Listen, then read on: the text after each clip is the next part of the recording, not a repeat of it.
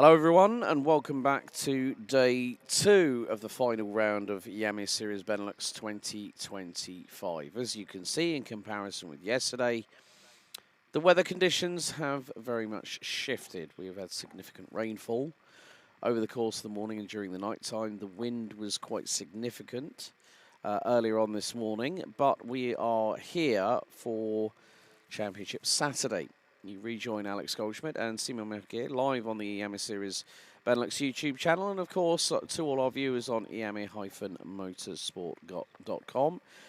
So far we have had our qualifying and also our qualifying heats carried out for, well, 9 of which we had for Senior X30, 2 for Junior X30, 8 different winners out of the 9 respective heats for Senior X30 with Gabriel Stilp. Well, going down the list, Sam van der Heyden, Tibor Hammakers, Henki Kalteren, who I understand has a birthday today. I've just looked it up on Facebook. Many happy returns, Henki. You kept that one quiet. Gabriel Stilp's won 2 heats. Dan Steeman, championship leader Kevin Lantinga, Mathis Machot, and pole sitter Yanni Bouillet are our race winners so far. In Junior X30, Jan Rodriguez took pole position, but it was Antoine Duval and Luca Bonhomme that took the wins respectively in X30 Junior. But today, Simon, we not only celebrate our champions for 2025, of course, one already known, Louis Baziré, who I know is going to be here. I mean, he wouldn't want to miss out on picking up that championship trophy as he takes over as the defending champion from Jus Mulder, who was with us this weekend. Sam Balota, his name will be forever etched into Iame Series Benelux folklore, being the champion last year, but we will have a new champion later on this afternoon with a few more qualifying heats to go, and then, of course, the finals. Bonjour Alex, bonjour à tous. Effectivement, on ne va pas seulement célébrer nos champions aujourd'hui, on aura aussi les tickets pour la finale mondiale qui seront attribués avec des tickets différents en fonction des performances réalisées par certains pilotes. Vous avez vu le programme il y a quelques instants. La journée de ce samedi sera consacrée aux catégories X30 Junior et X30 Senior. On connaîtra donc les noms de ceux qui succéderont à Just Mulder, champion l'an dernier en X30 Junior, et à Sam Balota, champion l'an dernier en X30 Senior. Il y a eu des courses qui se sont produites hier, qui se sont disputées avec des surprises, parfois des favoris qui sont tombés, en tout cas des pilotes que l'on attendait aux avant-postes qui ont connu parfois quelques soucis, que ce soit lors des qualifications ou des manches qualificatives. Et puis on a eu forcément dans cette catégorie X30 Senior qui va en principe ouvrir le bal aujourd'hui. Eh bien on a eu des vainqueurs différents. On a eu droit à 9 manches qualificatives au total avec 8 vainqueurs différents, c'est-à-dire que le niveau, ou en tout cas le suspense est à son comble dans cette catégorie où tout peut se produire. Configuration différente aussi par rapport à hier. On a eu un tout petit peu de pluie en fin de journée, mais on a eu des manches qui se sont déroulées pour la plupart sur le sec. Aujourd'hui, il pleut et ça va peut-être changer la donne.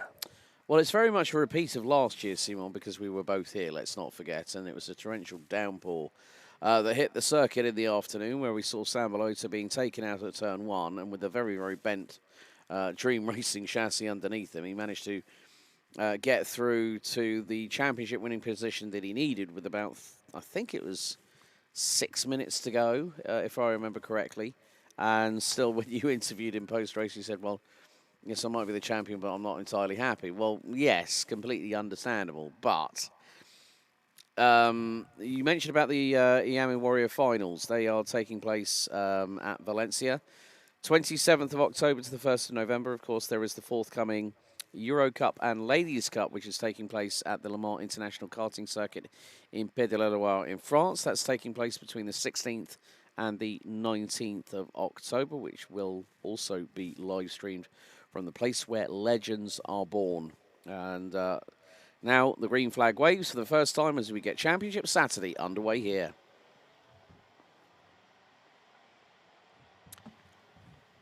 So let's take you through the grid for heat number 10, X30 Senior, B versus E. Henki Kalseren and Sem van der Heyden are on the front row of the grid. Head of Delano Wellens and Roman Saleh, Jules Van Hoel and Marcus Gloom round out row 3, with Luca Leistra and Oscar Goodshaw rounding out the top 4 rows. Completing the top 10 will be Clément Massot and Senna Meunier. Raphael Linders and Rosanne Den Driver round out row 6. Head of Tion Kinard and Sam Galuk. Alexis Constant and Casper Norman round out row 8.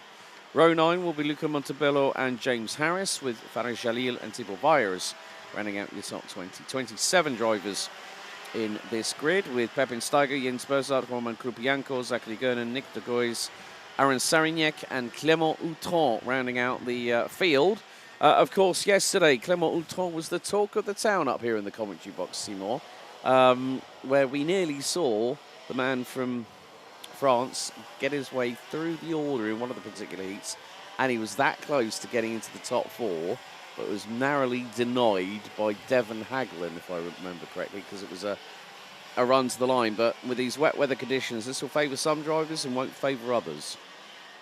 Oui, on parlait de Clément Outran il y a quelques instants qui s'élancera depuis le fond de grille. Hier, il avait réalisé quelques spectaculaires remontées, de quoi sauver les meubles jusqu'ici dans ces manches qualificatives. On verra ce qu'il est capable de réaliser encore aujourd'hui dans des conditions, on vous l'a dit, qui sont bien différentes. On n'a pas su tester ce week-end forcément dans ces conditions pluvieuses. Pour certains, ça va être compliqué parce qu'on va devoir directement se mettre dans le bain. Il n'y aura pas forcément d'essai. Il y a eu certes les warm-up ce matin, mais c'était seulement 10 minutes et donc forcément si on n'était pas en confiance à ce moment-là, eh bien il va falloir la trouver directement, parce que là on est de retour dans le vif du sujet avec ces manches qualificatives qui, on le rappelle, permettent de marquer des points au classement intermédiaire. Donc à l'issue de toutes ces manches, il y a un classement intermédiaire qui est établi.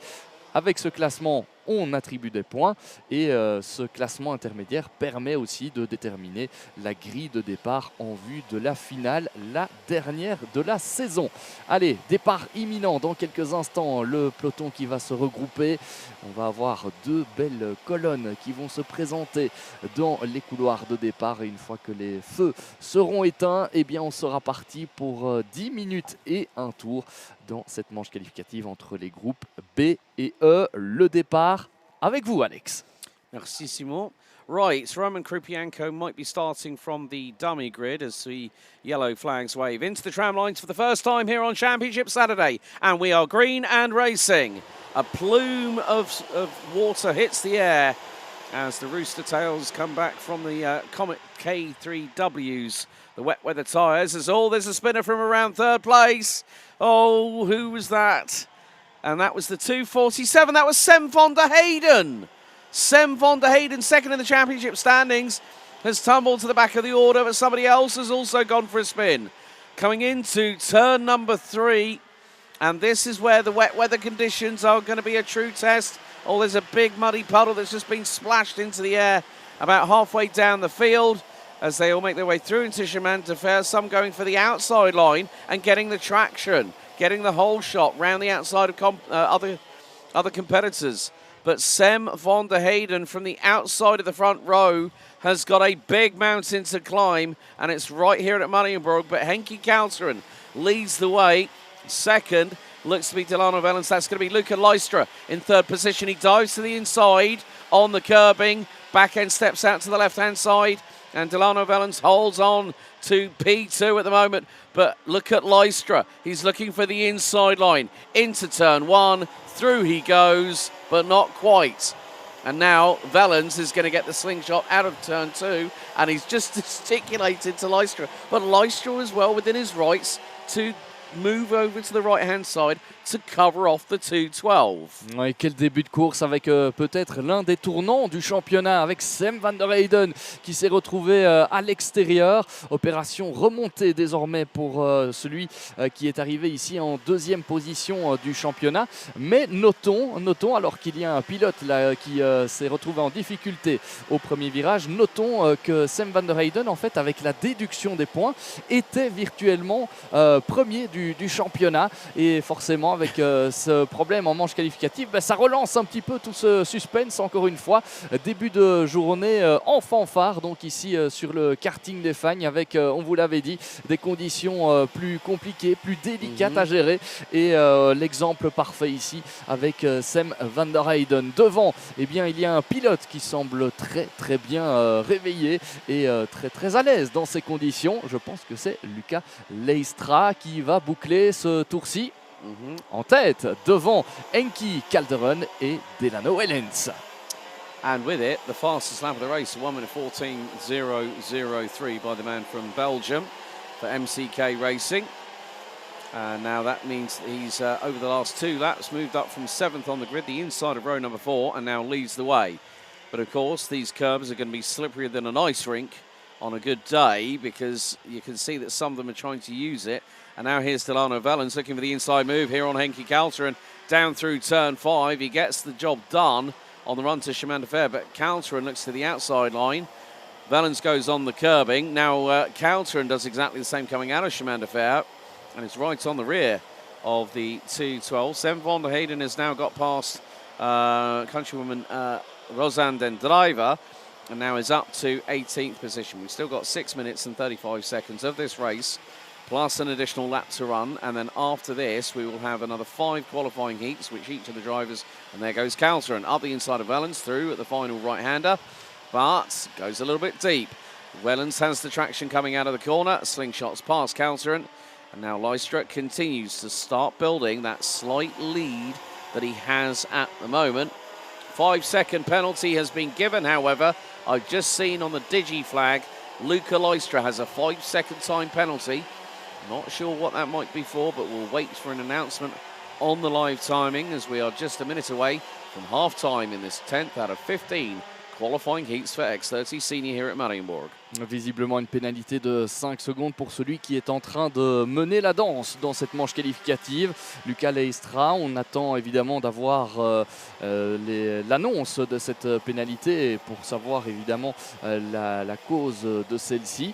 En attendant, eh bien, il mène toujours la course devant Delano Wellens qui a pris le meilleur sur Enki Calderon. Et ce qui est intéressant de voir dans ces courses disputées sous la pluie, ce sont les différentes trajectoires prises par les pilotes. Forcément, eh bien, elles sont bien différentes de celles que l'on a sur une piste sèche. On évite de rouler sur la gomme pour avoir un maximum de motricité, pour éviter de patiner et de glisser. Et pendant que l'on vous donne cette explication, on a désormais la raison de cette pénalité attribuée à Luca Leistra. Visiblement, c'est pour avoir causé une collision. Est-ce que ce serait avec Sam van der Heyden? That's what I'm thinking. That's what I'm thinking. It could be that. Otherwise, it would have been, well, there's 2 other reasons for getting a 5-second time penalty earlier on in the race. Jump start, and also all 4 wheels out the tram lines on the race start. So braking formation before the lights go out. So Luca Leistra has now got to start getting a move on. He's nearly a second up the road from Delano Wellens, as we are on lap 5. A little bit further back, there's a nice little battle happening, and that is behind Jules Van Hoel. That's Oscar Goudshaw and Thierry Quinard. Clément Massot for the TB kart team rounds out the top 7 with Alexis Constant ahead of Marcus Klum and Clément Outran. Already up 17 positions. Now is gunning for position number 18, heading into Escargot, and is nearly in the top 9. So once again, Clément Outran using his racecraft, using his savoir-faire, so to speak, to get through the opposition as quickly as possible, but also making sure that every overtake is done nice and cleanly. And now he's going to dive to the inside, and that is going to be another position gained. Oui, Clément Outran qui continue sa folle remontée comme il l'avait fait dans plusieurs manches qualificatives. Il assure le spectacle. Et ça se passe devant avec c'est Tyrone Quinard et Oscar Goudshaw. Ouais, c'est le pilote belge qui est passé en 5e position. Ouais, très belle manche qualificative de la part de Tyrone Quinard. 8 places de gagné. C'est moins que Clément Outran qui a déjà gagné 18 positions. Il partait dernier. Alors on le sait, hein, dans ces manches qualificatives, le résultat de la qualification est ultra important, mais une fois que l'on connaît une désillusion comme l'a connue Clément Outran, il faut essayer de garder son calme et de remonter petit à petit pour limiter la casse et pour pouvoir déjà se qualifier pour la finale. On fera les comptes évidemment à la fin de ces séries de manches, mais en tout cas pour l'instant c'est un très très bon Clément Outran qui est en train de remonter petit à petit. Il est passé ici en 9e position et ce n'est peut-être pas terminé. Now at the moment with how things are standing, Luca Lystra is first on the road, but his 5-second time penalty, depending on what's happening behind him, as someone's definitely getting a bit robust. And look there's a car that's going round the outside. Now, that might have been, that's not Clément Massot, it started with a 2.6. But Luca Lystra at the minute would place 4th if the race was to finish now. So he is still leading, but Delano Vellens is catching him up quite considerably. Fastest opening sector, Clément Outran, who's also personally improved over the other 2 sectors. But the fastest lap of the race is by the man leading the way, Luca Lystra, 1 minute 13.110. We've got just under 2 minutes of this race, plus an additional lap to go, and Clément Outran now is up past Marcus Gloom. That's 19 positions gained by the 288 from France with Dream Racing, the same outfit that brought Sam Balota to championship glory last season. As you can just see coming out of that penultimate right-hander there, Simon, a couple of touches by the left rear wheels on the grass, especially by Delano Vellens and Henki Kaltren, I've noticed during the course of this race. Oui, on venait de le voir à l'image, Delano Vellens qui est à la limite, hein, on le voit aller chercher à la limite de l'herbe là sur le vibreur, c'est assez impressionnant le savoir-faire de ces pilotes dans ces conditions ultra délicates. On le disait aussi, Luca Lystra est celui qui a signé le meilleur tour en course dans cette manche qualificative, une 13-110. Pour l'instant, il est leader, mais c'est une première position virtuelle pour l'instant puisqu'il recevra 5 secondes de pénalité. Donc pour l'instant, la victoire qui reviendrait à Delano Vellens, suivi par Henki Kalteren que l'on voit ici à l'image. 4e position pour Jules Vanul, très bon 4e Jules Vanul dans ces conditions. Et puis là, on a Clément Massot en bagarre avec Oscar Guccio qui va peut-être être sous la pression et va peut-être encore perdre une position. Lui qui en a gagné 2 depuis le départ, mais on a vu notamment Tyrone Kinard passer devant lui il y a quelques instants. Et maintenant, c'est Clément Massot qui passe à l'attaque et Clément Massot qui prend la 6e position. Yeah, and a quick try at a counter-attack by Oscar Guccio. He's going to get the run up the hill, but look who's catching them. Clément Outran. Here we go. Outran's going to look to the inside now. Dives to the inside. Could he get 2 for the price of 1? The answer is yes for the moment, but Clément Massot and Oscar Guccio will slingshot right past him because trying to go on the inside line, you run deep into the corner, and now Oscar Guccio has to, well, I think Clément Outran gave him enough room and meant that Guccio had to open up the steering so as to not cause an incident with a teammate. And that's one of the biggest cardinal rules you cannot break in racing. You can battle anyone, but don't take out your teammate, and you don't want that to happen. Timer has hit 0, and at the moment, well, Luca Lystra at the minute, he's on course for potentially finishing 3rd with that 5-second time penalty for causing a collision. Sem van der Heyden has managed to get up to as high as 16th on the recovery drive, but next time around it will be the last lap with Luca Lystra from MCK Racing, Delano Vellens from KCR, then Henki Kaltren from Team Corner, rounding out your top 3. It's going to be one more lap to go, and there is Lystra trying to gather as much gap as he can to keep that 5-second penalty limited as much as possible in terms of damage limitation. As he bumps over the curb, that runs him really, really wide into turn 2. That means he's lost more time to Delano Vellens. There's Henki Kaltren. But in the meantime, well, Clément Massot, he's got all the way up into, what is that? That is, well, it's Clément Massot, Clément Outran, rounding out the top 7. That's 20 places gained by the Frenchman from Dream Racing. But the leaders now making their way into Chemin de Fer for the final time here on Heat 10. Le dernier tour avec à l'image à l'instant Clément Massot et Clément Outran. Bagarre de Clément avec un pilote français qui a signé le meilleur tour en course, une 12,983 et il a gagné pour l'instant 20 positions, peut-être une 21e dans quelques instants. Alors que l'on a ici celui qui va franchir la ligne d'arrivée en premier, Lucas Leistra. Très belle course de sa part. Malgré sa pénalité de 5 secondes, il va peut-être pouvoir sauver un top 3 au moment de passer la ligne d'arrivée. Mais vu cette pénalité, eh bien, la victoire reviendra à Delano Wedens qui vient de franchir cette ligne d'arrivée devant Enki Kalteren, Jules Vanul et Tyrone Kinard qui se classe là dans le top 5. Excellente prestation du pilote belge et Clément Outran qui a finalement passé Clément Massot dans ce dernier tour. Magnifique remontée à nouveau du pilote français. 21 places de gagné. Impressionnant. So Luca Leicester wins on the road, but the win is now inherited by the change on the timing screens. Delano Vellens picks up the heat win in heat number 10. That makes it our 9th different winner from 10 for different heats so far. Here this weekend in X30 Senior, ahead of Henki Kalteren by 2 seconds. Luca Leister's penalty drops him down to just under 4 seconds behind Delano Vellens at the end of 10 laps of racing. Jules Van Hoel, Tyrone Kinard rounds out your top 5. Clément Outran from stone dead last to 6th. That's a gain of 21 positions. And picks up the fastest lap of the race, ahead of Clément Massot, who managed to pip on the line by about 99 thousandths of a second.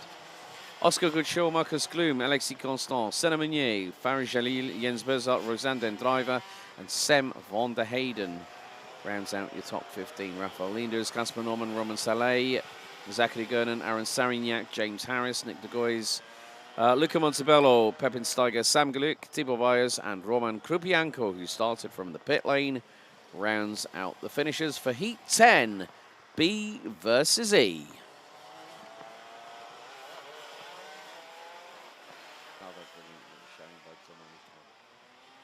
Ça, c'est magnifique.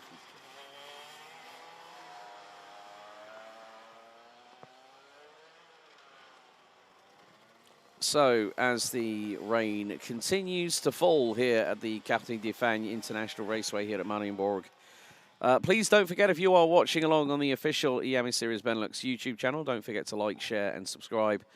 And also, let us know in the chat who you're cheering along this weekend here at this 5th and final round of the championship season. And of course, a big warm welcome to our viewers on iame-motorsport.com. For social media, head to @Iame Belgium on Facebook and @Iame Series Benelux on Instagram. So we are seeing quite a lot of activity on social media at the moment. And more to the point, there's going to be some pretty nice content coming up with the fact it is the season finale, and we are 2 weeks away from the official Iame Ladies Cup and Euro Cup that takes place every year at Le Mans. That'll be happening in a couple of weeks' time. And WJS Data Center have just chimed in. Roberto Bars and Dennis Bowman on top. And I went, well, you know what? Roberto Bars has been one that we've seen have some really, really good flashes of brilliance. And then there's been times where Roberto's luck hasn't really gone the way it should have been. But despite the wet weather, look at that gantry up there, Simon, just above the cafeteria. There are people in with woolly bobble hats, coats, and definitely Wellington boots are of order here today in Mariembourg with these wet weather conditions. Oui, les conditions climatiques qui sont vraiment automnales hein, pour cette finale du championnat. On le voit, la pluie qui ne double pas d'intensité, mais qui continue à tomber de manière assez importante. On est parti clairement pour une journée pluvieuse ici à Mariembourg pour cette journée de finale. C'est un peu le même schéma hein, que l'on avait auquel on avait eu droit l'année dernière avec une finale du championnat qui s'était aussi disputée pour ces catégories junior et senior dans des conditions dantesques. In other words, people, welcome to Belgium here in October. That's the thing. You know, you can when you think about the main circuits that we have here, both for karting and also for general motorsport, within, I think, what is it, a couple of hours, we've got Karting Genk, we've got Spa-Francorchamps, we've got Circuit Zolder, originally known as Circuit Talaman when it first opened, and of course here at Karting de Fagnes Mariembourg. But let's get underway with the next heat. C'est parti pour la 11e manche qualificative de ce week-end dans cette catégorie X30 Senior. C'est le Tchèque Lukas Orsica qui démarrera en tête. Vous découvrez la grille de départ. À ses côtés, on retrouvera Mathis Merchaud. Devon Achelen et Roxane Lantinga occuperont la deuxième ligne. Troisième ligne pour Dan Steenman et Sebastian Mins. Anthony Bangartz partira septième avec à ses côtés Matthias van de Kerkhoff. 9e position pour Milan Marsac, la 10e pour Arthur Hoang. 11e place pour Tobias Norman qui retrouvera à ses côtés sur la 6e ligne Lewis Bird. Maxime Prudent partira 13e, Roberto Bas 14e, Dinan De Vos 15e. On retrouvera ensuite Gaëtan de Brambander, Cassor Theuys, Tis Van Dijk, Sébastien Serezov et Sam Bourma. Voilà pour le top 20. Florent Dirda partira 21e, François Delati 22e, Keanu Wellens s'élancera depuis le 23e rang, Yanis Martin depuis le 24e, 25e place pour Mathis Renette et enfin 26e position pour Elidax. Voilà pour cette grille de départ complète. Donc dans cette manche qualificative, on retrouve d'autres concurrents à présent dans cette catégorie X30 Senior, dont des pilotes qui se sont déjà illustrés dans les différentes manches d'hier. On pense notamment à Mathis Merchaud qui a réalisé une victoire, qui a signé une victoire hier dans l'une des manches. On pense aussi à Dan Steenman qui s'était imposé dans la 5e manche de la journée d'hier. Et donc ça fait pas mal de concurrents, de candidats en tout cas aux avant-postes qui sont regroupés dans cette série.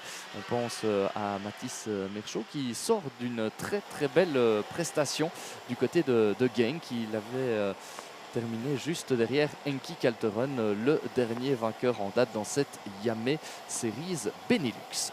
Right, the rain has really started hitting down hard. So this is going to be quite interesting how things proceed over the course of this morning.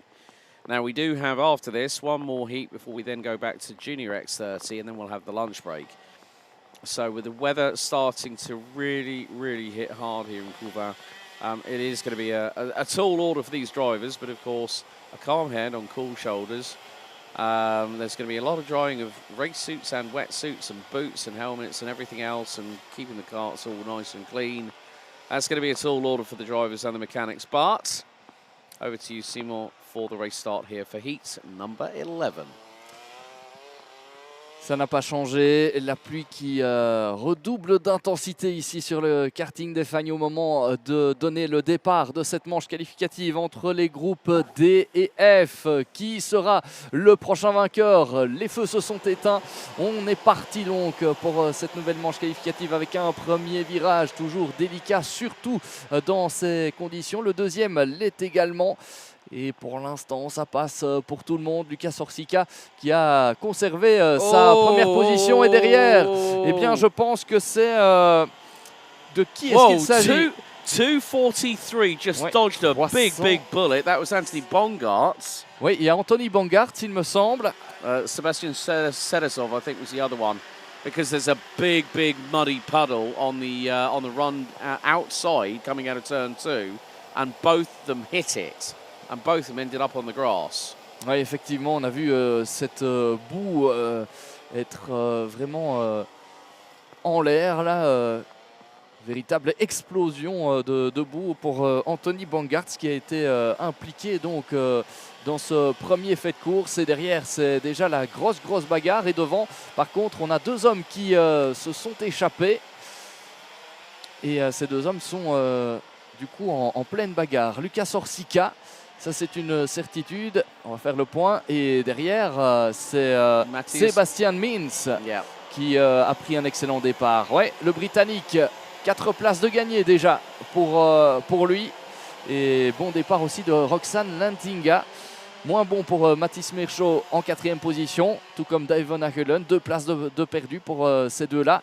Et Anthony Bangartz, effectivement, qui a été impliqué dans ce problème au premier tour, ainsi que Maxime Prudent qui a connu un départ assez compliqué. 13 places de perdu pour le pilote français.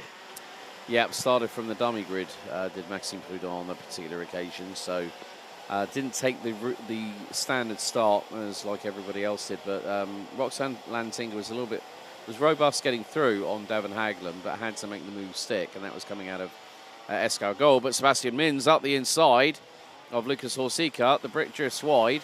Horsica back through. Now Mins has got to keep in his wheel tracks, and now will dive through into the inside using the curbing.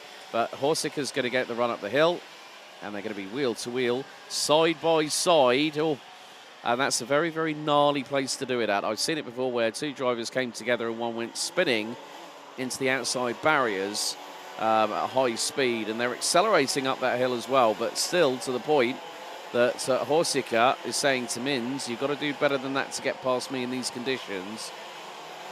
And when you've got Lantinga and Mirguet closing in on you, that's Roxanne Lantinga. And at the moment, folks, we could be on course for our 10th different winner from 11 different heats. And now Mins goes gingerly up the inside of Horsica. And there's Roxanne Lantinga right on the rear bumper of the TD kart racing driver down into Chemin de Fer. She's going to look to the inside, but I think there was a little bit of a touch between the pair. And Horsica had to control it and bumps through the muddy puddle. There's several of them around the circuit now, so that's coming out of Chemin de Fer. We saw it on the outskirts of the exit of turn number 2 as diving through goes Mathis Merschot at Escargot through into P3. Just behind them is Dan Steeman, who won Heat 5 yesterday. So it is all a case of just, as I said earlier, it's just keep calm. Just take your time. Just pick your moment, but don't overcommit, because you will be on the receiving end of either someone going into the side of you or ending up tagging somebody else and thereby incurring the wrath of race control. Effectivement, rester calme en toutes circonstances dans ces manches qualificatives. Une deuxième partie de départ assez compliquée pour Lucas Horsica. Il avait pris le meilleur envol, mais ça s'est un petit peu compliqué là dans les dernières minutes. Lucas Horsica qui a rétrogradé à la 4e position, qui a vu passer devant lui sur l'espace d'un tour Sébastien Mins qui creuse l'écart en tête, Roxanne Lantinga et Mathis Merschot qui est là pour l'instant en 3e position. Lucas Horsica qui a finalement récupéré un petit peu ses esprits après avoir été quelque peu bousculé. Mais attention à l'attaque de Dan Steenman. On l'a vu, il est passé, le pilote néerlandais. Ah, c'était très joliment fait. Là où était passé Mathis Merschot un tour plus tôt. Lucas Horsica désormais 5e de cette course. Ouais, ça ne s'améliore pas vraiment pour le pilote tchèque, mais là il va pouvoir reprendre son rythme. Il n'est pas sous la menace directe de l'un de ses adversaires, en l'occurrence Matthias van de Kerkhove. Mais c'est sûr que quand on est dans une bagarre comme cela, eh bien c'est parfois compliqué de retrouver ses sensations et de retrouver le rythme. On part parfois sur de mauvaises trajectoires en défendant sa position. Et là, il va falloir retrouver un peu ce rythme pour Lucas Horsica. Parce que derrière, évidemment, on ne va pas se faire prier si on peut gagner encore une position. Matthias van de Kerkhove, qui a été plus rapide lors du précédent tour que Lucas Horsica. 9 dixièmes de repris pour le pilote belge face au Tchèque. Well, the thing is, Matthias van der Kerkhoff was only 1.5 seconds, and Horsica's gone wide into Chemin de Fer. So that has really brought van der Kerkhoff into the fight. Now, bearing in mind, Mins has not won a heat. Roxanne Lantinga hasn't won a heat. Mathis Merschot has.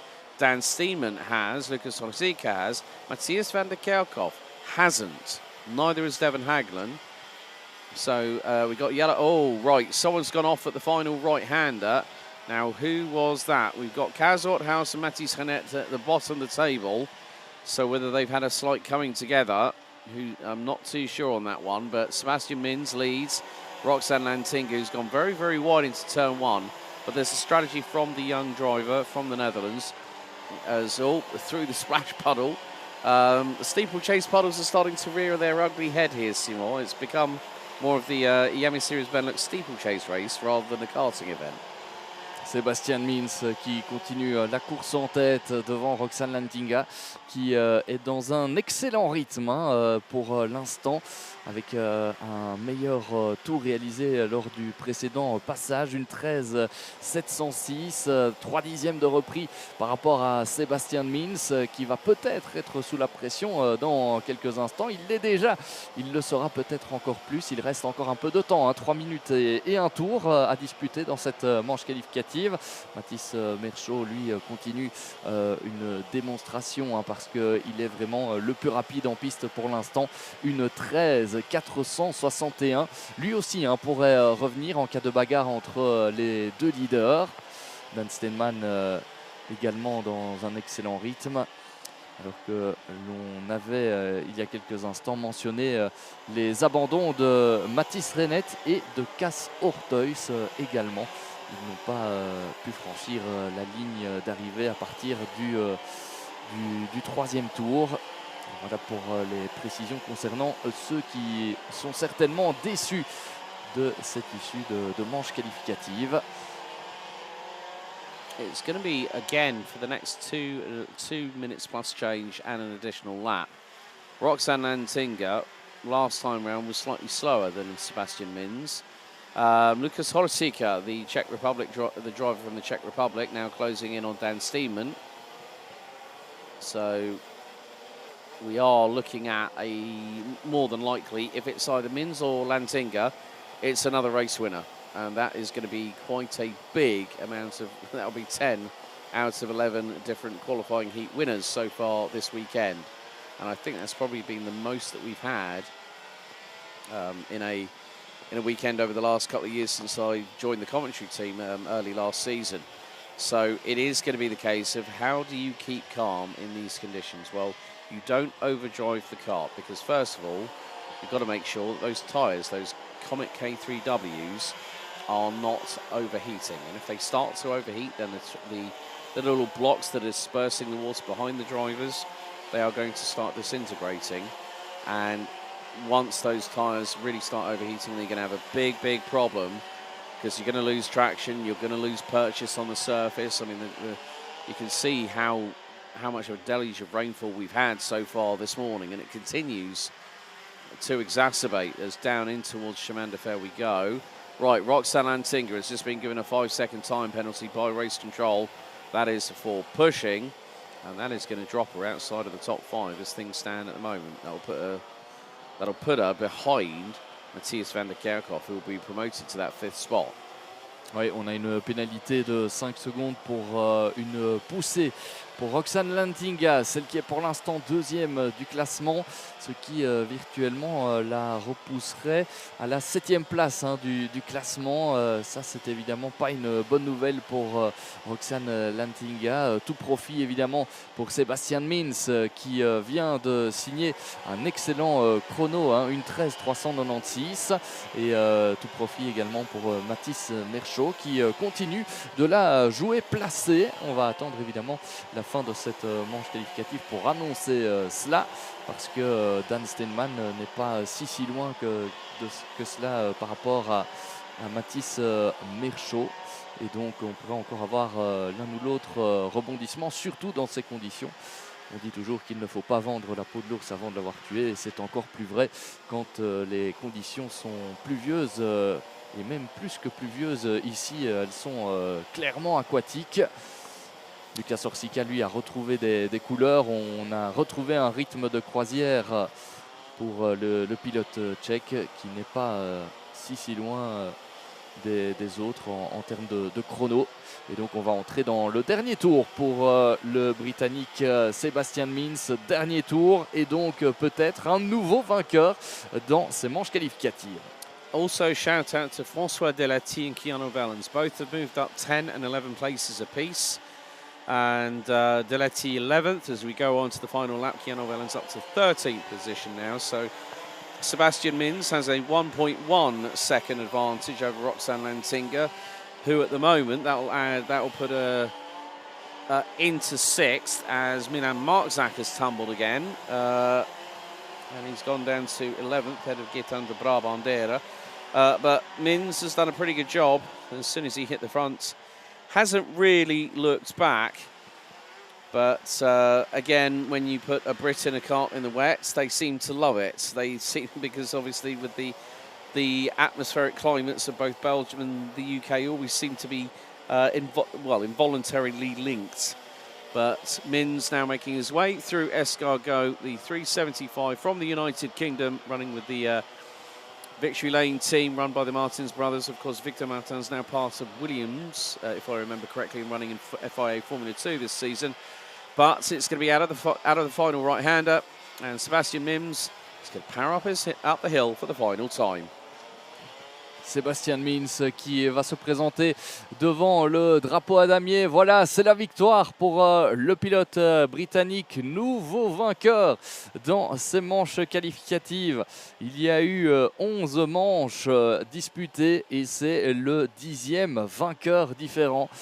Eh bien, c'est très très bien ça pour le suspense. Ça promet pour la finale. On se réjouit déjà d'y être, mais très très belle prestation de Sébastien Mins qui a donc pris le meilleur en début de course sur Lucas Orsica. Ça n'a pas été évident pour le Britannique, mais il s'est ensuite échappé pour gérer cette course.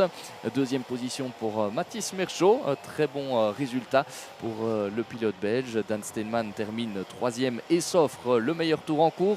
Une 13,167. Le classement complet, vous l'avez sous les yeux. Lucas Orsica 4e, Matthias Van de Kerkhoff 5e. Et le top 10 est complété dans cet ordre par Roxane Lantinga, pénalisé.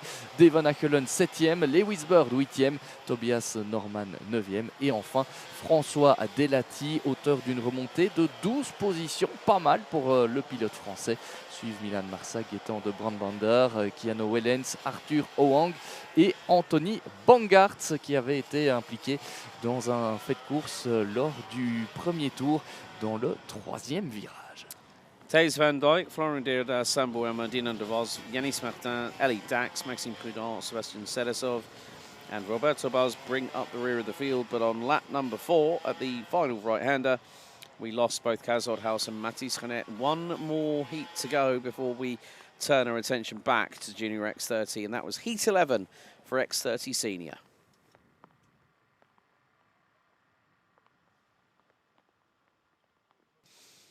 Well, the rain, it is still falling here, folks, and we have one more qualifying heat to go. And what a strike record we've had so far. Only one driver has managed to win 2 races so far in the qualifying heats, and that is Gabriel Stilp from the Croc Promotion outfit, as you can see by the cameras live here and beaming it directly to wherever you are watching the world. Thank you so much for joining us. It is continuing to be a deluge of a downpour here in Mariembourg.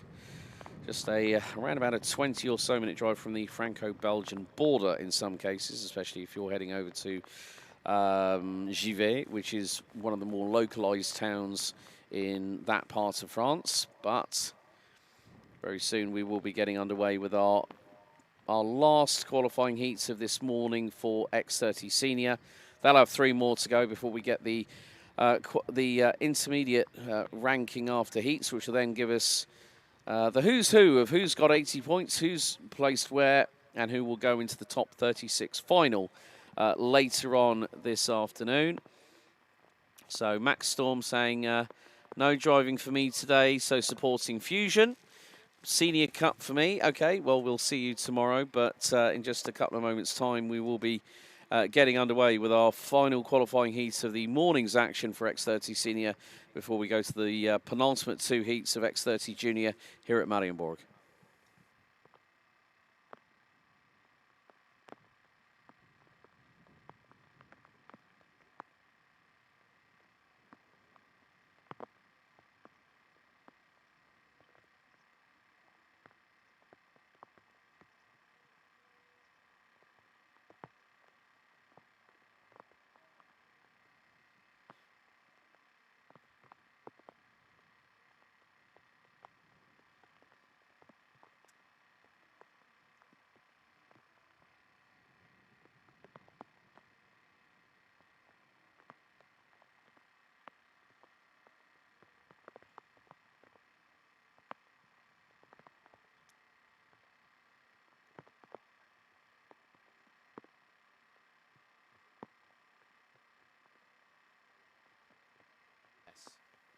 have said to him if he wants any voiceovers done. Okay, time for heat number 12, A versus C, X30 Senior. Let's take you through the starting grid. Yanni Bouillet, our pole sitter for this final round of the season, one of 4 different pole sitters this year, starts on the pole position. And on the outside of the front row will be 2-time heat winner this weekend so far. The only person to do it. Can he make it 3 this time around? Gabriel Stilt will join him on the front row. Ava Dorrestein and Kevin Bakker will be on row number 2. Raphael Boulard and Kevin Lansinger round out row 3. Victor Louis and Ireland's CJ Bennett round out the 4th row. And completing the top 10 will be Charlie Gloom and Wouter Bergano.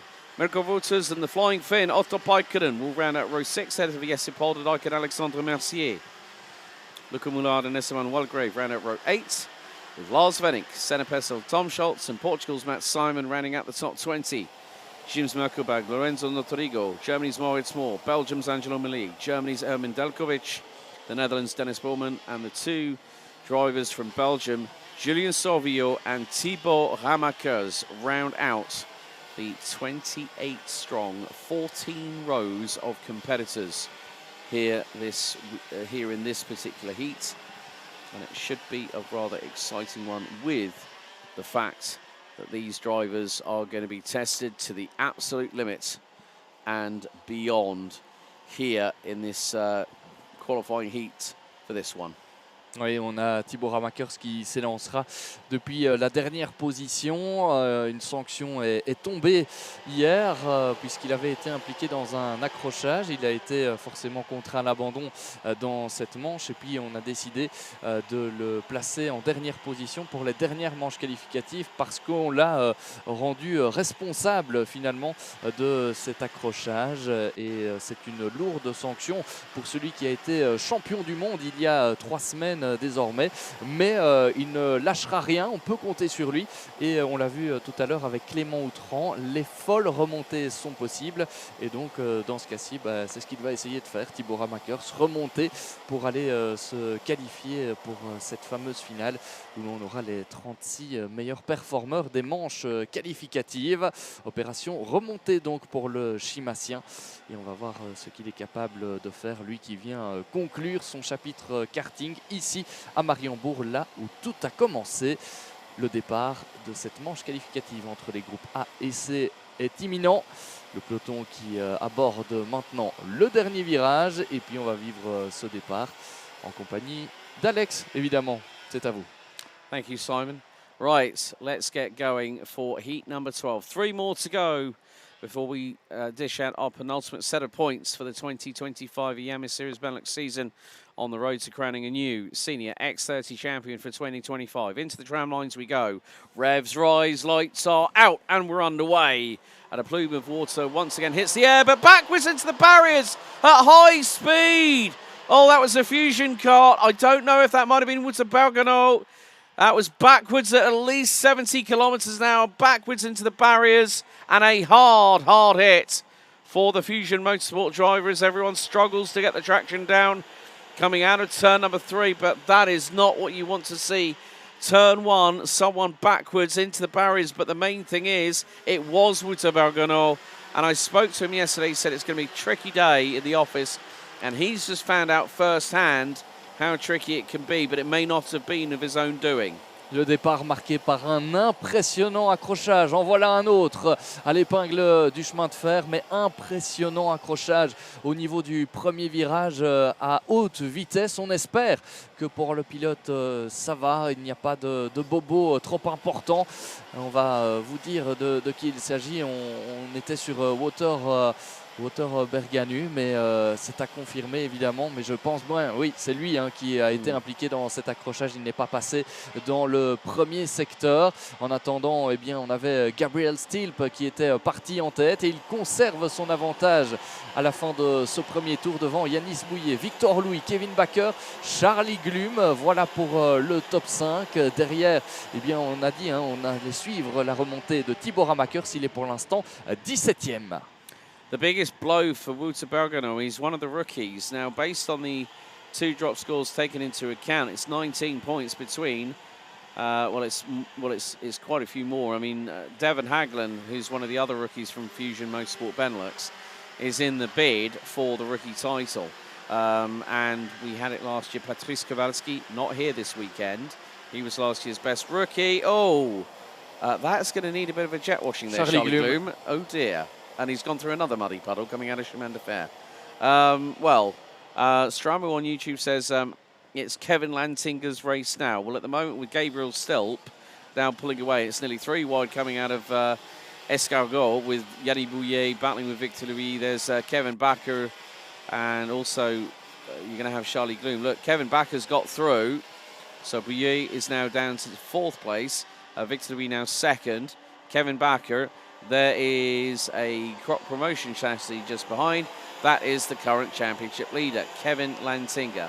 Now, based on the drop scores at the moment, Kevin Lantinga would find himself 1 point behind Sam van der Heyden from the Netherlands, based on the drop scores that have been taken into consideration. It's the best 8 out of 10 scores this season after the cancellation of round 5, the original round 5, Spa-Francorchamps. But Gabriel Stilp in that croc promotion, man and machine as one, and he's got nearly a 2.2 second lead over Victor Louis. Kevin Bakker, Yannick Bouillet's lost another position as Kevin Lantinga has got through. And a few other drivers making moves. I think one of them might be Luca Moulin, possibly in the number 219. And Moulin running with Victory Lane. So it's going to be interesting to see how much of an advantage Gabriel Stilp will have after 3 laps, because he was 2.2 seconds up the road. Another move being attempted here by Kevin Lantinga. Up through he goes. That's on Kevin Bakker. Now Lantinga up to P3. 6 1/4 minutes to go. And Gabriel Stilp's lead is now 2.3 seconds. Kevin Lantinga now 3rd. Maybe make that 2nd. And with the new fastest lap of the race, he nearly got the job done on Victor Louis. But did put in the fastest lap of the race before Angelo Melide stole that away from him. Right, we've had a couple of other drivers drop. Lorenzo Monterigo down to 26th. Jesse Bolderdijk down to 27th.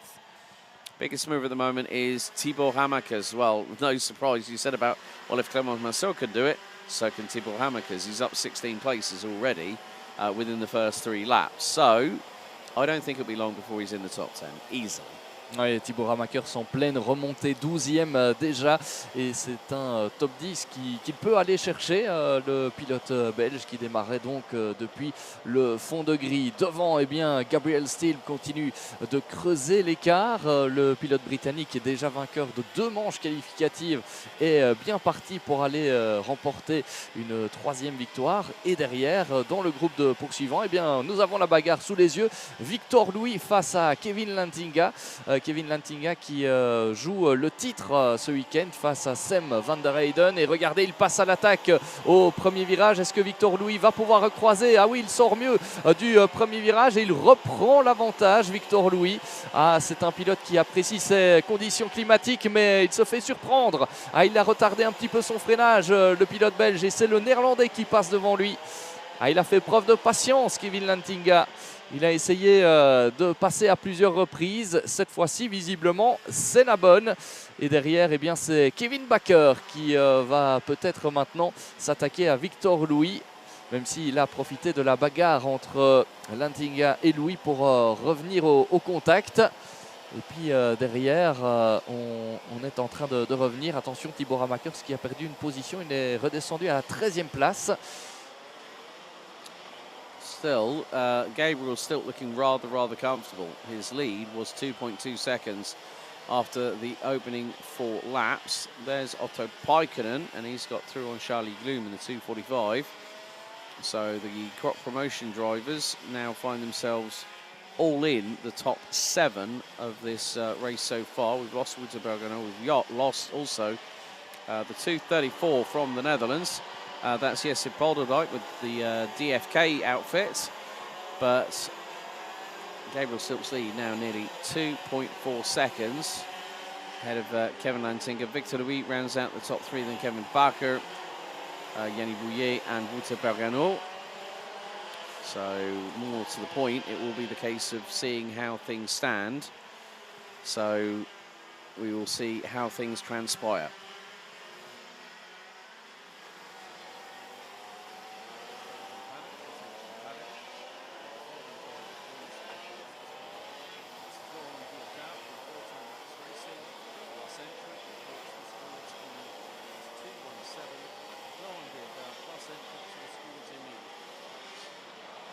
« 2 minutes 51 tours dans cette manche qualificative avec Gabriel Stilp qui continue de faire la course en tête.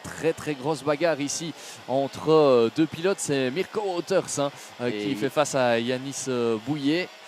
Ouais, belle bagarre et Mirko Wouters est passé. C'est pour le gain de la 5e position devant Stilp, devant Lantinga qui survole pour l'instant les chronos. 1:13.052. Victor Louis en 3e position devant Kevin Bakker. So Gabriel Stilp's lead in comparison with what it was a few laps ago now drops to 1.5 seconds ahead of Kevin Lantinga. Mirko Wouters now starting to pull away from Yanis Bouillet in the number 214, who started this race from pole position. Lantinga is absolutely flying in the wet weather conditions, very much like he did at Austricourt back in May of this year. It was a heavily saturated Saturday afternoon, and he put on a drifting show on the final lap in the A final that weekend. But he's gone purple in the opening sector. So we will see how much Lantinga has closed up, and that gap is that's possibly less than a second, maybe. So Gabriel Stilp looking for his 3rd qualifying heat victory. Kevin Lantinga looking for his 2nd. And, well, more to the point, Sam van der Heyden has yet to win a qualifying heat, is a championship contender. Matthias van der Kerkhoff, yet to win a qualifying heat, is a championship contender. So is Otto Paikkonen. Clement Outron has really brought himself into the mix with this, because there's several drivers, maybe even the top 8 could be in chance with a championship opportunity. But there is Kevin Lantinga, and he was 0.8 of a second behind Gabriel Stilp after the completion of lap number 7. But Lantinga looking towards the inside of the run down to Chemin de Fer, possibly through at turn 5.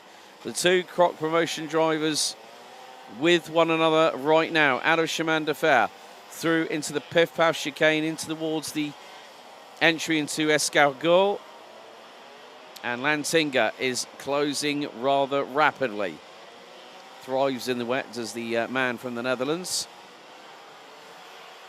And bumping over the curves through the penultimate right-hander goes Gabriel Stilp. But then Lantinga up the inside. Does he run a little bit deep? It could give Stilp the traction up the hill. He's going to be getting the slingshot as it's going to be 2 laps to go. Lantinga and Stilp, line astern, across the line. 0.118 of a second. And Lantinga able to eke out a little bit of an advantage through that opening corner. Now into turn 2. They both pretty much take the same racing line. But the timer has expired. One more tour after this. And then we head back to X30 Junior for their 2nd batch of heats. So, and we've Thibaut Ramekes has dropped down the order significantly. I think he might be out of this race. It looks like it has transpired that Ramekes is going to call time on this race, I'm afraid. And was well up into the top 15. But still, we have just under 1.5 kilometres to go. Kevin Lantinga working his magic behind the wheel. If you ever want a getaway driver in the wet, well, maybe he's your man to go and approach. But up the hill, it's going to be 1 lap remaining. So, last lap board is out. Kevin Lantinga, the current championship leader, without drop scores taken into consideration, has a 1.2 second lead over Gabriel Stilp. Victor Louis, Kevin Bakker, Mirko Wouters, Yanis Bouillet, Angelo Meli, who's made it up from 24th on the grid, now at 17 spots, rounds out your top 7, has just got ahead of Charlie Gloom. Otto Paikkonen and Luca Mulao from Belgium rounds out the top 10. So Thibaut Ramekes looks like he's going to be a confirmed retirement in this heat. And it could have been the case that maybe someone was on course for 3 qualifying heat victories in the penultimate batch of heats here this morning on Saturday, the 4th of October. But Kevin Lantinga doing what he needs to do, just trying to keep his kart on the black stuff and use as much mechanical sympathy as possible in these wet weather conditions. 2 more right-handers to go. Make that 1 more still to go, and then it's going to be the run up the hill. So 12 heats in the books, 2 double heat winners, and that is going to be the case because Kevin Lantinga wins heat number 12 by 9/10 of a second ahead of Croc Promotion stablemate Gabriel Stilp. Victor Louis takes P3 ahead of Kevin Bakker, Mirko Wouters, Angelo Milly, Yanni Bouillet, Otto Paikkonen, Charlie Gloom and Luca Moulin round out your top 10. Lars Venink in 11th, ahead of Ava Dorrestein. Moritz Moore up from 23rd on the grid to finish 13th, ahead of Alexandre Mercier. Senna Pessel, Julian Salvio started 27th, finishes in 16th. Olivier Merkelberg, CJ Bennett, Dennis Bowman and Esteban Walgrave who ran out your top 20. Erwin Dalkovic, Rafael Boulard, Tom Schultz, Lorenzo Notorigo and Matt Simon round out the 25 runners and riders that made it over the line after 10 laps of racing here at Mariembourg. We lost Thibaut Hamikers at the end of lap 8. Lap 2, we lost Jesse Polderdijk, and by a very high speed, backwards facing incident for Wouter Bergano for Fusion Motorsport Benelux. We lost him on the opening lap. But Kevin Lantinga joins Gabriel Stilp as a 2-time qualifying heat winner here this weekend in the final race weekend of the season for X30 Senior.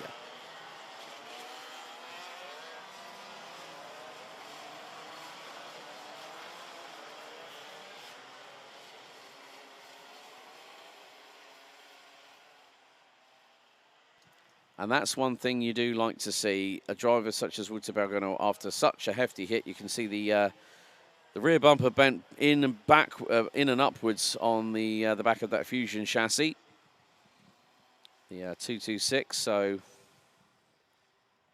the recovery vehicle now on site. So it's a big thank you to the recovery team and also the marshals who have been doing a fantastic job braving the elements here at Mariembourg. As Wouter Bergano sits in the number 226 entry.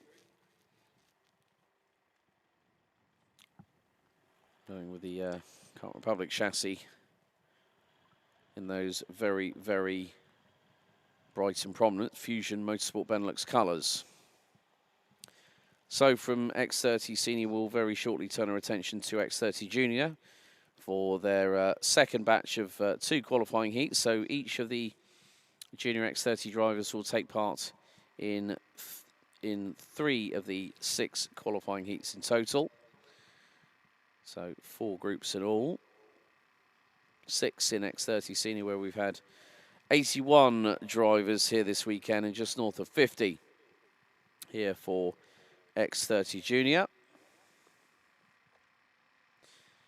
So we're now going to head down to the interview zone with Simon Mirguet for the first time, and he's back with Kevin Lantinga, who's just picked up the heat win in Heat 12. Simon, over to you. Voilà, Kevin Lantinga qui vient de doubler la mise ce week-end. 2e victoire dans les manches qualificatives dans des conditions pluvieuses. So, Kevin, second win of the weekend in the heats. You feel so good in the rain? Yeah, I did many laps here in the rain. We still test a lot in the rain as well. Always try new things and always look for the limits. In the warm-up, I went over the limit. I crashed. Still P1, but that's just, I think, in my opinion, that's the best thing, the best way you can do it. Just go on track and look for the limits and try go as fast as you can. And I think now it worked out, and we took the heat win. Yeah, so this win was so important for the confidence. Yeah, of course, because yesterday we ended up with a small problem. Yeah, and to be fair, I woke up really early this morning because of all the stress. Not really because of like the championship or anything, but more because we ended the day yesterday with an issue. Luckily, Luca Griggs and the rest of the team, my mechanic Henry Laws, Simon Parker, Dan, everyone checked, the points and the small things, what could be wrong. Put the card on the bench, we saw that it was a little bit bent. And then we checked again and again and again, and I think we solved the problem now and we took the heat win, so I'm really happy. Thank you, Kevin, and see you later. Merci, Kevin Lantinga, et on vous laisse avec la catégorie X30 Junior maintenant.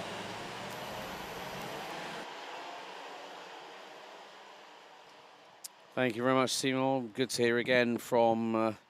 oh, right. Ches Petersen has just ended up off the circuit off of turn 1 in the 38. But here is the grid for the third out of 6 X30 Junior heats, A versus C. Jan Rodriguez and Luca Bonhomme will be on the front row of the grid. Bonhomme won Heat 2 yesterday.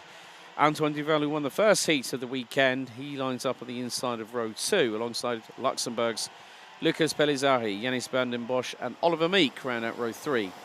Gert de Vries and Lorenz de Kock round out row 4 ahead of Lucas Metz and Suriname's Jamaro Hoft. Finn Rossen and Neil van der Ende round out row 6 ahead of Hughes Biquillon and Danny Boers. Aaron Vida and Thiago Dirks round out row 8 with Mela Taylor, Yves Schrie, Charles van Kellecom and Cyril Grosjean rounding out the top 20. 26 drivers in all: Mauro Vettrice, Ches Petersen, Didier Krieft, Denis Kozlowski, Luca Pereira and Leo Hardouin round out your 26 runners and riders.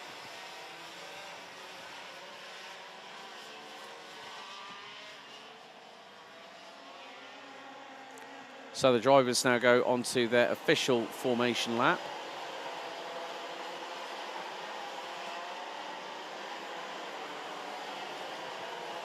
So the wind is starting to pick up to the east. And the air temperature around about 11 degrees Celsius. Luca Pereira has crossed the timing beam, so all 26 drivers will take the rolling start ahead of 10 minutes plus an additional lap. We'll have one more race after this to go before we go on to the customary lunch break. And then we'll have the final 5 qualifying heats. So the final 3 of X30 Senior and the final 2 of X30 Junior. And then we can hand out, once the events of today so far have been officially confirmed and ratified, thereby we can officially dish out the points here for the respective classes. So Luca Bonhomme, who Simon spoke to yesterday, very happy with the race result.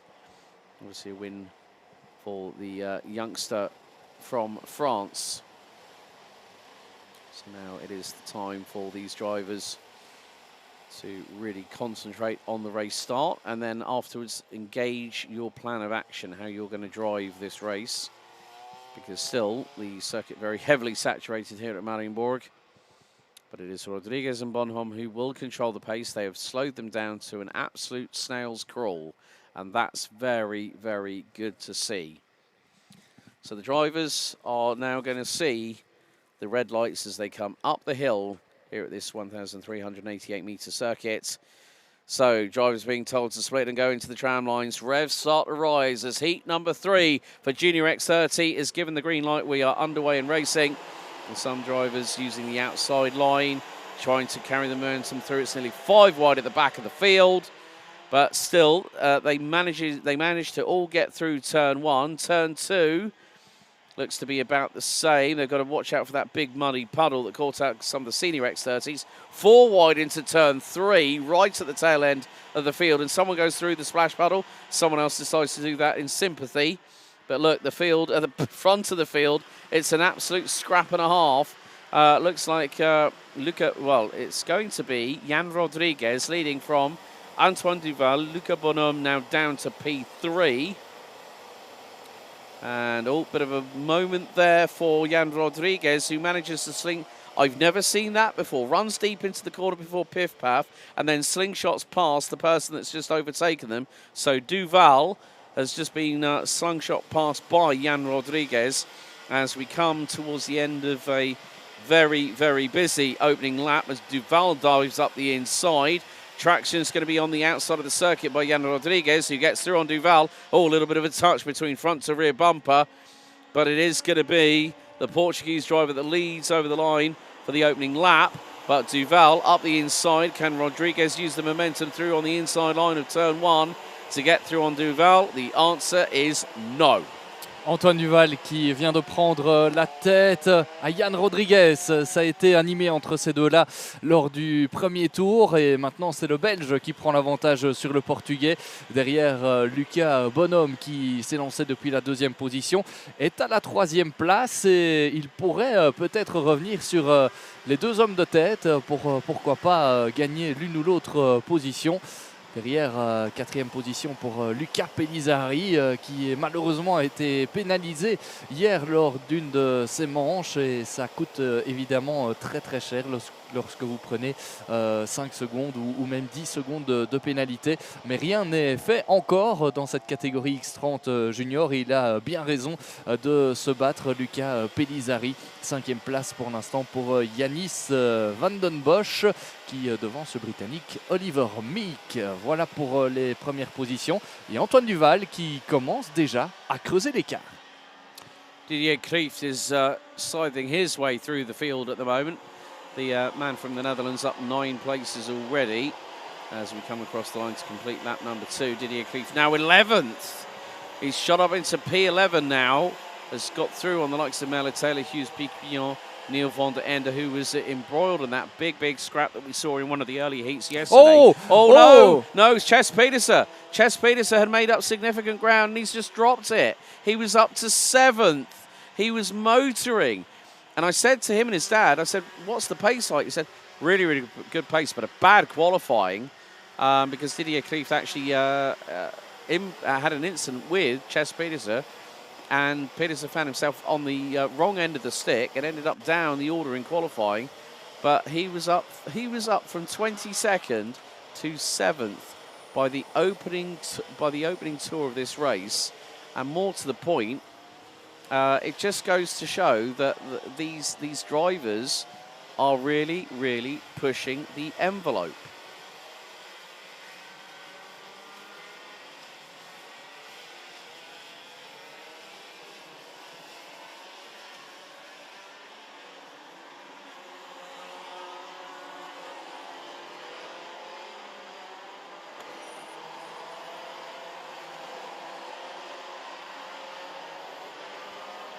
Oh, and we've got a big off. That's the 102 at the opening corner.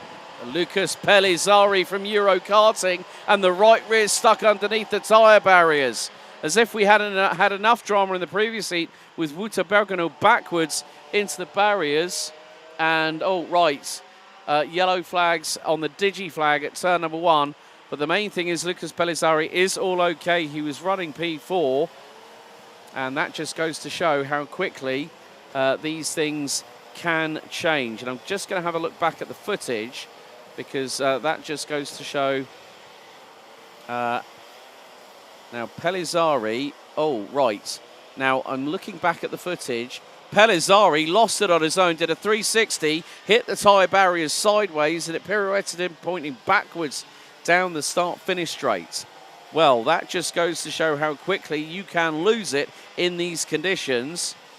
Meantime, Adam Vida is making mincemeat of the field in front of him. He's just got through on Danny Burrs from, I think, WJS Racing. So the man from Henser Racing now closing in on the drivers in front. And he'll have a few drivers to contend with. Yanis van den Bosch is next on his hit list.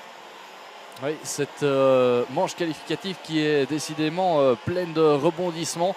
On a vu il y a quelques instants Luca Pellizzari sortir au niveau du premier virage. Là aussi, crash assez spectaculaire à pleine vitesse. Pendant ce temps, Antoine Duval continue de creuser l'écart en tête de la course. C'est lui le pilote le plus rapide. Une 14.320, meilleur tour en course. Il a désormais plus de 2 secondes d'avance sur Jan Rodriguez. Et derrière, regardez, c'est une bagarre là qui nous occupe avec Aaron Ueda qui est en pleine remontée. 10 positions de gagné pour celui qui est pour l'instant 5e du classement en bagarre avec Yanis van den Bosch. le numéro 44. Et attention parce que dans cette bagarre, eh bien, on pourra avoir Danny Bourse aussi, qui n'est pas très loin. Et attention, Antoine Duval, c'est Antoine Duval qui est sorti dans le dernier virage. Ah, quand on vous disait que cette manche qualificative était pleine de rebondissements, il survolait cette manche qualificative, Antoine Duval. Heureusement, il n'a pas tout perdu. Il est troisième encore, mais quel rebondissement. You know what it is? It's these white lines. It caught out Pellizzari. I bet you it caught out Duval. Because I just looked back at the footage.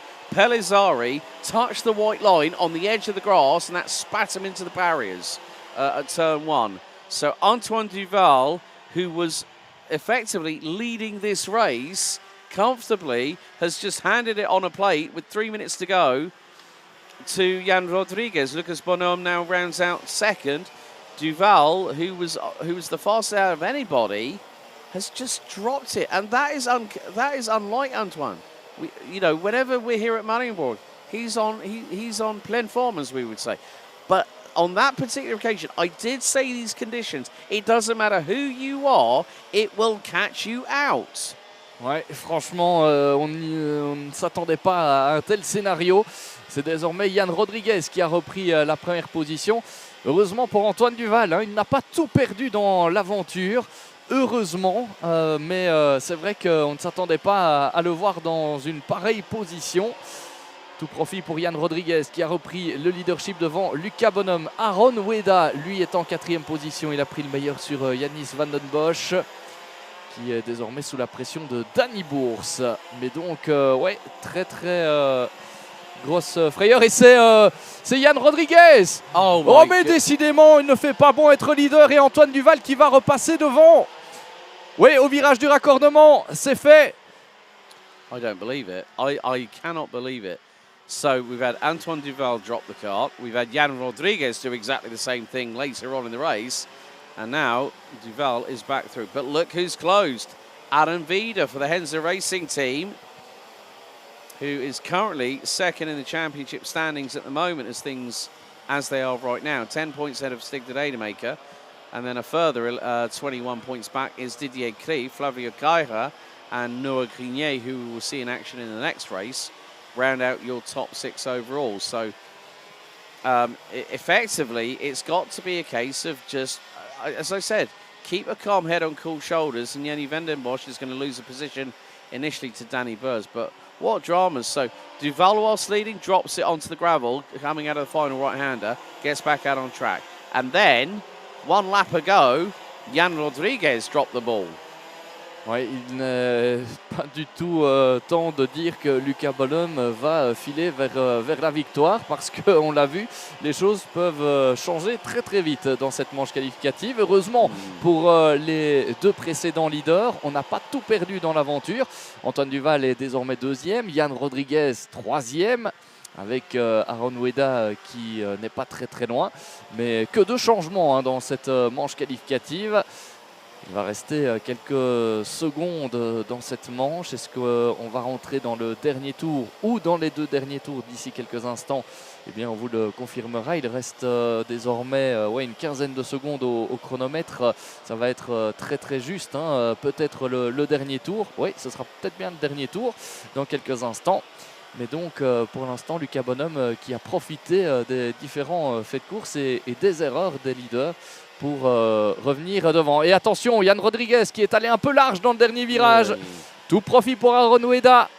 Décidément, cette seconde partie de course qui est compliquée pour le Portugais. Et on peut vous le confirmer désormais, Alex, nous sommes rentrés dans le dernier tour. Avantage pour le Français Lucas Bonhomme. What a race weekend it's been for the number 30 from Dream Racing. Started on the outside of the front row. Adam Vida now up from 15th on the grid. That's his worst qualifying of the season this year. Well, so far this season. So Vida really starting to come alive in the wet weather conditions. But Lucas Bonhomme for Dream Racing, the French driver, has done a really good job. He's kept it calm despite the best efforts of Rodriguez and Duval to try and put the frighteners on him. But he's going to come through out of Escargot this time around on lap number 9 out of 9. And the checkered flag will be out for the Frenchman, who's done a stellar job. You can see how much wheel correction he's doing whilst bumping over the curbs. But Luca Bonhomme is going to make his way through the final right-hander and power up the hill. Here in heat number 3, it's 2 out of 3 for the Frenchman. So Lucas Bonhomme takes the victory for Dream Racing after 9 laps. Antoine Defal, despite a scare, takes P2. Adam Vida takes P3. Jan Rodriguez pips Ches Pedersen from the Netherlands for the Sim-On Hout Racing Team entry in the number 38 by next to nothing. Didier Kreeft also made up 17 positions from 24th to finish P6 ahead of Danny Burrs, Oliver Meek, Yanni Vandenbosch, Merla Taylor, well done to her, made up 7 positions to finish in the top 10 ahead of Finn Rossen, Lucas Metz, Neil van der Ende, Laurens de Kock, Hughes Piquillon, Yves Rie, Jamaro Hoff, Judd de Vries, one of the biggest losers in this race, down 11, finishing 18th ahead of Mauro Vertreest, Cyril Grosjean, Denis Kozlowski, Leo Hardouin and Thiago Dirks rounding up the 24 carts that crossed the line, because Charles van Kellekom, the rookie in the 154, has crossed the line, waiting for Luca Pereira if that Portuguese driver does cross the line, which it does. And Lucas Pellizzari we saw go off at the same place as Wouter Bergano in the previous X30 Senior heat, but it's 2 for 2 for France's Luca Bonhomme.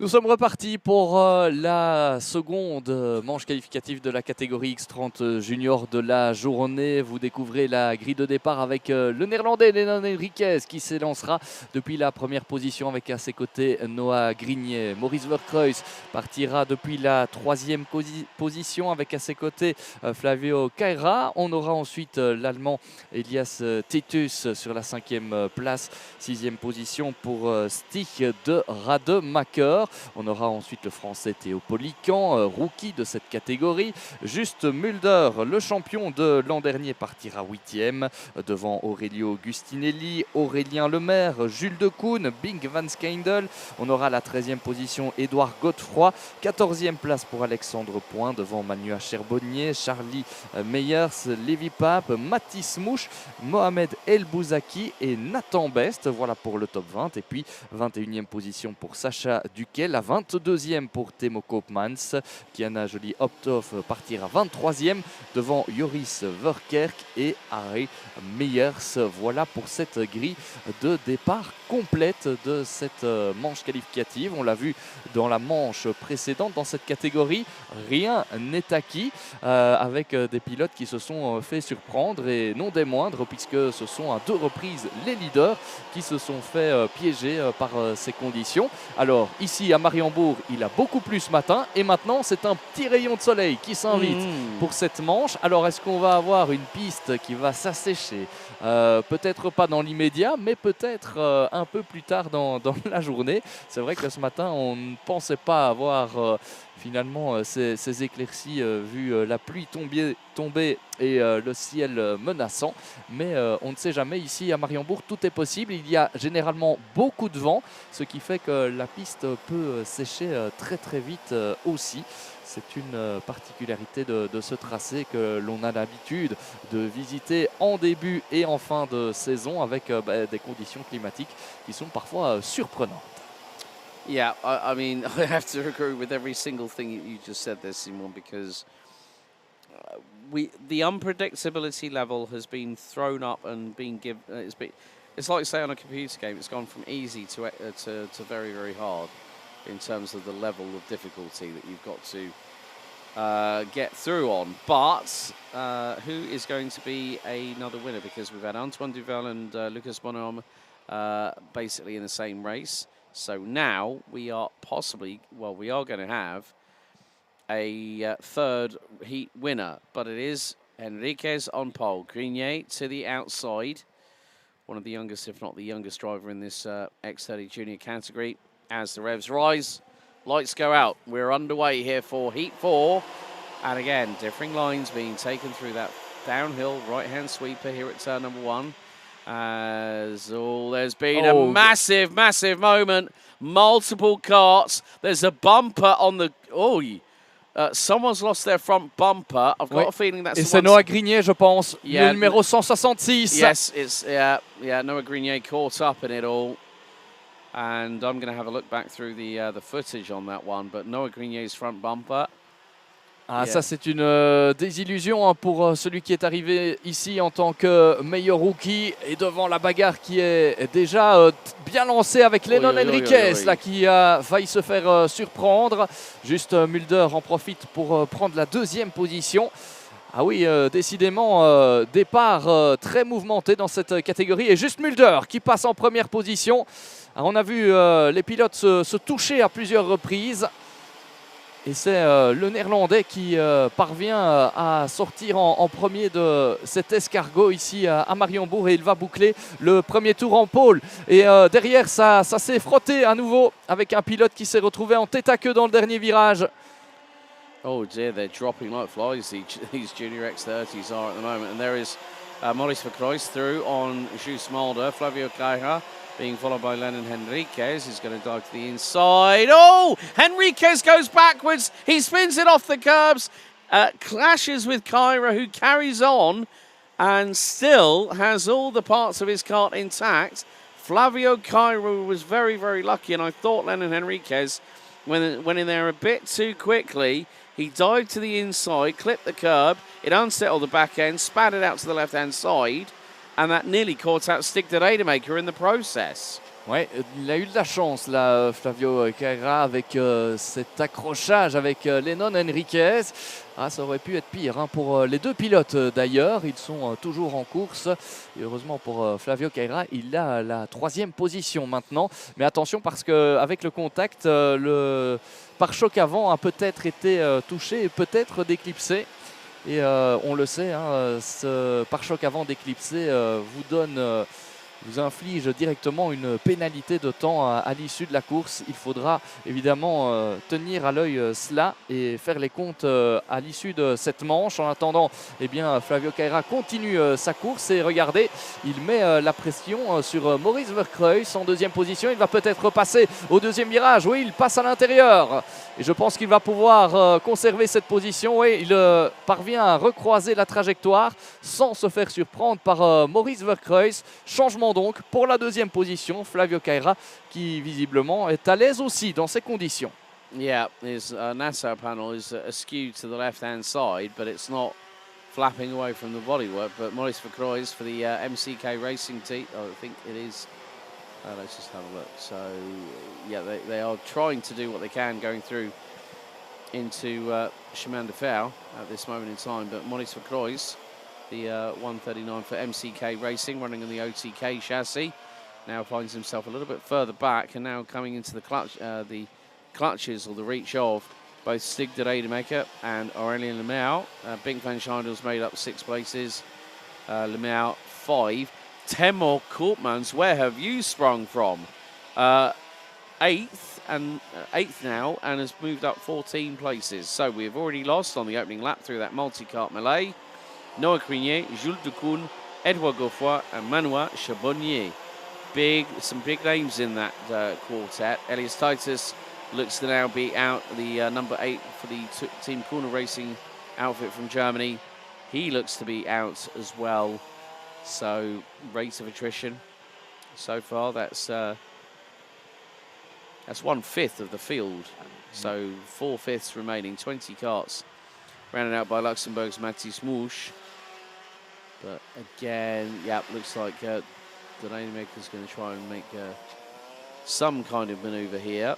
Ouais, grosse bagarre pour la 3e position ici avec Maurice Verkreuz qui se fait surprendre. Et derrière, c'est Lennon Enriquez qui s'est retrouvé en tête à queue, mais devant, eh bien... Oh, we had a spinner behind. We had a spinner. He went up the inside and then the cart to his immediate right-hand side might have made a slight bit of contact and it spun the cart around, so that person's going to have a little bit more of a mountain to climb.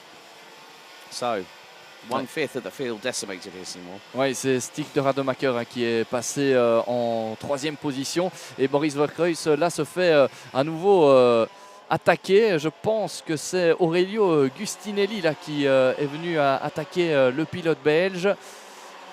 Effectivement, ouais, et il y a Timo Koopmans dans l'histoire également. Alors que Aurélien Lemaire, hein, c'est Aurélien Lemaire qui a été impliqué dans le tête à queue. Et vous le soulignez, il y a un tour désormais, Alex, plusieurs pilotes qui ont été contraints à l'abandon. On le voit d'ailleurs, les châssis qui sont là dans l'herbe. Et encore un pilote qui s'est fait surprendre. Ouais, avec le numéro 153. Il s'agit de Nathan Best. Ah, décidément, il s'en passe des choses. Et on le disait, il y a un tour maintenant, plusieurs abandons à noter. Celui de Noah Grignet, on vous l'avait dit, évidemment, on avait reconnu le gabarit de ce rookie. Il y a aussi Jules Decoun qui a été impliqué. Édouard Godefroy, ancien champion de Belgique de la catégorie mini, qui avait été champion il y a 2 ans maintenant. Et Manuel Charbonnier. Et regardez devant le retour de Flavio Caira sur Juste Mulder, le champion de l'an dernier qui va avoir fort à faire. Et aussi le meilleur rookie de la saison 2024. Exactement, il avait été champion. Look, Flavio Caira, I know that his dad, Silvano, is here. I had a chat with Silvano yesterday, and Flavio is in competition for at least, I think he has got a chance for 2nd in the championship standings. So, Jus Mulder, the man, and now Caira up the inside. The man from VDK Racing, the 135 from VDK Racing gets through on the 161 from Victory Lane, And now their line is Stern going down into Chemin de Fer with just over 3 minutes to go. Kara's got to go on the defensive. Neatly goes onto the curbing into Chemin de Fer. Does not make a misstep there, does the youngster from Belgium. But he has got the youngster from the Netherlands chasing him down. Just has been racing all over continental Europe and the Middle East in 2025. And it's good to see him come back to pastures that he knows very, very well. But with 2 minutes and 40 still to go, VDK Racing's Flavio Caira is now starting to pull a gap. And that's 4 kart lengths as they go up the hill. Flavio Caira, nouveau leader de cette manche qualificative. Il est en forme hein, dans ces conditions. On l'avait vu venir déjà en début de course. Par contre, le pilote le plus rapide sur ce tracé du karting des Fagnes, eh bien, il s'appelle Stig de Rademacher. Il est pour l'instant 3e et il vient de signer il y a un tour maintenant, le meilleur tour en course, 1:14.255. 4e place pour Aurelio Agustinelli devant Maurice Verkreuz. Et il reste 2 minutes et un tour au programme. So just 2 minutes to go, and Flavio Caira from VDK Racing leading the way out of Just Mulder from Victory Lane, with Stig de Rademacher from Fusion Motorsport Benelux. Aurelio Giustinelli rounds out the top 4 with Maurice Verkreuz in 5th. Bink van Schijndel, Tamo Koopmans, Charlie Myers, Mohamed El Bouzaki and Sasha Duquet ran out your top 10. And Koopmans up 15 spots. El Bouzaki up 10. Duquet up 11. Lennon Henriquez down to 12th position behind Aurélien Lemaire. Other big gainers, Kiana Joly-Optov. Harry Myers up to 16th. Joris Verkerk up to 17th. Nathan Best, who was running 9th at the time of his moment, that just happened a few minutes ago, now drops all the way down to 18th. We still have 20 of the 25 runners still going. There's Maurice Verkreuz versus Bink van Schijndel. So that is for 5th on the road as they go into turn number 2. And Bink van Schijndel, bit of a drift wide there by Maurice Verkreuz. What does Bink van Schijndel have in his armament at the moment? He's going to try and go for the switchback, and he's going to get through out of turn 3 and gets the position done before turn 4. But Maurice Verkreuz from MCK Racing tries to get back through on the Dutchman, unable to do so, and they've got Temo Koopmans closing in, hand over fist on the run down to Chemin de Fer. Run deep there by Bink van Schijndel, carries the speed round the outside of Maurice Verkreuz at Chemin de Fer. That's very, very impressive from the number 7 for the Falcon Racing team out of the Netherlands. But the timer is counting down slowly but surely as we have just under 10 seconds to go. Bit of a interesting driving style from Bink van Schijndel from the Netherlands in the number 7 kart. So that has now put him 5th on the road. Thomas Koopmans might have an opportunity as we're going to go on to the final lap. Flavio Caira now has a lead of nearly a second over Just Mulder. So the 135 from VDK Racing leads the way. One of 5 different pole sitters this season. And Flavio took the pole position at round 3 in July of this year at Karting, the home of champions. Now he comes out of turn number 4, through into 5 and then into the hard braking zone into Chemin de Fer. What will be the final time here on lap number 9? Stig de Rademacher is the fastest overall in the opening sector, has the fastest lap in the pocket. Sasha Duquet looks to be the next retiree. As through into Escargot, ahead are leaders. And the number 135 from VDK Racing, Flavio Caira, will move out of Escargot. 2 more right-handers to negotiate and has got a comfortable enough gap to become what will be our 3rd different winner in 4 heats, as Flavio Caira from VDK Racing powers up the hill and will win heat number 4 for X30 Junior B versus D ahead of Just Mulder, with Stig de Rademacher rounding out the top 3. 4th, it's going to be Aurelio Giustinelli. 5th, Bink van Schijndel. 6th will not be Maurice Verkreuz. It will be Temo Koopmans. Verkreuz finishes 7th, ahead of Charlie Myers, who made up 8 spots from 16th on the grid to finish 8th. And Mohamed El Bouzaki and Aurélien Lemaire that completes the top 10. Lennon Henriquez, Theo Polican, Alexandre Point, Kiana Joly-Optov, Nathan Best, Harry Myers, Joris Verkerk. Then we're just waiting for a couple of other drivers. Levi Papp and maybe even Mathis Mouche, but félicitations. Vainqueur de cette manche, Flavio Carra de l'équipe Vidica Racing. So good job by Flavio. Started on the inside, or the outside of row number 2 in 4th position. He picks up the win ahead of Jusmaler, Stig de Rademacher, Aurelio Giustinelli, Bink van Schindel, who ran at the top 5 with Koopmans, Verkruijs, Myers, El Bozeki, and Lemaire rounding out your top 10. And that concludes the morning on-track action here for day 2 of the final round of the season.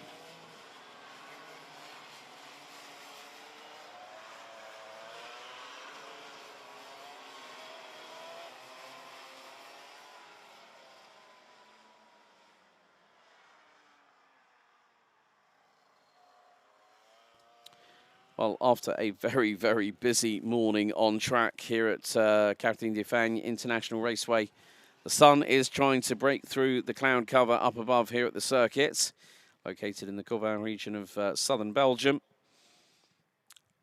So there will be a little bit of a breather before we get back out on track, and we are due to restart the racing action with the final sets of qualifying heats for X30 Junior and Senior at around about 1:15 for Senior X30 with heat number 13, D versus E. The penultimate heat for Junior X30, which will also be at 2:15 this afternoon, will be heat 5. Then we'll have heat 6, and then there will be a little bit of a break for about an hour before we have all the information reference the qualifying heat results.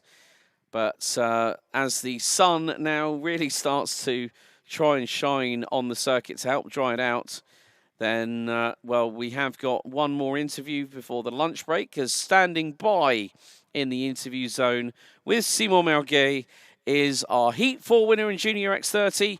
Alongside Simon will be VDK Racing's Flavio Carra. Simon, over to you. Voilà, nous sommes avec Flavio Carra qui vient de s'imposer dans cette manche X30 Junior. Flavio, bon résultat, mais vous avez eu de la chance dans cette manche. Oui, tout à fait. Au départ, Noah Grignier, un petit crash devant avec quelqu'un d'autre. Il y a de la chance de ne pas faire le spoiler, mais après le départ, tout était bien allé. Alors c'est un excellent nouveau résultat dans ces manches qualificatives. Si on doit vous poser une question, sec ou pluie pour la suite de cette journée? S'il ne continue plus à pleuvoir, qu'il y a du vent et du soleil, pour moi ce serait sec. Sec, mais vous préférez quelles conditions, pluie ou sec? Les deux me conviennent bien. Objectif pour cette dernière finale de la saison? Faire un podium et espérer être dans le top 3 dans le championnat, mais c'est chaud. Voilà, en tout cas, il y a des ambitions, de bons résultats pour obtenir le meilleur résultat possible au championnat. Et vous l'avez entendu, c'est un top 3 que Flavio vise ici ce week-end du côté de Mariembourg. Un petit mot pour terminer cette matinée avec vous, Alex.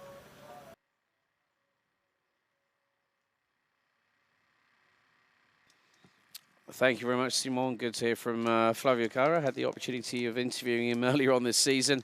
There is your timetable, folks, for this afternoon, as we are officially towards the business end of what is becoming Championship Saturday. Of course, the Junior X30 crown has already been decided, but along with our champions being crowned, we will also have 6 tickets to give away to the top 6 drivers in each of the categories for this year's Iame Warriors final. So join us just before 1:15 this afternoon, live here on the Iame Series Benelux YouTube channel, and of course on iame-motorsport.com. So have a great lunch. Bon appétit. We will see you after the lunch break. Don't touch that dial. We'll see you in just over an hour's time.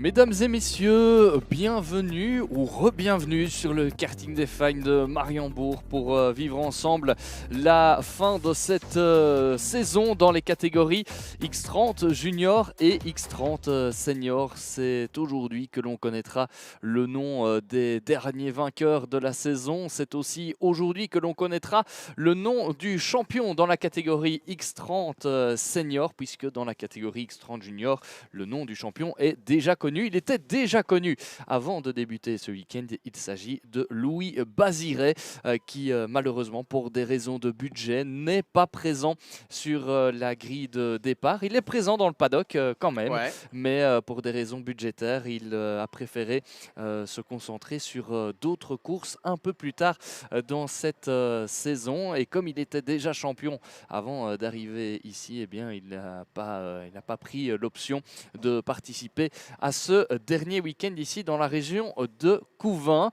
Dans cet après-midi, on va encore vivre quelques manches qualificatives, 3 dans la catégorie X30 Senior et 2 dans la catégorie X30 Junior. Et puis, évidemment, on vivra ensemble les finales de ces catégories. Finale A prévue à 16 h pour la catégorie X30 Senior. Finale A prévue à 16h50 pour la catégorie X30 Junior. On aura aussi entre ces finales la finale B de la catégorie X30 Senior et on terminera la journée avec la finale B de la catégorie X30 Junior. Donc encore pas mal de spectacles en perspective et tout cela, on va le vivre ensemble avec vous. Alex, bon après-midi. Very good afternoon, everybody. And look, rain this morning, sunshine this afternoon, and the track is drying significantly. It was a welcome sight to see, but here we go. We go back to X30 Senior. It's heat number 13, groups D versus E. Here is your starting grid. Lucas Horsika will start from pole position. He'll be joined by the Netherlands' Sam van der Heyden on the front row. Devon Hagland and Roman Saleh will be on row 2. Dan Steeman and Marcus Gloom row 3. Anthony Bongards and Oscar Goodshaw row 4. That is an all-rookie row 4. Milan Magzak and Senna Meunier round out the top 10. Tobias Norman, Rosanne Dendriver, Maxime Prudent, Sam Guluk, Dinan DeVos, Casper Norman, Kaz Othaus, James Harris, Sebastian Sedesov, Thibaut Vires, Florent Dierda, Jens Berzot, Keanu Valen, Zachary Gernon, Mathis Renet, and Francis Aaron Sarignac round out your 26 strong grid. Look at that. Il fait beau, il fait du soleil. What can one ask for more? Great racing. That's all we need here, Simon. That's all we need. Oui, bienvenue en Belgique avec une matinée qui aura été pluvieuse, avec beaucoup de vent, avec de la pluie, des conditions ultra piégeuses. Certains se sont d'ailleurs fait avoir. Et puis on commence l'après-midi avec du soleil qui fait d'ailleurs du bien, qui fait monter petit à petit la température et qui surtout propose une piste 100% sèche maintenant. Avec une course qui se disputera en slick. Donc voilà pour ce décor qui est planté. And the temperature at the moment, 12 degrees, 12 degrés ici, dans la température ici à Mariembourg cet après-midi. So, we did have a little bit of a change with one of the race victories. Sebastian Mins did on the road win heat number 11, but got a 5-second bumper penalty, which means we now have 3 drivers that have each won 2 heats. They are Kevin Lantinger, Mattis Marchalt, and Gabriel Stilp. So again, we have an opportunity here that there is one person in the top 5 in this race so that has already won a heat, and that is Dan Steenman back at heat 5. That was a long time, 8 races since then, and Dan has been consistently at the sharper end of the field. Allez, c'est parti pour ce départ dans quelques instants. La catégorie X30 Senior, groupe D face au groupe E, avec, on l'a dit, Lucas Horsika qui va s'élancer en pole position. 2 beaux couloirs pour ce peloton. Le poleman qui donne le rythme et on est donc parti dans cet après-midi avec Lucas Orsica qui conserve l'avantage au premier virage. Attention, il y a encore des taches d'humidité à quelques endroits, notamment à la sortie de ce premier virage. Des pilotes qui sont pour l'instant assez prudents et ça se passe bien pour tout le monde. Lucas Orsica. Oh, attention, on a un pilote de Dream Racing là qui est sorti trop large. Oh, big incident coming out of 3, and that was because the driver was rejoining. Oh, whoa. Someone definitely got thrown into the air. It was one of the KCR entries. That would have been Thibaut Vyers in the 340, got thrown upwards and spun around. Zachary Gernon yet to break the timing being on sector 1 either, so the 317 very much compromised. But Lucas Orsica leads the way ahead of Sem van der Heyden, and then who is that in 3rd position? They're going to come across the line to complete the opening lap. So Orsica leads, van der Heyden, Milan Marczak. Marczak sprung up from 9th, now runs P3. Devon Hagelin drops down to 5th. Tobias Norman up 5 places. But a change. There we go. Milan Marczak through on Sem van der Heyden, who also got through on Lucas Orsica. So Marczak got the, as we would like to say in the United Kingdom, the buy one, get one free special. Oui, les conditions de piste qui sont assez délicates encore avec, on l'a dit, des taches d'humidité. Certains se sont fait surprendre, notamment Lucas Orsica il y a quelques instants. Hein, il est sorti un peu large, de quoi eh bien, perdre quelques positions. Devant, eh bien, c'est Milan Marczak maintenant qui mène la danse devant Sem van der Heyden, Lucas Orsica et Dan Steenman qui revient aussi dans la bagarre pour la victoire. Ouais, il va peut-être passer ici dans le dernier virage devant Lucas Orsica. Voilà, c'est fait. Très belle manœuvre de dépassement de Dan Steenman qui intègre le top 3. Yeah, a little bit further back, Oscar Goodshaw has got the likes of Marcus Gloom and Anthony Bongart's just behind. And that is the battle for 8th place on the road. That's the last 3 spots in the top 10. Meantime, Sem van der Heyden closing in on Milan Marczak for the race lead. As you rightly said, Simon, there are some patches of wet tarmac on the circuit, and that has just compromised Sem van der Heyden coming out of turn number 3. So Dan Steeman is going to look up the inside. Oh, there's contact between the pair. Steeman goes backwards and into the barriers, and van der Heyden again has hit trouble in 2 successive heats, but he keeps the kart moving forward. Big hit into the backwards into the barriers for Dan Steeman. He dived to the inside, left and, well, the right rear wheel of van der Heyden clashed with the left rear wheel of Dan Steeman, and Steeman was a passenger. Ouais, c'est une manche qualificative qui est déjà très animée avec ce contact entre Sem van der Heyden et Dan Steenman. Eh bien, dites-moi, ça démarre fort cet après-midi. Tout profit pour Milan Marczak qui a pu maintenant creuser un certain écart par rapport à Lucas Orsica. Devon Hagelin récupère la 3e position devant Oscar Goodshaw et Tobias Norman en 5e position. Well, all I'm going to say is Dan Steeman should have really turned a little bit more to the right possibly on that, but we are going to leave that one to race control to decide who was possibly at fault for that incident. I mean, they were pretty much côte à côte, side by side, wheel to wheel, and it was just this. It was going to be a maneuver from somebody that was going to cause a problem. And we've also got a kart by the side of the road. That is coming out of turn number 4, so wondering, that might be Dinan de Vos in the 253 as Lucas Orsica dives to the inside of Milan Marczak. There's Devon Hagelin, so 2's company becomes 3's a crowd. Yeah, so Dinan de Vos, I would imagine that is going to be the kart that is stricken, and the 253 rightly tumbles down the order. That is a real shame for Dinan de Vos, running on the Kart Republic chassis, running as a privateer. But the battle at the front end of the field really is carrying on at great velocity, let's say. But Devon Hagelin closing in on Milan Marczak. Oscar Goodshaw has now got a bit of clear air. So the youngster leading the rookie standings at the moment, currently 8th in the championship before we get the points allocated after the qualifying heats. So each driver has another race to go in this side of things. 5 qualifying heats per driver, so everyone's got an equal opportunity to keep themselves as high up the table as possible. But Hosika looking very, very good. Hagelin looking very speedy as well.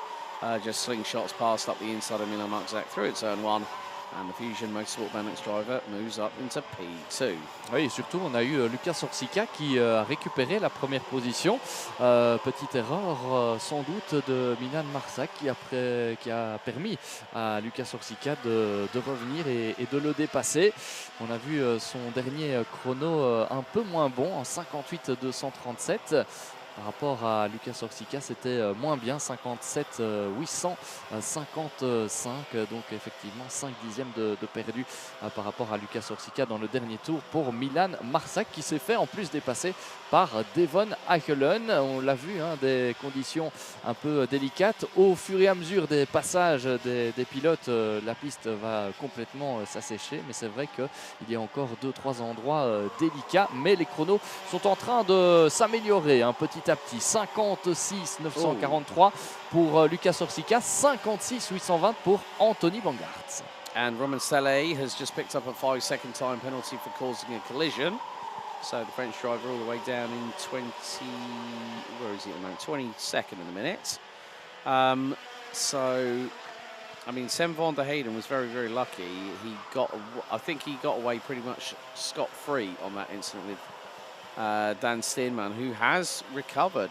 Steenman actually got back out on circuit and has just gone purple.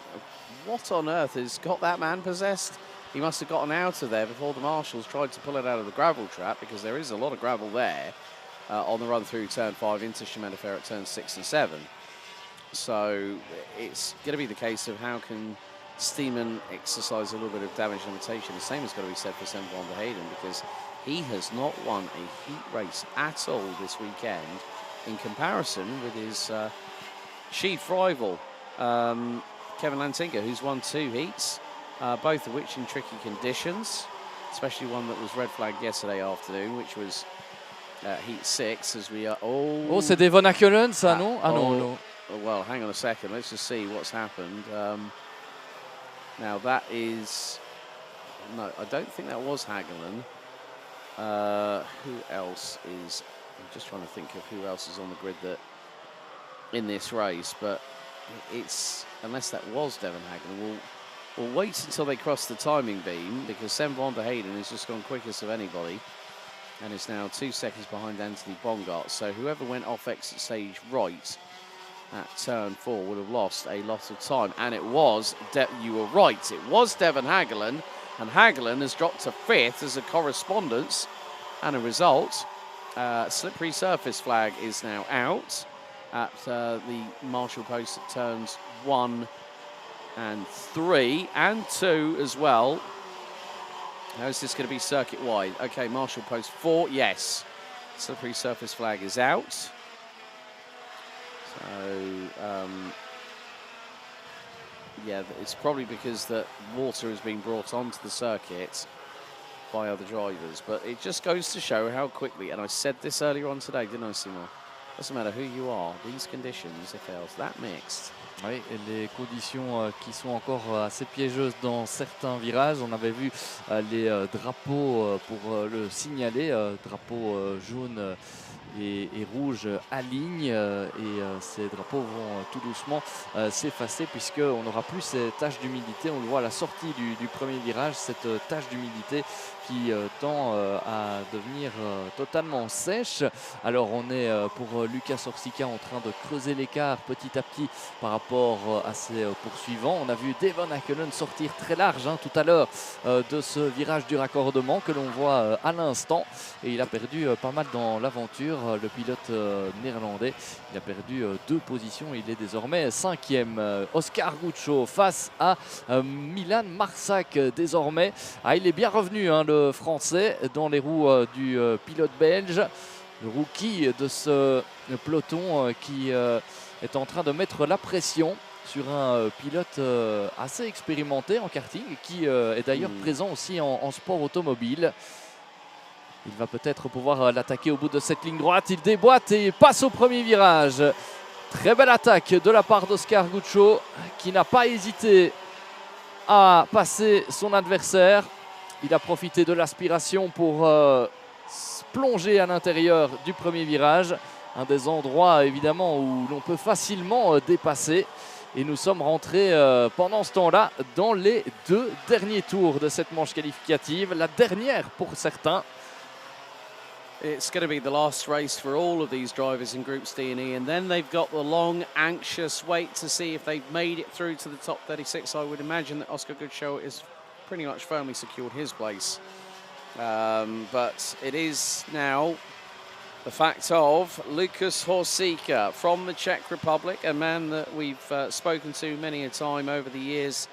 He has a comfortable lead, and for the TD official racing team, run by multi-time Iame Series Benelux shifter champion, especially in the Masters category in the last few years, Thierry Del Rey now has a 1.5 second lead. The driver from the Czech Republic, always a good character to have in the paddock. You can see that the number 7 on his rear bumper's having a little bit of a malfunction at the moment. It's waving in the air to everyone behind them as they go through down into turn 5 and turn 6 and 7 here at Chemin de Fer. But Lukas Horsika is going to bring it home for the TD official kart racing team and pick up their first qualifying heat win of the weekend, I believe. But great job by Horsika. He's kept it on the black stuff and he's going to bring it round the final corner as we speak. Lukas Horsika, qui ne s'était pas encore imposé dans ses manches qualificatives ce week-end, va ouvrir son compteur dans quelques instants. La victoire du Tchèque dans cette 13e manche qualificative. Il devance le Français Oscar Guccio et le Belge Milan Marsac. Un top 3 très international dans cette manche qualificative. Marcus Glum termine à la 4e position devant Devon Hackelen. Ah, c'est dommage, hein, tout à l'heure son erreur parce qu'il avait un excellent rythme dans cette manche qualificative. Il termine la manche en signant le meilleur tour en course en 55,973. Le top 10 est complété par Anthony Bongart, par Sam van der Heyden. Lui aussi a perdu pas mal dans cette manche qualificative. Lui qui est candidat au titre, Sam van der Heyden. Il a devancé son compatriote, le néerlandais Dan Steenman. Lui aussi. On l'a vu avec cet accrochage en début de course. Et puis le top 10 donc complété par Tobias Norman, le Norvégien, et Senna Meunier, 9e et 10e. Dans la suite du classement, on retrouve Keanu Wellens, Sébastien Serezov, Casper Norman. Et tout à l'heure, j'avais dit Tobias Norman, norvégien, c'est danois. C'est danois. It's been a long weekend so voilà. far, folks. Correction, donc Casper Norman, danois aussi, 13e, devant Jens Bessart, Maxime Prudent, Cass Orteus, Florent Dirda, Mathis Renet, Aaron Serignac, James Harris qui termine 20e, devant Sam Keluc, Romain Saleil. Manche difficile hein, pour le pilote français, 18 places de perdu. Zachary Kounen, 23e position et 24e place pour Thibaut Weyers. 2 abandons à noter, celui de Rosanne Dundriver et de Dinan De Vos.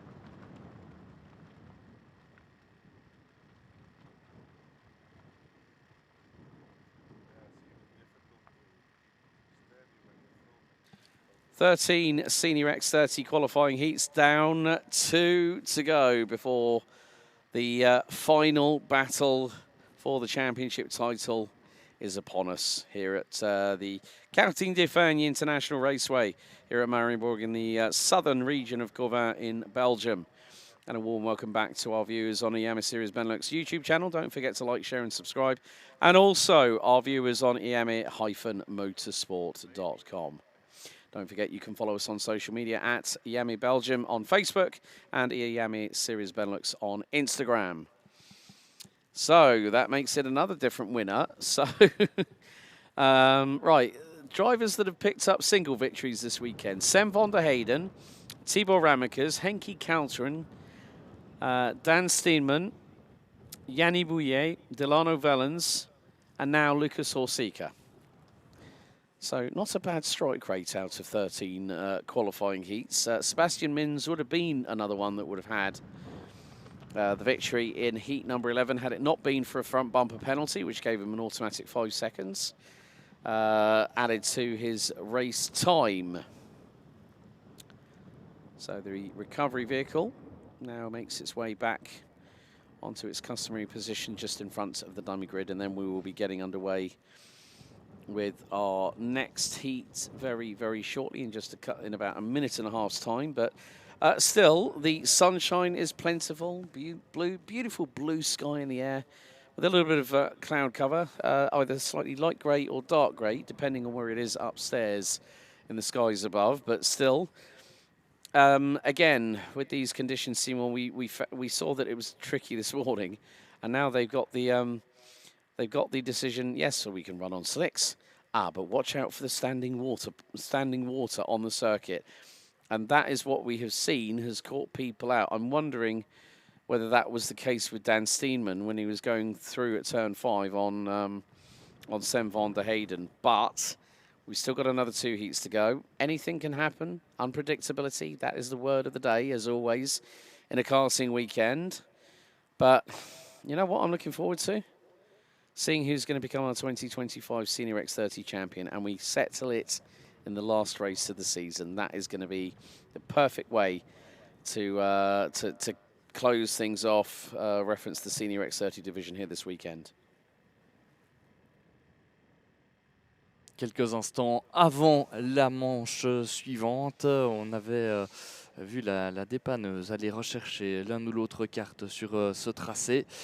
Et puis on relancera les hostilités dans quelques instants avec une nouvelle manche pour la catégorie X30 Senior où on a nommé tout à l'heure tous les noms des vainqueurs. Il y en a eu pas mal depuis le début de ce week-end avec finalement des favoris dans ces noms-là, mais des favoris qui ont parfois rencontré des petits soucis et donc ce week-end est placé sous le signe de l'imprévisibilité. C'est un petit peu ce qu'on peut dire au niveau de la météo d'un côté, mais au niveau aussi des résultats où c'est vrai que l'on a eu droit à quelques surprises durant ce week-end, avec notamment des pilotes qui partaient de très loin sur la grille de départ et d'autres qui ont brillé dans une manche et puis qui ont connu quelques désillusions. Donc voilà, c'est ça aussi qui fait le charme de cette compétition.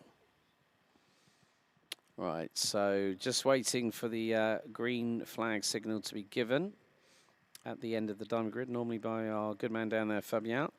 Does a fantastic job organising people into order. And the gantry at the top, just of the main building, just over the cafeteria, looks to be fit to bursting point. There are sometimes occasions when we see people actually standing on the stairs as well, along with the grandstand to the immediate left-hand side of this circuit. If you were standing on the gantry, the grandstand on the start-finish straight is to the left-hand side of the building. And thereby you can get the perfect bird's-eye view with regards to seeing the lights go out when the drivers put the pedal to the metal when they go through the acceleration zone in the corridors.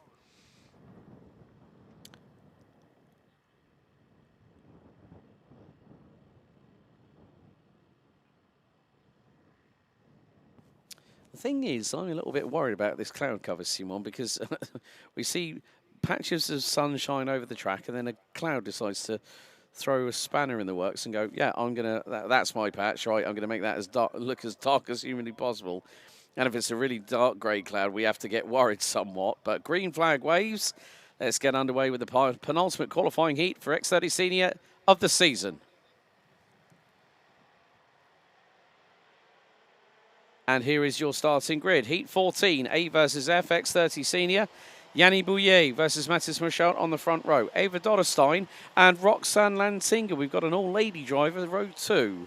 Kevin Bakker and Sebastian Mins round out row 3. Kevin Lantinga and Matthias van der Kerkhoff, 2 of the championship protagonists, on row number 4. CJ Bennett from Ireland and Arthur Huang from Belgium round out the top 10. Wouter Bergenot and Lewis Bird round out row 6.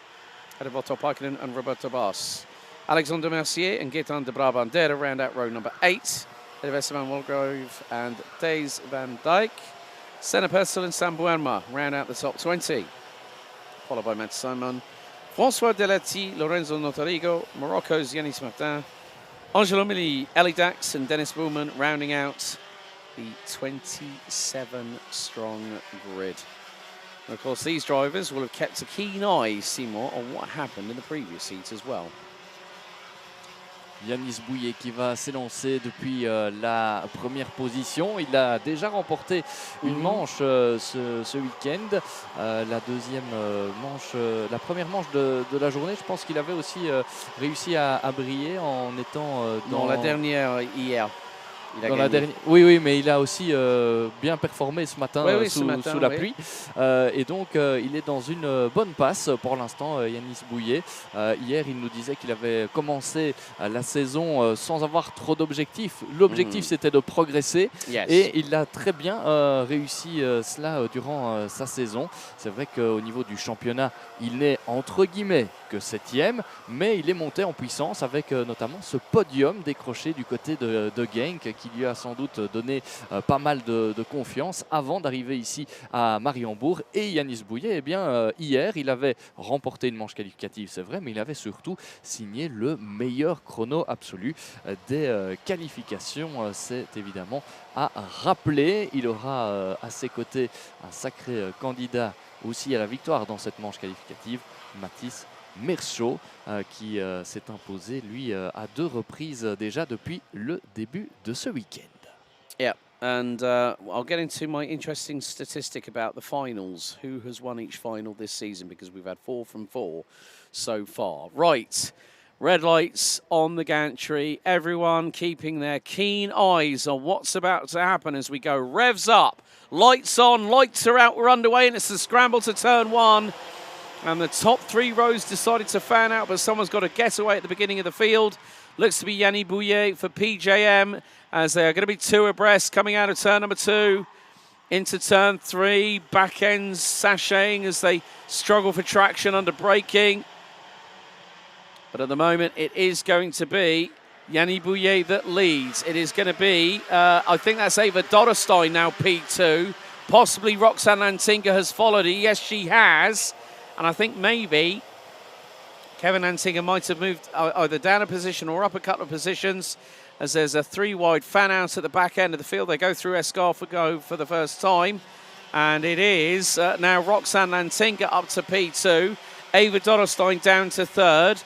Matthias van der Kerkhoff now following Kevin Lantinga. So now we've got a real fight for 2nd position. The younger sister of the brother who leads the championship is leading that quartet, maybe quintet, because at the back of it you have got Mathis Merchaud, now in new colours since round 4 of the season at Karting Genk. But Yanis Bouillet, after the opening lap, has got a 1.1 second advantage as straight up the inside through at turn number 3. Merchaud gets through on Van der Kerkhoff without much resistance. Oui, quel début de course avec Yanis Bouillet qui a pris d'emblée l'avantage, qui a conservé sa position et qui a déjà creusé un écart d'1 seconde 1 sur Roxanne Lantinga, qui a derrière pas mal de beau monde, hein, notamment Eva Dorestein. Bon départ de cette féminine du peloton. Kevin Lantinga est en 4e position pour l'instant. 5e, attention, parce que le leader du championnat vient de se faire dépasser là par Mathis Merchaud et par Matthias van der Kerkhoff. Kevin Bakker as well. Kevin Bakker went up the inside of Lantinga. Lantinga went deep and then, but no. Who's gone off?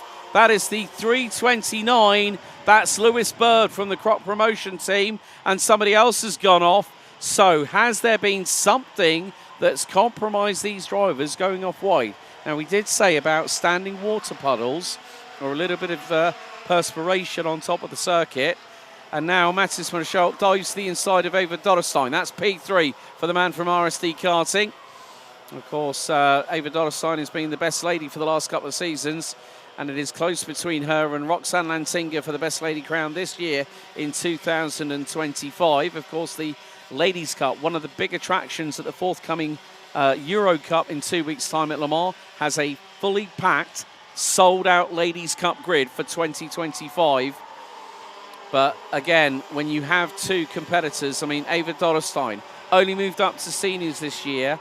She made her X30 Senior debut at the Ladies' Cup last season and picked up P3, but has had to miss out on one of the rounds earlier on this season due to FIA Senior Academy Trophy duties through Women in Motorsport representing the Netherlands.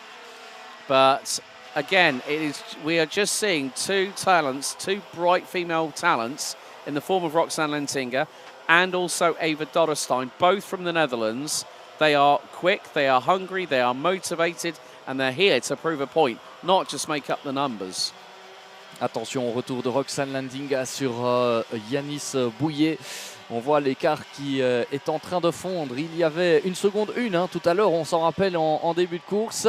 L'écart maintenant qui n'est plus que de 3 dixièmes et demi entre Yanis Bouillet et Roxanne Lantinga.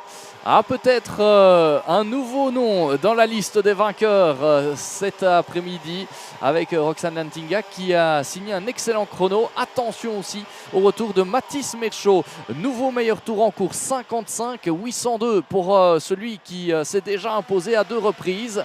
Et il reste du temps, hein, 5 minutes 45 et un tour. Et en plus, si on se bat du côté des deux leaders, eh bien, Mathis Merchaud ne va pas se faire prier pour revenir sur ces deux-là. Eva Dorstein toujours à la 4e position. Et Kevin Baker, 5e, qui revient sur Eva Dorstein et qui va peut-être tenter quelque chose. Attention, la bagarre pour la première position.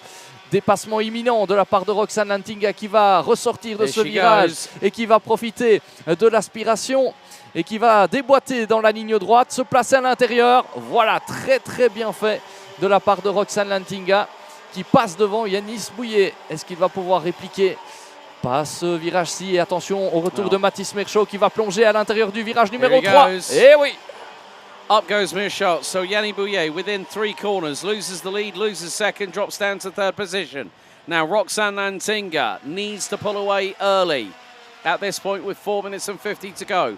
Plus an additional lap, but Mathis Merchaud, since he moved teams to RSD Karting, as I said yesterday, he has become a newly reinvigorated and very, very quick driver. We've always known him to be quick with KCR, but now he's gone to RSD Karting, and he has found a new home where he's felt instantly able to push straight off the bat, and now he's got the slipstream. He's going to do exactly what Roxanne Lantinga did a lap ago to Yannick Bouillet, and through at turn 1 he goes. What about Lantinga? Can she counter-attack into 2? No, she holds back, thinks discretion being the better part of valor, does not want to incur a 5-second front-fairing penalty. And it's about picking your moments. Senior X30 is always la catégorie reine of the Iame Series Benelux, but it's also the biggest Iame X30 chess game. She dives to the inside at Chemin de Fer. What a move! Lantinga back out front, but straight away, Merchaud gets through. Bouillet goes through and capitalizes. Roxanne Lantinga did a great move there, but it compromised the coming out of Chemin de Fer, and there goes Kevin Bakker through as well, coming out of Escargot. And now there is Matthias van der Kerkhoff, Ava Dorstein now 6th. Roxanne Lantinga has found herself in the lead for the briefest of moments at Chemin de Fer, now finds herself P4.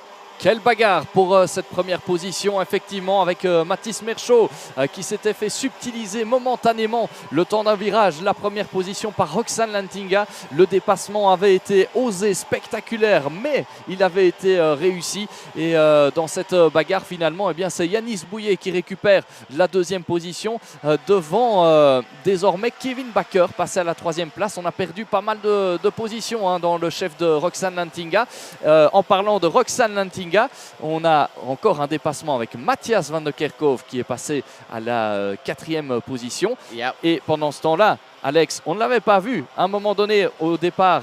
Kevin Lantinga était là. Il est redescendu. Regardez, à la 11e position, le leader du championnat, quelque peu en difficulté dans cette manche qualificative. Well, we've also lost 3 drivers in the meantime. Matt Simon out on lap 1. Lewis Bird and Senna Pessel were the 2 drivers that went off at turn 1. Looks like Lewis Bird might have clipped the wall. Might have been soft, but it does actually damage the steering and the tie rods and the toe rods and the toe-in arms on the steering. But now Roxanne Lantinga has got Ava Dotterstein bearing down on her through turn 4 into 5. Dotterstein might wait until the last moment to go through up the inside. No, not quite. Roxanne Lantinga defends her position into chemin de fer. So the 350 and the 365, both from the Netherlands. As I said, both ultra competitive. And Ava Dotterstein, it was her first time in an F4 car with F1 Academy for the rookie test. They are currently racing alongside the Singapore Formula One Grand Prix this weekend as part of the support package. And now can Dotterstein make a move on Lantinga? She goes for the inside line and does get through, but the counter-attack is instant from Roxanne Lantinga. They are playing musical chairs, these 2 ladies, over what is 5th position behind Matthias van der Kerkhoff, the 236 from Victory Lane, who's closing in the meantime on Kevin Bakker. New fastest lap of the race by van der Kerkhoff, 54.569 for the man from Victory Lane. Oui, Matthias van der Kerkhoff en très belle forme dans cette seconde partie de manche qualificative. Il est pour l'instant 4e, juste derrière Kevin Bakker. Il vient de signer le meilleur chrono, 55.469 pour le pilote belge qui s'est déjà illustré à plusieurs reprises cette saison, notamment sur l'exercice des qualifications. C'est lui qui a le plus de pole position depuis le début de cette année. 2 au total, une à Austricourt et une du côté de Genk, c'est-à-dire que ce pilote est redoutable dans l'exercice des qualifications. Sur un tour, il affiche généralement un très très bon rythme et là, il est en train de le prouver à nouveau, même si dans le dernier tour, c'est Kevin Bakker qui a repris le meilleur tour en course, 55.416. Il a senti la pression derrière lui, Kevin Bakker. Et regardez, Kevin Bakker et Matthias van der Kerkhoff qui sont en train de revenir sur Yanis Bouillet, alors que l'on a toujours cette bagarre entre Roxanne Lantinga et Eva Dotterstein à l'image, avec toujours l'avantage pour Roxanne sur Eva. Well, we've got the timer now expiring. This time around, it's going to be the last lap of the race as we go on to the 12th and final tour of this penultimate qualifying heat of the X30 Senior campaign for 2025. Matthias Michaud leads, Yanni Bouillet second. Kevin Bakker now defending against Matthias van der Kerkhoff, who's looking for the slipstream coming out of turn number 1. Ava Dotterstein fractionally behind Roxanne Lantinga as those 2 squabble over 5th position. And here goes van der Kerkhoff up the inside, through for P3 at turn 3 and quickly blocks off Kevin Bakker to not allow the 255 from KCR Racing to get through at turn 4. Dotterstein right on the coattails of Lantinga on the run down to chemin de fer. But that was a great clean move from Matthias van der Kerkhoff. Didn't really force the issue. And the good thing is that Kevin Bakker gave him enough room to make the move. We wanted to be straight on the counter-offensive into turn 2, but it did not quite work out for the man in the 255. But it's going to be up the hill for the final time. Matthias Michaud will pick up a 3rd heat victory for RSD Karting here in Heat 14. He wins by nearly 6/10. It's a run to the line between 5th and 6th. Lantinga pips Dotterstein. Matthias van der Kerkhoff takes P3. Kevin Bakker P4. CJ Bennett, the man from Ireland, up 2 places to finish 7th ahead of Otto Paikkonen, who started 13th, finished in P8. Alexander Mercier up from 15th to finish 9th, ahead of Sebastian Mins, who started 6th and rounds out your top 10. Roberto Bar's 11th, ahead of Francois Delati, who started 22nd. Arthur Huang, Sam Buema rounds out your top 14 with the latter in the 388, taking 6 places on the route to his finishing position. Kevin Lantinga, the championship leader, down in 15th, ahead of Lorenzo Notorigo, Thijs van Dijk, Gaetan de Brabandera, Wouter Bergenu, Yanis Martin, Esteban Walgrave, Ellie Dax, Dennis Bowman and Angelo Mili round out the finishers. Senna Pessel and Lewis Bird out on lap 5, and Matt Simon from Portugal out on the opening tour, but it's 3 heat wins for RSD Karting's Mattis Murschalt.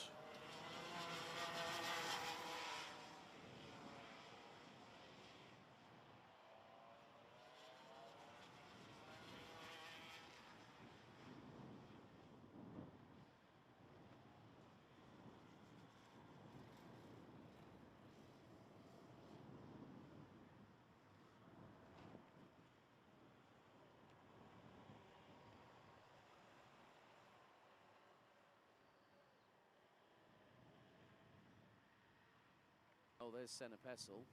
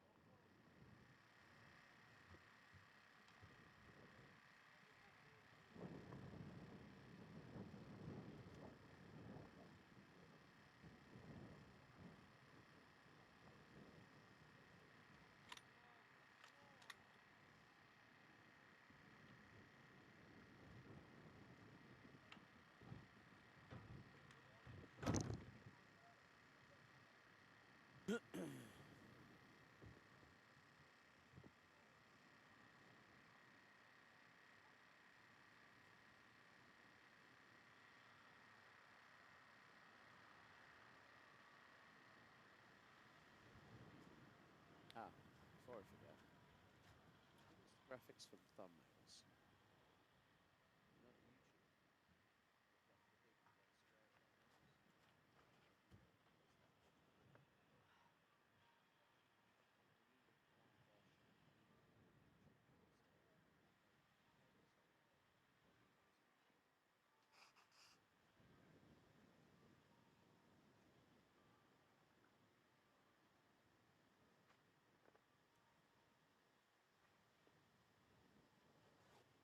No, I just thought I'd ask.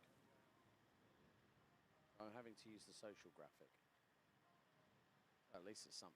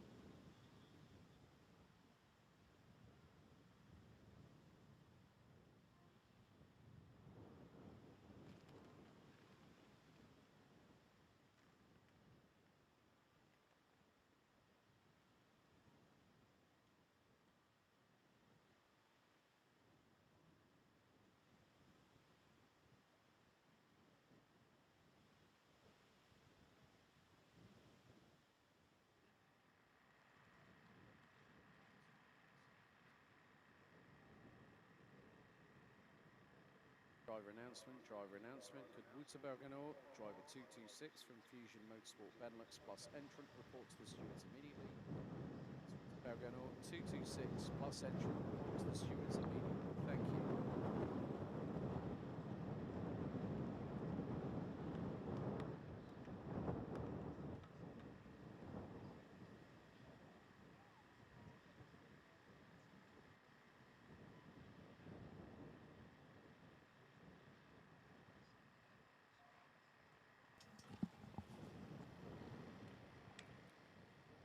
La dernière manche qualificative de la catégorie X30 Senior pour cette saison avec la grille de départ que vous découvrez ici. Groupe B face au groupe C avec Henki Kalteren qui va s'élancer depuis la pole position. Le néerlandais aura à ses côtés le britannique Gabriel Stilp qui s'est déjà illustré ce week-end. Suivront sur la deuxième ligne Delano Wellens et Jules Van Nul.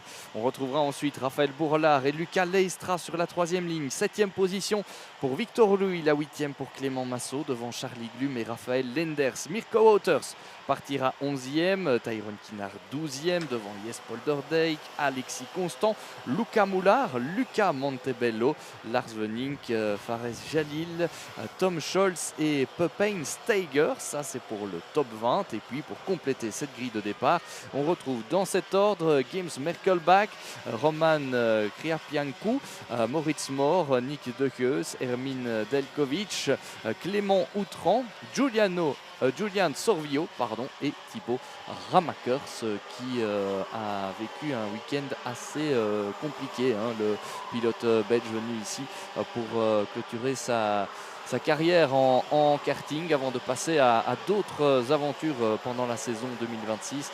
Week-end un petit peu compliqué pour lui avec notamment un abandon hier lors de la dernière de ses manches. Abandon aussi ce matin dans des conditions pluvieuses. Bref, pas le revoir espéré pour le pilote belge pour l'instant qui espère toujours se qualifier pour la finale. Looks like we might have two starting from the dummy grid here, Simon. Tom Scholz and Ermin Delkovic have not crossed the timing beam. We have had it before where a driver has, we thought that the driver has crossed the timing beam and they haven't. But Henki Kalteren, winner of Heat 3. Now, this man won the final at Karting Genk last time out. We've had 4 different winners from 4 different heats. Alan Garcia Lopez, this year's Iame Euro Series champion, took the opening win of the season. And then it was Kevin Lansinger, and then Sem van der Hayden and Ostricourt and Genk. And last time out, as I said, it was Kalteren, so we could have 5 from 5 this season in all 5 finals.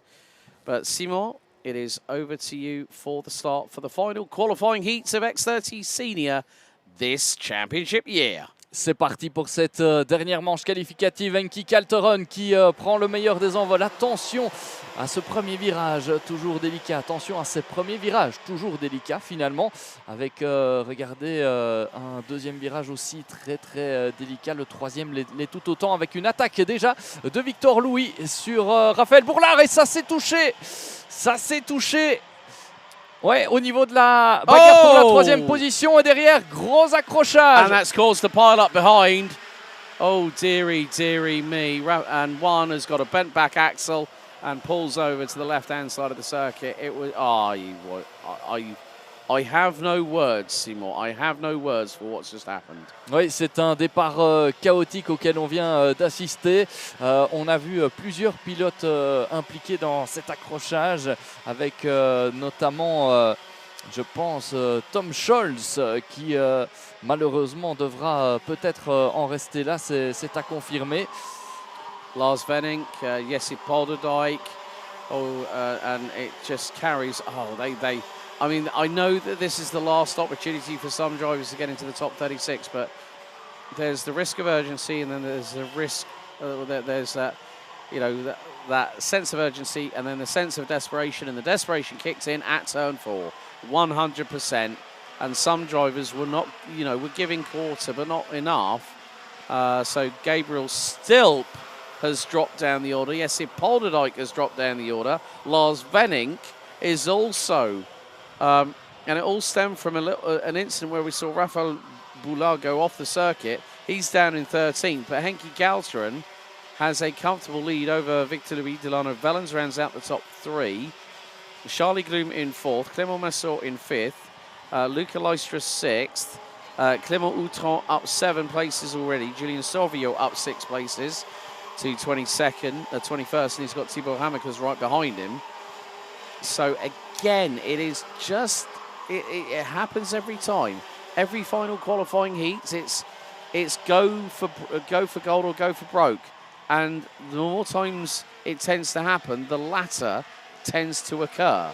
Oui, départ chaotique, on vous le disait. Alors on ne sait pas si Tom Scholz avait été impliqué dans les accrochages puisqu'il est toujours bel et bien en course. En tout cas, ce qui est sûr, c'est qu'on a eu dans cet incident Gabriel Stilp, le pilote britannique qui avait pourtant brillé jusqu'ici. Malheureusement, ce sera de gros points marqués dans cette manche qualificative et donc une première position, ou en tout cas dans le peloton de tête. Ce sera difficile de s'y intégrer pour la finale. Il sera sans doute qualifié pour cette finale, on le verra. Mais en tout cas, c'est un très très mauvais résultat qu'il va marquer ici, tout comme Lars Wenink et Jesse Polderdijk, également impliqués dans cet accrochage du départ. Pendant ce temps, c'est Henki Kalteren qui fait la course en tête, le néerlandais que l'on voit à l'image, devant Victor Louis. On retrouve ensuite Delano Wellens, Clément Massot, Charlie Glum, Luca Leistra et pour terminer ce top 7, Raphaël Lenders. Germany's Moritz Moore is now the latest casualty. He's parked it, I'm afraid. And that is now going to mean we have 5 retirees, 23 drivers out of the 28 starters. Well, Ermin Delkovic didn't even get going. But Tom Scholz did, however. Great little battle here between Alexis Constant, I think Raphael Boulard, Gilles Van Hoel is also there. Meantime, at the sharper end, well, I think there is some change afoot. Clément Massot's got himself up into 3rd place. And there is Charlie Gloom. I think there's also the 212 Delano Vellens. Luca Leistra is at the back end of that 4-cart train heading through into turn 2 and through the fast right-hand sweeper they've got. I think that's Raphael Lenders, who's now moved up into 7th position, trying to close what is a 7/10 of a second disadvantage for the 366 from Belgium on those in front. Oui, on a vraiment des rebondissements un peu partout dans ces manches qualificatives. Et pour l'instant, on avait dans une très très bonne position Delano Wellens, mais il a perdu des places. Il a vu passer devant lui Clément Massot, mais aussi Charlie Glum. Et il est désormais sous la pression de Luca Leistra qui est passé au premier virage. Voilà, c'est fait. Avec Delano Wellens, qui a souvent été présent aux avant-postes, qui avait lui aussi, il me semble, remporté l'une des courses. Effectivement, la 10e de ce week-end, il l'avait remporté. Et ici, il est quelque peu en difficulté, même si pour l'instant, il figure toujours dans le top 6 et il a un petit peu d'avance sur son plus proche poursuivant, en l'occurrence Raphaël Lenders pour l'instant. So, with under half the race of the last qualifying heat here in 2025 still remaining, it is going to be a true battle of wills and wits around the 1,388-metre circuit. Costa Flavors giving a shout out to our race leader, Henki Kalsteren, who now has a nigh on 2.4 second lead over Victor Louis. TB Karts, Clément Massot rounds out the top 3 ahead of Charlie Gloom. Luca Leistra is now trying to reel him in hook, line and sinker in the 245 RSD karting entry, the 372 from Belgium for MC Kart Racing. Part of their driver coaching staff now includes Lamborghini Super Trofeo driver, Super Trofeo Europe driver Kai Rielats, a multi-time Benelux and European champion in karting in his own right. Is here on site as well. I managed to catch up with him earlier on today. And look at that dive up the inside. Brilliant work there by Luca Leistra to dive through on Charlie Gloom at that point. Ouais, superbe dépassement de Luca Leistra sur Charlie Glum. Il est passé à un endroit où peu de pilotes essaye généralement de dépasser, mais c'est très bien fait. Il a su surprendre Charlie Glum. Et maintenant, la prochaine cible pour Luca Leistra, eh bien, c'est Clément Massot et cette 3e position qu'il pourrait aller chercher derrière Henki Kalteren et Victor Louis. Luca Leistra dans un très très bon rythme, au même titre que Raphaël Bourlard, bousculé au départ, mais bien revenu dans le coup. Il est pour l'instant 8e avec le meilleur tour en course, 55 358 pour le pilote belge. Alors qu'on voit ici que Charlie Glum va peut-être retrouver dans un duel Delano Wellens qui n'a pas dit son dernier mot pour l'instant. Il reste 2 minutes 40 et un tour, donc encore pas mal de choses qui peuvent se passer. Right, Clément Outron up 13 places, Julian Solvio up 12, Tibor Hamakas up 11 places. And they started towards the back end of the field. Henki Kalteren now expands his lead to over 2.5 seconds. As the battle for P3 between the quartet of Massot, Leistra, Glum and Wellens continues at rapid full throttle pace. And at the moment the fastest lap of the race is in the hands of Tibor Hamakas, 55.196 for the 3.99 with VDK Racing, up 11 spots now, running in 17th. But with 2 minutes to go, Henki Kalteren wants to make sure, and there goes Luca Leistra through at Chemin de Fer on Clément Massot for the TB kart team. Through, I think it's Ravit Racing, but more to the point with regards to Clément Massot, the 268 through the Ravit Racing team under the TB kart colours, but with 1 minute and 40 to go. That's going to give us 3 laps of racing. Kalteren still leads. Gap now expands. Oh, no. That is the 338 of Nick de Roy's that has just hit trouble. And driver looks to be moving in the karts. That is off of Chemin de Fer, I'm afraid, at turn 6.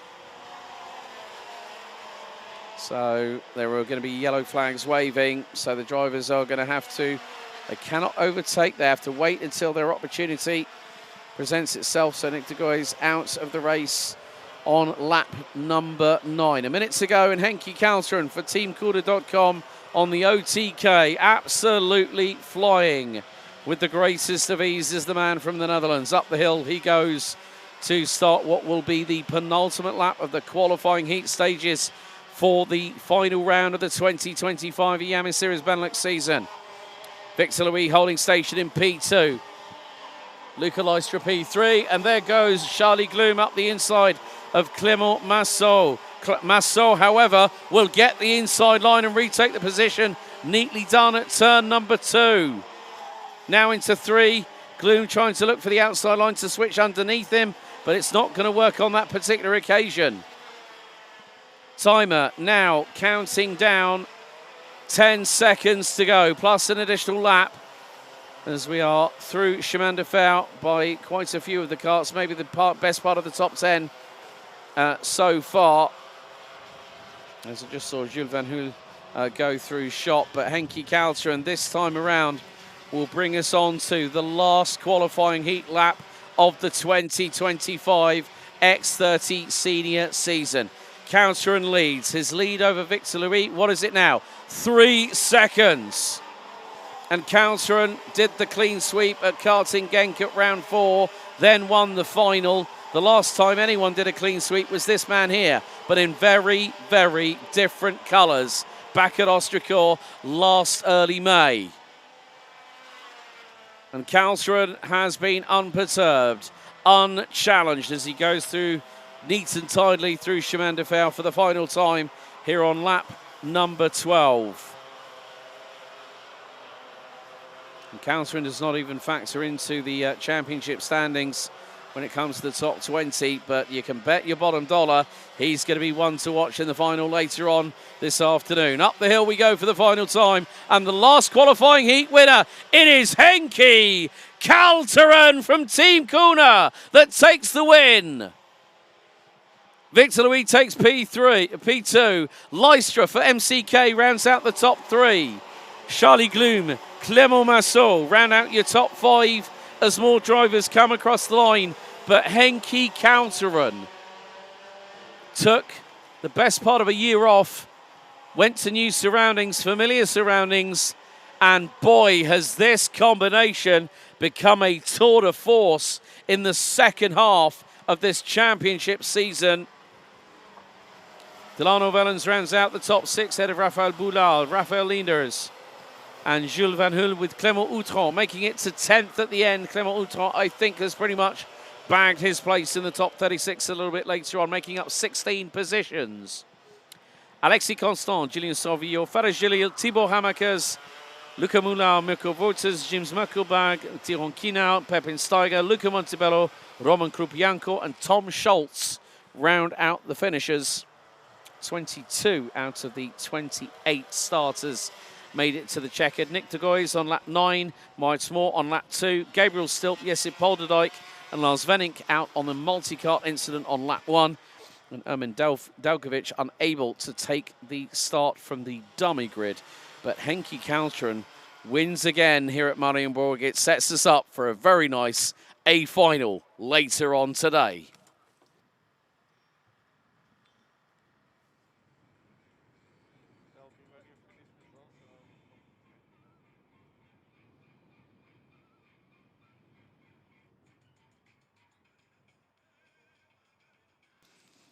Well, that now concludes our qualifying heat stages for Senior X30. There is going to be a little bit of a delay before the start because we have got the Duval recovery vehicle out picking up drivers that have been unfortunately watching from the sidelines, one of which the UK's Gabriel Stilp from Croc Promotion, as he will sit in the cart.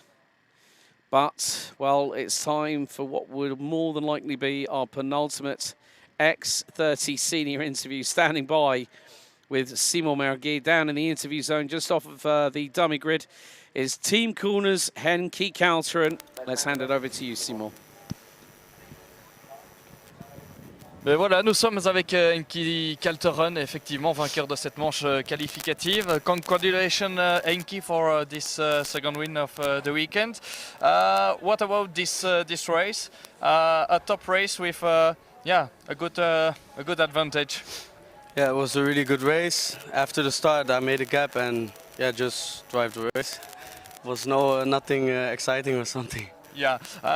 What can we say about the heats? Sometimes chaotic and sometimes good ones.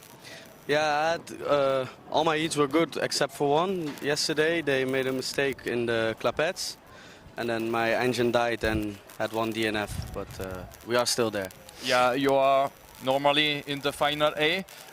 See you during this race with yeah, the goal to win this race, the final one. Yes, for sure the goal is to win again. I hope I'm in the top 10 for the final starting position after the DNF. And then in the final everything can happen, so make my way through. Merci Henki, congratulations, thank you very much and see you later. On reverra donc Henki Kalteren a priori dans la finale A, mais on va faire les comptes évidemment et on verra où le pilote néerlandais va s'élancer sur la grille de départ. En attendant, eh bien, place à une nouvelle manche qualificative, ce sera pour la catégorie X30 Junior.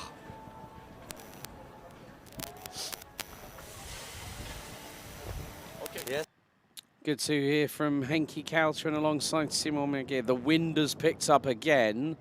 The umbrella just off of the start-finish straight is getting an absolute pummeling at the moment. So the wind definitely showcasing that it is here to stay. But more to the point, that is the conclusion of the qualifying heats for X30 Senior for the last round of the championship season.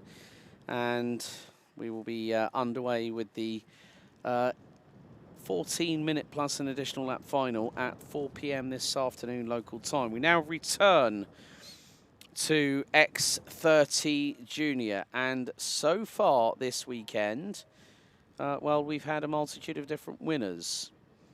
So Antoine Duval, Heat 1. Lucas Bonhomme, Heats 2 and 3, and VDK Racing's Flavio Caira taking the win in Heat number 4. 2 more heats to go.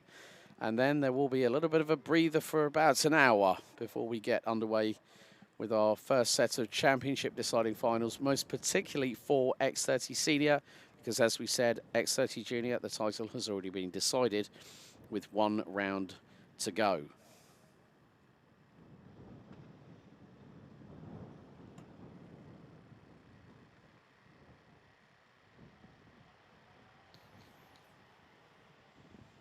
So here it is, your starting grid for X30 Junior, the penultimate qualifying heat of the season. Heat 5, A versus D. Jan Rodriguez and Noé Grenier on the front row of the grid. Row 2, Antoine Duval and Flavio Caira. Row 3, Jannis van den Bosch and Stig de Rademaker. Row 4, Sjoerd de Vries and Jules Mulder. Row 5, completing the top 10 will be Lucas Metz and Aurélien Lemaire. Row 6, Finn Rossen and Bing van Schijndel. Row 6. Row 7, Hughes Piquillon and Alexandre Poix. Row 8, Adam Vida and Charlie Myers. Row 9, Merle Taylor and Mathies Smouche. Row 10, completing the top 20, will be Charles van Kellicum and Nathan Best. Moro Vetrist, Demo Koopmans, Didier Krieft, Joris Verkerk and Luca Pereira round out your grid. Mathieu Bestin already saying in chat, Gogo, Antoine Duval. Well, let's see what happens. Got this and another qualifying heat to go before we have another break in our live coverage here. Live on the Iame Series Benelux YouTube channel and, of course, Iame-motorsports.com. So they now head onto the formation lap for what is going to be the penultimate qualifying heat for all of these drivers here this weekend. They will have the long, anxious wait to find out if they get through into the top 36 drivers. 51 drivers here this weekend in X30 Junior and 81 in X30 Senior, bringing a total for the first couple of days to 132 total participants. We'll give you the full total because we'll have Garçon with us along with Mini Rookie, Senior Cup, Gentlemen and Masters tomorrow. And they'll be the featured attraction, the stars of the show all day tomorrow. But can Jan Rodriguez finally get off the mark and get that elusive win that even dogged him in one of the races earlier on today when he was leading after Antoine Duval lost it at the final right-hander, and Jan Rodriguez on the next lap through turn 2 lost the back end of his kart. Can the Portuguese driver do what he hasn't done so far? He's taken pole position. He hasn't had a heat win yet. But let's take you through the start. All over to you, Simon Merguet. Allez, c'est parti pour cette nouvelle manche qualificative dans la catégorie X30 Junior, la 5e, avec peut-être la victoire enfin pour Jan Rodriguez. Et on va reprocéder effectivement à un tour de formation parce que visiblement tout n'était pas en ordre pour cette manche. Alors qu'on vous disait justement il y a quelques instants, peut-être la manche qualificative qui permettra à Jan Rodriguez de s'imposer dans ces heats, ce qu'il n'est pas parvenu à faire jusqu'à présent. Pourtant, il a été en tête tout à l'heure, notamment d'une manche qualificative, mais malheureusement, c'était sous la pluie et malheureusement pour lui, eh bien, il a commis une petite erreur qui lui a fait perdre avec la ligne blanche. Plusieurs pilotes se sont fait surprendre. Il y avait Jan Rodriguez, mais ça n'a pas été le seul. On pense à Luca Pellizzari, on pense aussi à Antoine Duval qui s'était fait surprendre. Heureusement pour ces pilotes, ça n'avait pas porté finalement le résultat à néant, sauf pour Luca Pellizzari par exemple qui a connu une grosse désillusion ici. Mais Jan Rodriguez évidemment n'est pas le seul à vouloir rectifier le tir dans cette manche qualificative. On pense aussi à Noah Grenier qui sera sur la première ligne parce que lui aussi a connu une manche qualificative ce matin assez compliquée avec un abandon pris dans un accrochage au départ et il aura à cœur de prendre sa revanche ici pour tenter, espérer encore de marquer quelques unités importantes. Et il n'est pas le seul évidemment à vouloir le faire. Derrière, on a Antoine Duval, Flavio Caira notamment, qui espère aussi briller dans cette nouvelle manche qualificative. Le départ, cette fois-ci, imminent. Et cette fois-ci, on est bel et bien parti avec les feux qui se sont éteints. Le bon départ de Yann Rodriguez pour l'instant qui conserve l'avantage. On verra au virage numéro 2 si c'est toujours bel et bien le cas. Oui, a priori, c'est un excellent départ du Portugais. Et l'attaque d'Antoine Duval qui a pris un bon départ aussi. Il a profité de se retrouver sur la ligne intérieure pour prendre une position à Noah Grignet qui malgré tout reste en 3e position. Attention derrière parce qu'il a juste Mulder juste derrière lui.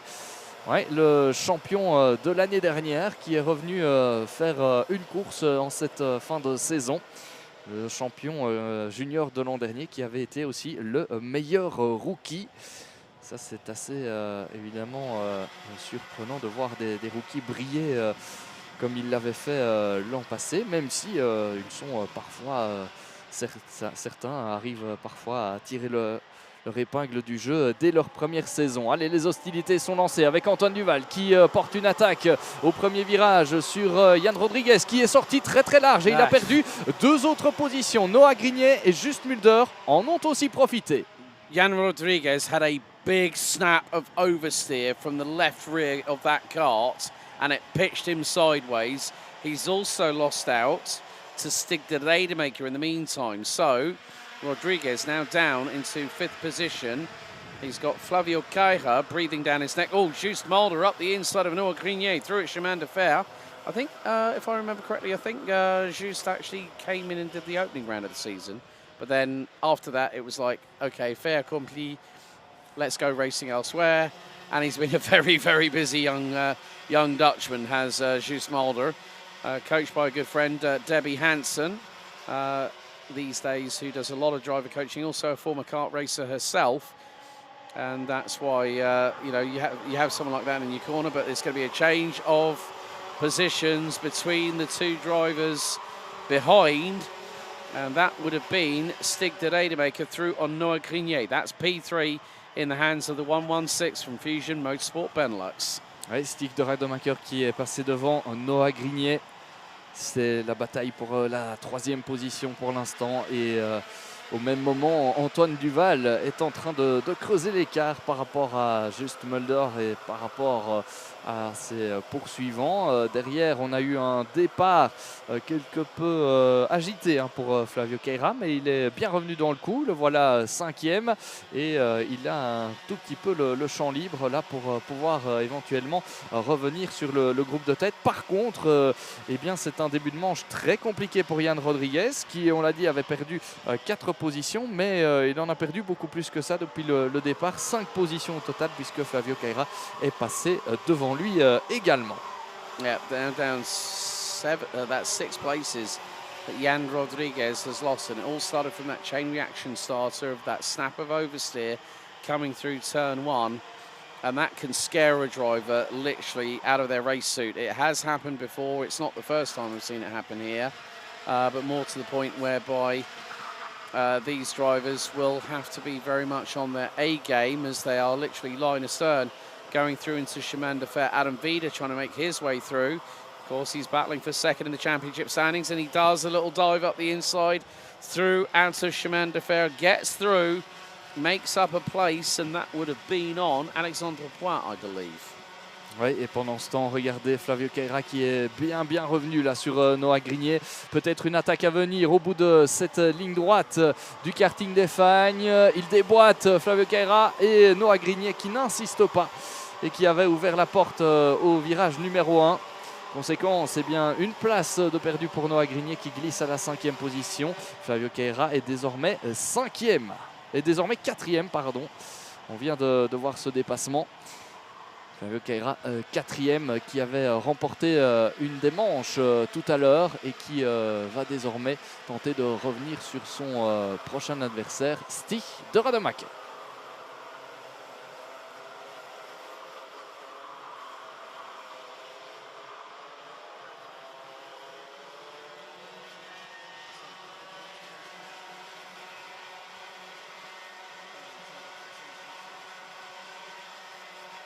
Cette manche qualificative pour l'instant dominée par Antoine Duval qui gère son avantage.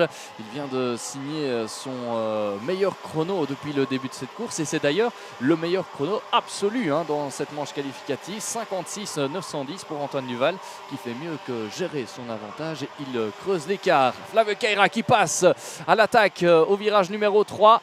Ça, on l'avait aussi venir avec Flavio Caira qui est dans un très bon rythme également. Il est passé devant Stig de Rademacher. Le voilà troisième. On avait dit que son départ avait été quelque peu agité. Il avait perdu l'une ou l'autre position, mais il s'est bien ressaisi depuis avec cette très belle remontée. Le voilà désormais dans le top 3. Matti OTK driver cheering on Noah Grenier. Who is still currently holding on to that 5th position, but is also closing in on Stig de Rademacher.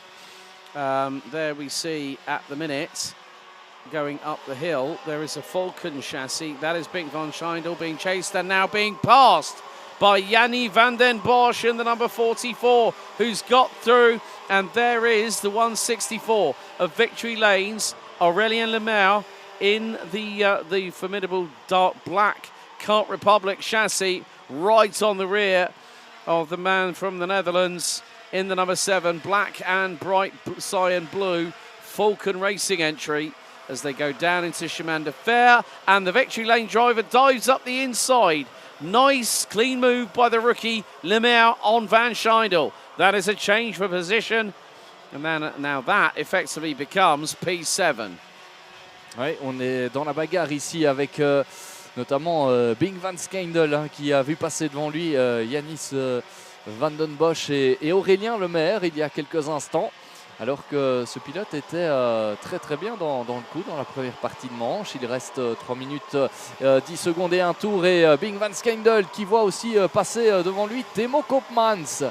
Ah, c'était bien joué aussi, mais que les temps sont durs pour l'instant pour Bing van Schindel, qui effectivement était parvenu à réaliser une superbe remontée. Et là, il est en train de perdre un petit peu le contact avec les hommes de tête et surtout le rythme qu'il affichait en début de course. C'est aussi ça le kart, avec des pilotes qui parviennent parfois à réaliser de très bons débuts de manche et puis ça se dégrade un tout petit peu, et ça c'est la bagarre un peu plus loin dans le classement. Merle Taylor getting through on Matty Smoosh. Nice move by Merle, new addition to the RSD karting family earlier on this year.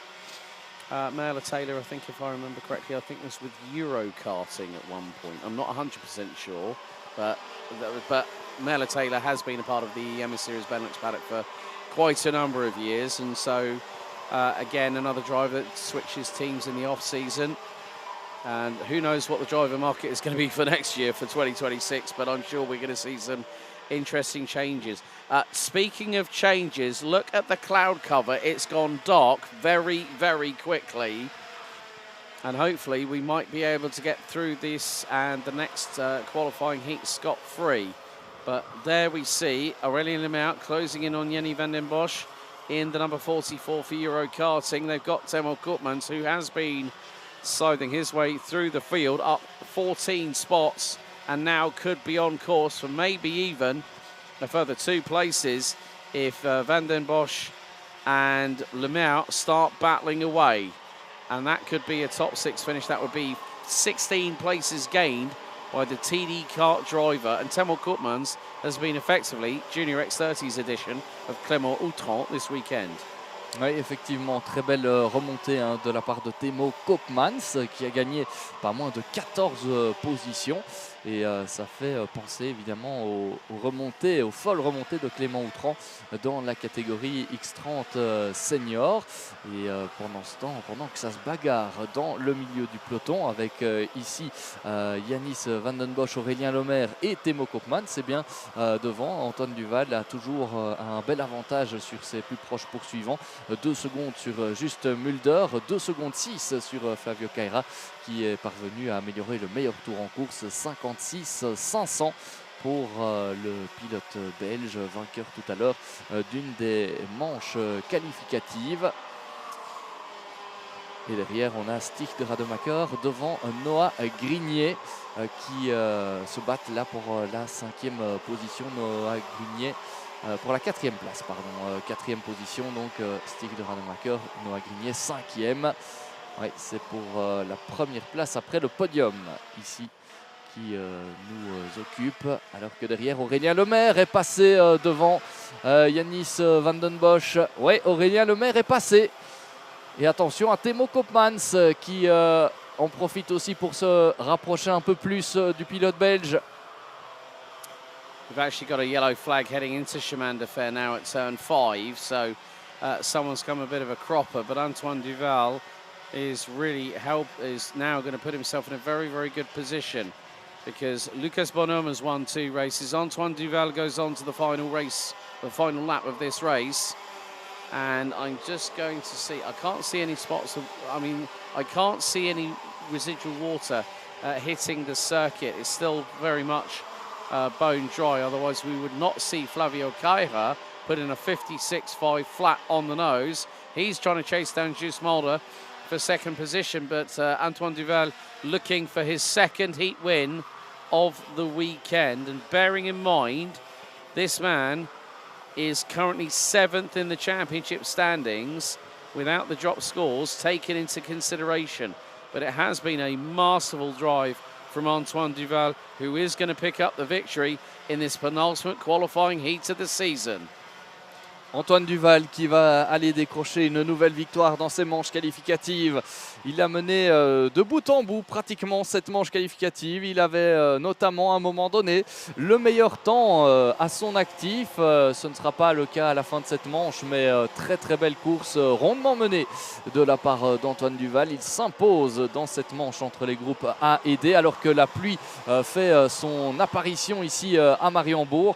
Il a devancé juste Mulder et Flavio Caira, 3e place. Stig de Rademacher termine 4e devant le rookie Noah Grignier. Aurélien Lemaire aura réalisé une très belle course. Il termine 6e devant Timo Koopmans qui aura pris le meilleur sur Yannis van den Bosch. De quoi récupérer 15 positions par rapport à sa position de départ. Yannis van den Bosch 8e devant Bing van Skeindel et Jan Rodriguez. Manche qualificative difficile pour celui qui s'est lancé en tête du classement. Il complète le top 10 devant le luxembourgeois Alexandre Point, le néerlandais Didier Kreft, Marl Taylor, 13e place.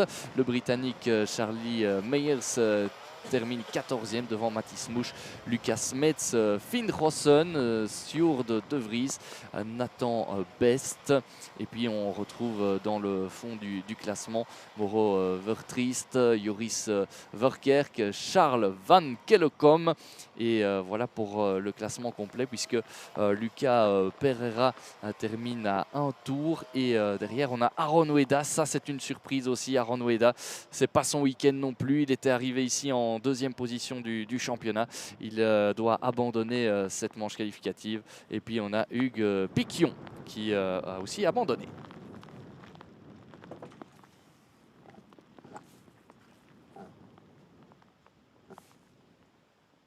Oh.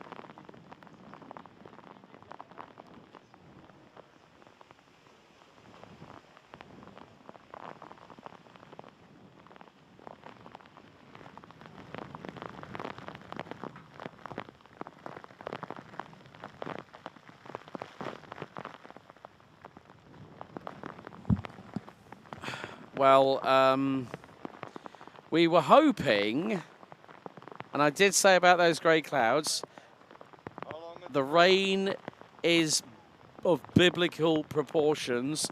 The wind has hit big time. So I would imagine that we may be under a delay. We are awaiting official confirmation if that is the case, because I know for a fact there will be a scramble in that dummy grid for tyres to be changed. We are due to have the last qualifying heat of Junior X30 to be completed. But I would imagine at this moment in time, folks, we might be in for a slight delay here.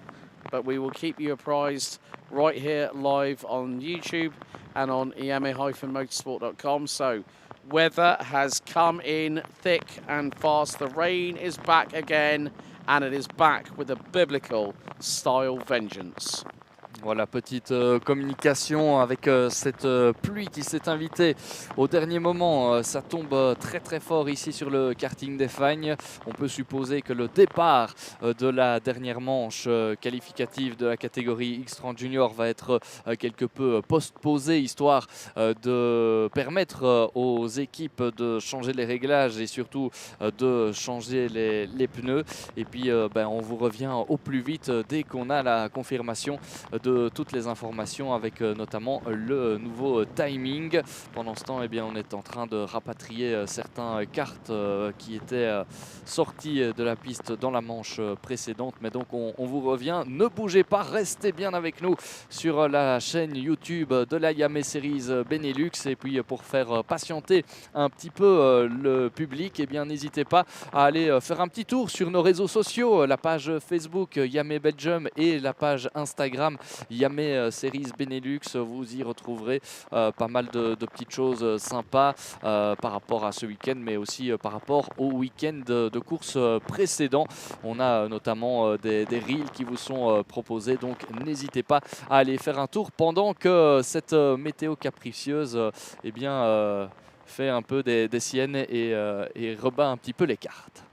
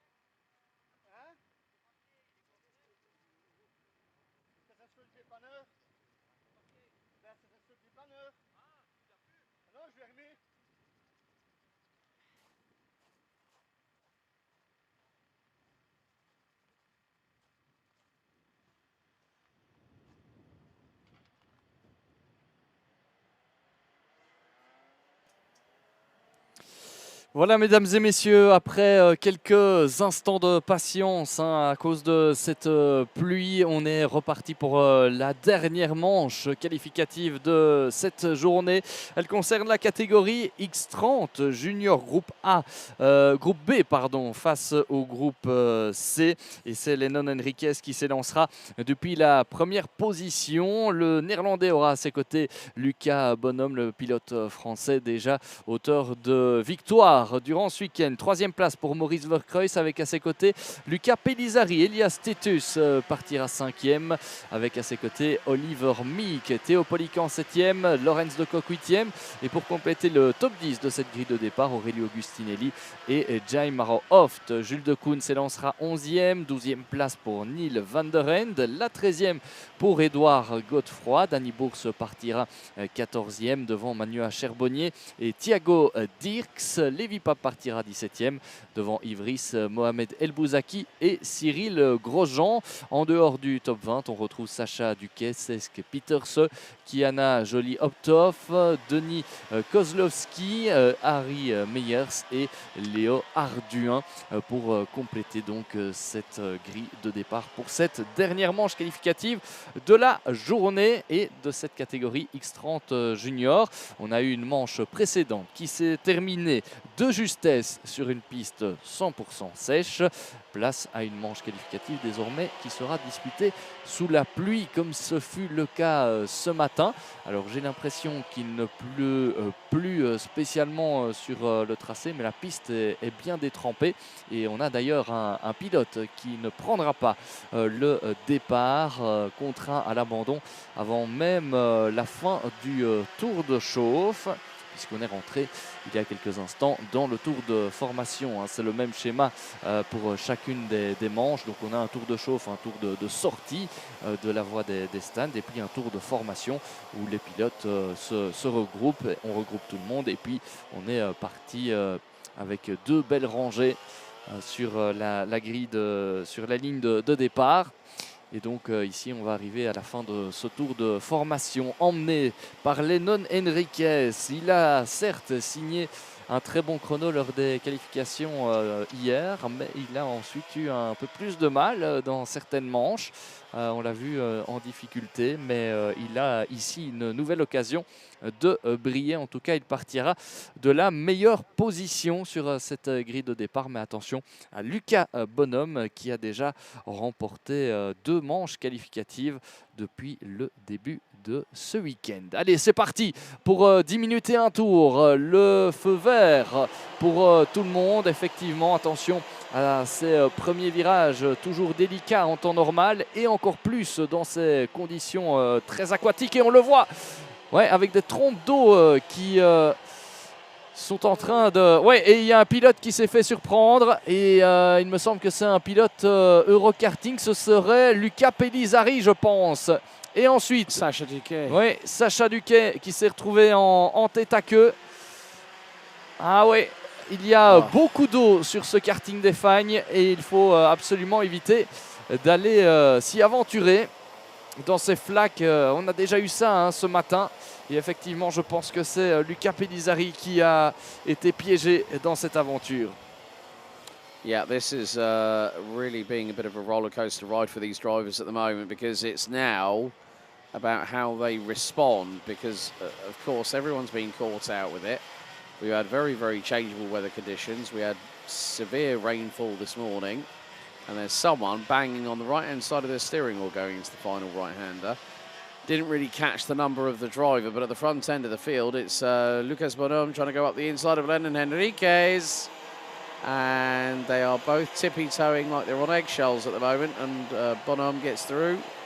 Elias Titus looks like he's up into P3 as now Henriquez fights back at Bonhomme into turn number 3.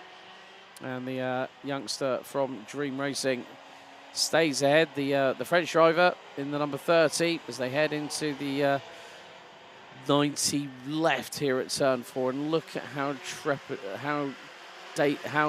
much of it. Oi, oi, oi, oi, oi. That was Danny Burrs that had a snap on of oversteer, trying to apply the power. The back end stepped out to the left hand side down into turn 5.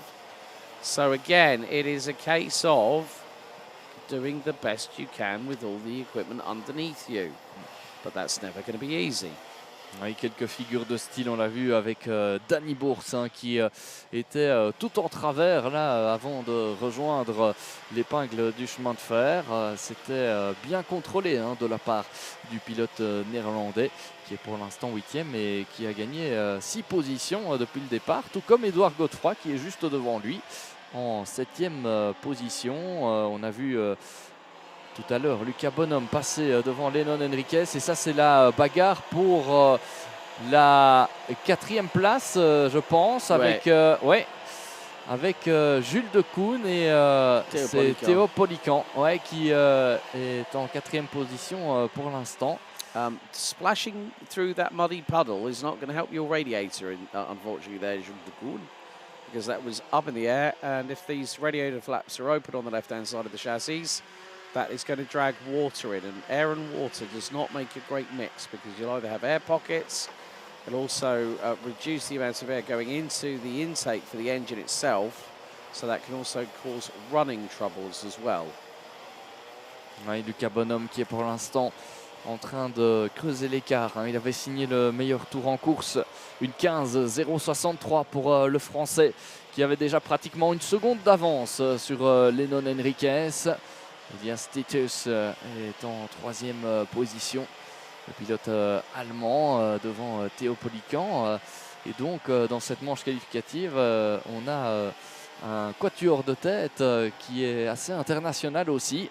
C'est évidemment une des chouettes particularités hein, de ces catégories X30 Junior et X30 Senior, c'est qu'il y a pas mal d'étrangers qui viennent se frotter au gratin du peloton Benelux. Et attention parce que là, on a Jules Decoune qui a été légèrement poussé vers l'extérieur. Et il réplique d'ailleurs sur, je pense que c'est Oliver Meek. Ouais. On est passé devant Jules Decoune, quelque peu bousculé. Oh, une figure de style là, c'était Elias Titus qui était pratiquement parti à la faute. Il n'en est rien finalement. Et regardez les différences de trajectoire. On a Lorenz de Kock aussi qui revient dans la bagarre. Il est pour l'instant aux prises avec Jules Decoune. Ouais, il est passé Lorenz de Kock, l'un des rookies de cette année, présent dans la catégorie mini par le passé, lui qui a déjà brillé hein, dans cette Iame Series Benelux. Et première année donc du côté des juniors, comme de nombreux pilotes d'ailleurs. Ils sont quand même assez nombreux à être passés l'an dernier de la catégorie mini à la catégorie X30 Junior. Confirmation de ce qu'on vous disait il y a quelques instants, Lucas Bonhomme est en train de creuser l'écart, 1 seconde 9 d'avance désormais.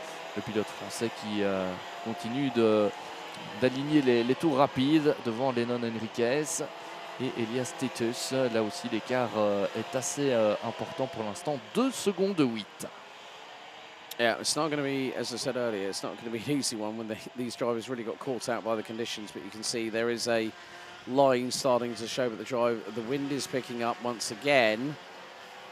And especially through that turn 5, you can see a lot of standing water where the Comet K3Ws have been sweeping the road, so to speak. So pushing it over to the left-hand side of that fast sweeper at turn number 5. But they are treading on eggshells at the moment. It's like skating on an ice rink. And they've still got 4 minutes plus an additional lap. So it may not be as easy as some people might think. Oh, it's just turning a steering wheel, pressing some pedals and going around in circles all day. There's a lot more to it than that. 3 minutes 50 et un tour encore au chronomètre pour cette dernière manche qualificative. On voit ici la bagarre, il y a eu du changement hein, au sein du top 10 avec, on l'avait dit, Lorenz de Kock qui était passé à l'attaque devant Jules Decoune. En 5e position, on retrouve Édouard Godefroy, belle remontée, 8 positions pour celui qui avait été champion mini il y a 2 ans, ici même à Mariembourg. Et on voit hein, la pluie qui est toujours bien présente. Jules de Koen, ouais, encore aux prises avec l'un de ses adversaires. Ah oui, il avait pris un bon départ, hein, Jules de Koen, c'était à souligner forcément. Et puis ça s'est un petit peu dégradé hein, pour ce jeune pilote qui ouais, lui aussi hein, poursuit son apprentissage. C'est un des rookies de ce peloton.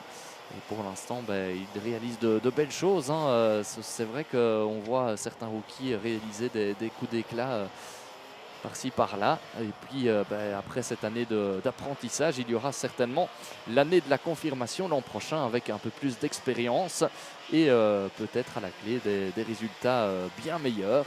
On se réjouit aussi de voir l'évolution hein, dans cette Iame Series Benelux de tous les jeunes en fait hein, qui débutent ici et puis parviennent à gravir les échelons pour arriver parfois à des niveaux très très impressionnants. À l'image, on a Théo Polican qui voit revenir Édouard Godefroy.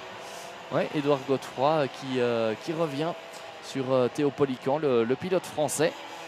Le rythme est un peu plus élevé hein, du côté d'Édouard Godefroy, même si ça se joue à quelques centièmes de seconde chaque tour. Attention à l'erreur avec un pilote qui part à l'extérieur. That is 67, which is Oliver Meek. Oh, well, okay, right. He's actually having a better time this time around than he did back at Karting Genk a few weeks ago. But more to the point, it is about how you just stay on the black stuff. He's done plenty of racing as Oliver Meek.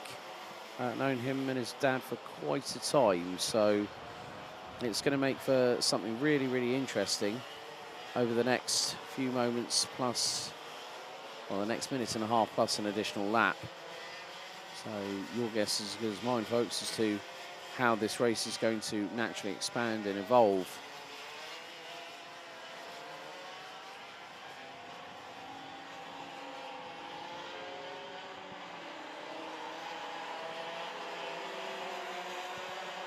So we come down to the final minute plus an additional lap of the qualifying heats for the 2025 season.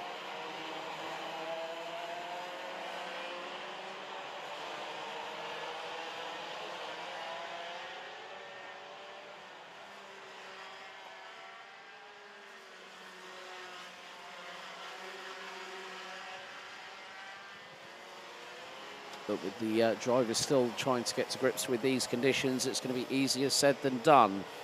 But they will breathe a big sigh of relief once they get across the line and see that last lap board, because it is being readied on the start-finish line. And at the moment, Lucas Bonhomme is going to be 3 for 3. That's going to put the French driver from Dream Racing on provisional pole position in the top 36 final. So the timer is close to expiring. 5, 4, 3, 2, 1. It is going to be last lap for the driver in the number 30, Lucas Bonhomme, who leads the way by 1.9 seconds. Head of Lennon Henriquez. Elias Titus rounds out the top 3 with Théo Polican. Edouard Godefroy rounding out the top 5. Having made it up the order from what would have been starting on the inside of row number 7, 13th position on the grid. But Lucas Bonhomme, the young French sensation, makes his way through turn 4 for the final time amidst difficult conditions and very changeable conditions. Lucas Bonhomme has been the one that's mastered it the most and heads through into Chemin de Fer for the final time here on what will be a very, very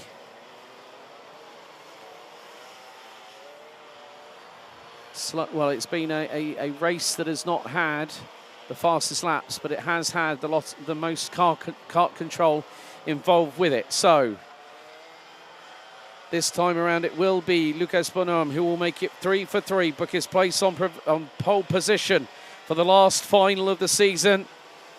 And Bonhomme, félicitations, vainqueur de la dernière manche qualificative cette saison en X30 Junior. And what is going to be the winning margin? 3.3 seconds.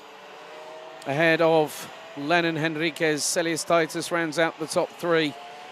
And then it will be the 101 of Lorenz de Kock. His best result in a qualifying heat, I think, for quite a long time. Edouard Godefroy behind Theo Polican. They round out the top 6.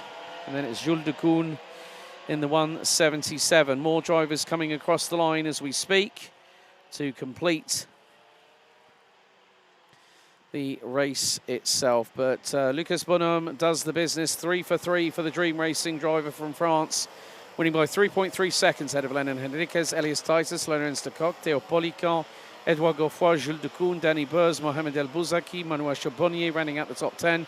Jess Pedersen, Kiana Joly-Optoff, Oliver Meek, Maurice Verkreuz, Neil van der Ende, Sacha Duquet, Lucas Pelizari and Dennis Kozlowski round out your top 18. Jamaro Hoft, Thiago Dirks, Harry Myers, Leo Hardouin, Yves Rie, Aurelio Giustinelli, Cyril Grosjean and Levi Pat, with Rie, Giustinelli, Grosjean retiring from the race, but Lucas Bonhomme does the business and puts Dream Racing on pole position for the Junior X30 final a little bit later on today here on Championship Saturday.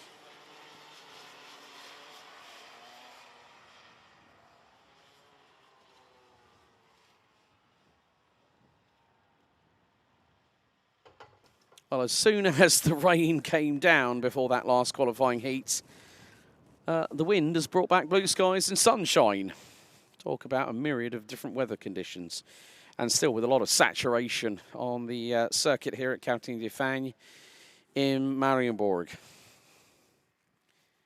Well, more to the point, the top 36 has been decided. It is going to be down to the wire. It is going to be down to one final race as to who will become our 2025 Iame Series Benelux X30 Senior Champion. And then, of course, there is the battle for the other positions in the top 3 in the championship standings for X30 Junior, with Louis Béziret already having secured this year's title in Junior X30. We do have 6 tickets. Well, we do have a total of multiple tickets for the top, 6 tickets for the top 6 in each of the classes here today. We do also have one for the best rookie in each class. We do have one for the best lady this year. So quite a few tickets being provided by Iame themselves for the Iame Warriors final. And that is taking place in the latter part of October. So in a matter of weeks, people will be heading to the Cartódromo Lucas Guerrero in Valencia in Spain. But here we go down to the interview zone, as we have standing by with Simon Mirguet. Looks like he's got Lucas Bonhomme from Dream Racing alongside. Simon, over to you. Oui, effectivement, avec Lucas Bonhomme ici, à l'arrivée de cette manche qualificative. Et ce soleil qui fait son apparition. La manche s'est déroulée sur une piste bien détrempée. Mais Lucas, vous avez été autant performant sur le sec que sous la pluie. Bilan parfait. Quel est votre état d'esprit avant d'aborder la finale? Je suis très content. Tout à l'heure, à la deuxième manche, j'ai eu assez de chance. J'ai pas fait d'erreur, j'ai bien réussi à rester derrière les autres et ne pas me sortir. Du coup, j'ai pu gagner la manche vu que les 2 premiers ont fait des erreurs. Et là, j'ai réussi à faire un bon départ. J'ai réussi à très vite doubler le premier et à creuser l'écart. Alors, c'est le plein de confiance, évidemment, pour votre première apparition en Iame Series Benelux. Vous allez partir devant pour la finale avec cet objectif d'aller s'imposer. Ce serait la belle histoire du week-end. C'est ça, exactement. Alors, comment est-ce que vous abordez cette finale? Vous avez l'habitude de prendre ces départs tout devant? C'est pas l'habitude, mais j'aime bien partir devant. Ouais. C'est un sacré avantage en tout cas, et vous l'avez entendu, l'objectif ce sera d'aller tenter de décrocher cette victoire, la dernière donc de cette saison 2025 dans le cadre de cette Iame Series Benelux. Avant d'entamer les différentes finales, eh bien, je vous laisse avec Alex pour un petit mot avant le petit break.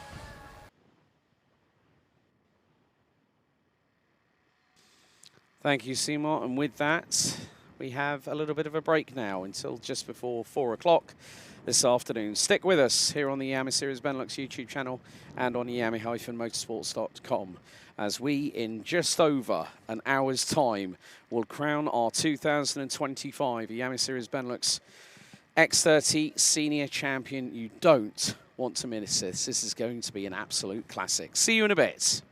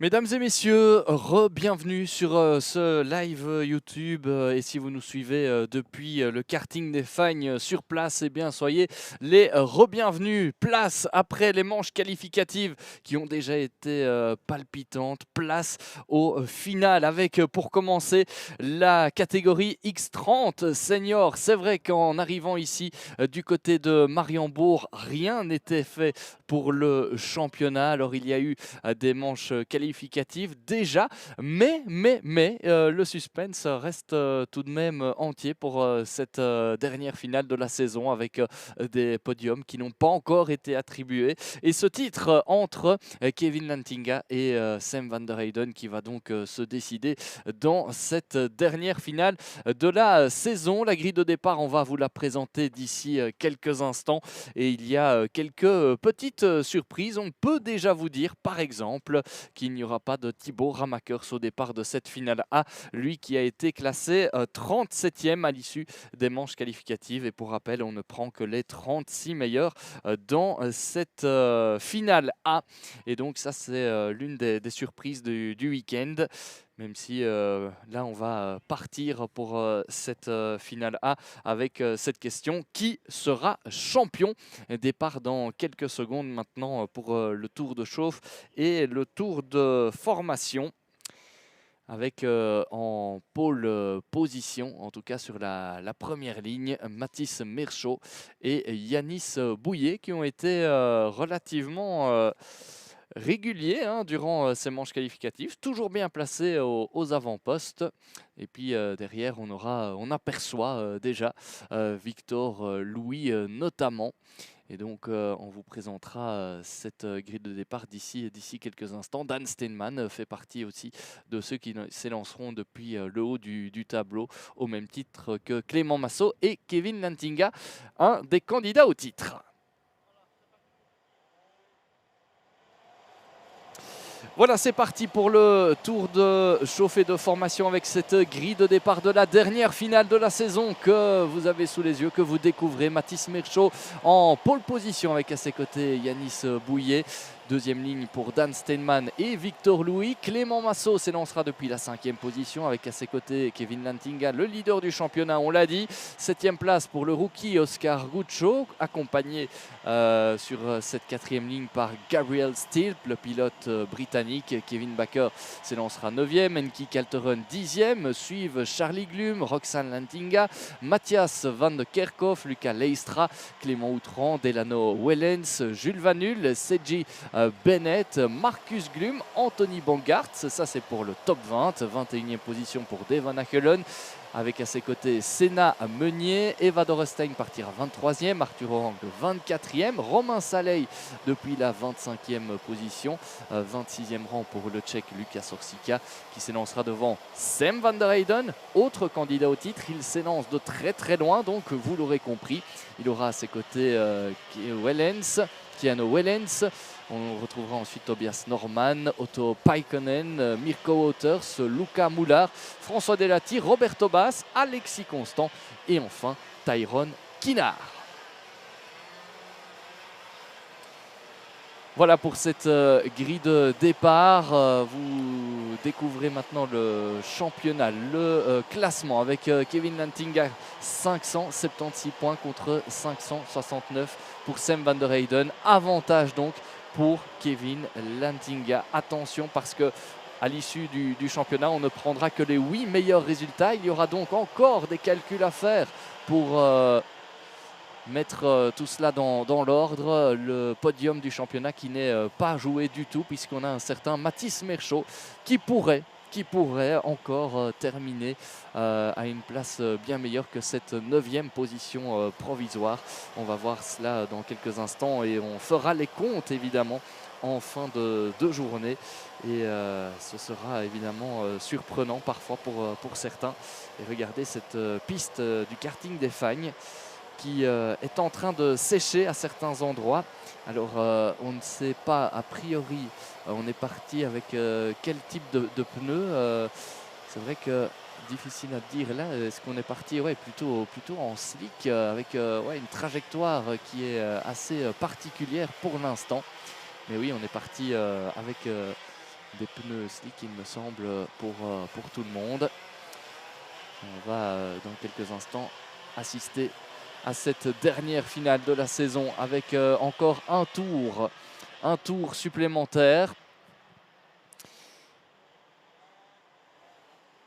Avec un pilote qui est allé visiter un petit peu l'herbe là sur l'extérieur. Sans doute un pilote qui est en train de remonter peut-être la hiérarchie pour aller se placer à sa position de départ. Mais regardez ce tracé hein, bien humide à certains endroits. Et on vous disait tout à l'heure qu'on avait mis a priori les slicks. C'est pas sûr du tout. En tout cas pour tout le monde. It is going to be an interesting one. We've got mixed weather conditions. This, I mean, it's a very different situation in many respects similar to what we had last year. So if you've gone on slicks and that sunshine continues to beat down, the track will evolve, and it does evolve rapidly. But more to the point, how is it going to determine how this championship plays out? That is the key point. We go from 10 minutes plus an additional lap to 14 minutes plus an additional lap. And you know what, I'm not hedging any bets, but I think it's going to be a classic here this afternoon, because we've got 36 drivers in la catégorie Reine X30 Senior, and they are chomping at the bit. They are ready, they are primed. And look at the grandstand. Look at the gantry just over the cafeteria. Everyone is watching this moment right now. Oui, pas mal de monde qui se trouve en tribune pour suivre cette dernière finale de la saison. Est-ce qu'on va remettre un tour? Oui, il me semble. Hein, on est en train de présenter ce panneau sur la ligne droite de départ. Ouais, les conditions qui, pour l'instant, sont... Quoique, ah non, on ne met pas un tour. C'est parti. Ouais, elle est bien parti dans cette dernière finale de la saison. Le directeur de course qui était sorti. Attention, l'accrochage. Ah oui, des conditions difficiles. Des conditions difficiles pour lancer les hostilités dans cette dernière finale. Il y aura des surprises. Mirguet was one of the drivers that got collected in that, the 201 from Mike Prince Grand Prix. But look at how treacherous it is. They're going to be kicking up water from the... Look, there's water just coming out of the exit of turn number 3 on the outside. So now it is about that point whereby it's about just keeping a calm head on cool shoulders and just not, just trusting in yourself. It's about self-belief. It's about self-confidence. We've got an into the chemin de fer. Oh, as the 243 goes splashing through the muddy puddle. That's Anthony Bongartz with Alexis Constant pointing the wrong way. Ouais, avec des pilotes en difficulté, Anthony Bongartz, Alexis Constant, et on le voit, hein, certains pilotes ont pris un excellent départ. Regardez Dan Steinman et je pense Victor Louis derrière qui ont déjà pris énormément d'avance. I think they're all wet tyres. Look, you can see that Delano Vellens was moving to the right-hand side of the circuit. They are on wet tyres, and there is sunshine. There is glare on the circuit. That says to me that the wet tyres are going to be the tyre to have at the beginning of this race. Come the end of it, I think the slick tyres, we've seen this before many a time, not just in karting, but around modern-day motorsport. If anyone might remember the 2011 Canadian Grand Prix, Jenson Button taking a chance in moist conditions, went to dries and then won it because Sebastian Vettel dropped the car in the final chicane on the last lap. So now it is about just getting through, just muddling through these next few moments. We've got a yellow going down into Chemin de Fer at turn 5. So someone else has had a bit of a drama. But now it's all changing. It's all like being turned upside down on its head. And look, Kevin Lantinga has made a few places. He's closing on Oscar Goodschall. So Kevin Lantinga now at the moment is putting himself into what is 7th position. I mean, he dropped a few places early doors. So that's, and I'm wondering what's happening with Sam van der Hayden has now moved up 7 positions. He's up to 21st. That puts him on. Oh, attention, on a le numéro 250. No, Matthias Marchalt. Oui. Get that cart out, he's got it. But that was a scary moment for the man from RSD Karting. Scary moment. Oui, Mathis Merchaud qui s'est lancé pourtant depuis la première ligne sur cette grille de départ de la finale et qui est parti à la faute dans le virage numéro 2. Ah, décidément, cette course est pleine de rebondissements. Attention au contact avec Yanis Bouillet qui a littéralement été poussé par Clément Outran. Yeah. Ouais, et effectivement, on a ici le championnat avec Kevin Lantinga qui serait bel et bien champion devant Sam van der Heyden pour l'instant. Mais cette course est difficile à lire, mesdames et messieurs, avec des conditions ultra particulières. On n'est pas sur une piste sèche, on n'est pas non plus sur une piste mouillée. On est vraiment dans un entre-deux difficile à lire, et pour les pilotes et pour les mécaniciens, sans doute au moment d'effectuer les choix dans les pressions, par exemple, et les choix de pneumatiques. Et en tout cas, on assiste là à une course pleine de rebondissements avec un Dan Steinman qui est loin devant 4 secondes d'avance sur Delano Wellens, 7 secondes 2 sur Victor Louis et encore plus évidemment sur Gabriel Stilp qui est en 4e position et Kevin Lantinga qui est pour l'instant 5e et qui s'assure de cette manière la pole position au niveau du championnat. Le titre donc, vous l'aurez compris. Mais que cette course est pleine de rebondissements alors qu'on a deux pilotes. Roxanne Lantinga's off. Oui. And who's off with her? That's a Dream Racing cart. And that is going to be 288. No, it's gone wrong for Clément Outran at the final race of the season after such a great comeback. Oui, Clément Outran contraint à l'abandon alors qu'il était en pleine remontée. Il était 9e du classement. Oh, que c'est dommage pour Clément Outran, le pilote français qui avait connu des problèmes lors des qualifications, qui avait tout fait pour revenir aux avant-postes et pour se qualifier pour la finale. Et là, tout le travail réalisé durant le week-end n'a servi à rien. Ces espoirs de bons résultats qui sont réduits à néant alors qu'on a des pilotes ici en difficulté, piégés par les conditions. C'est Dan Steinman? Non? No, yeah, No. that might be. Hang on a second.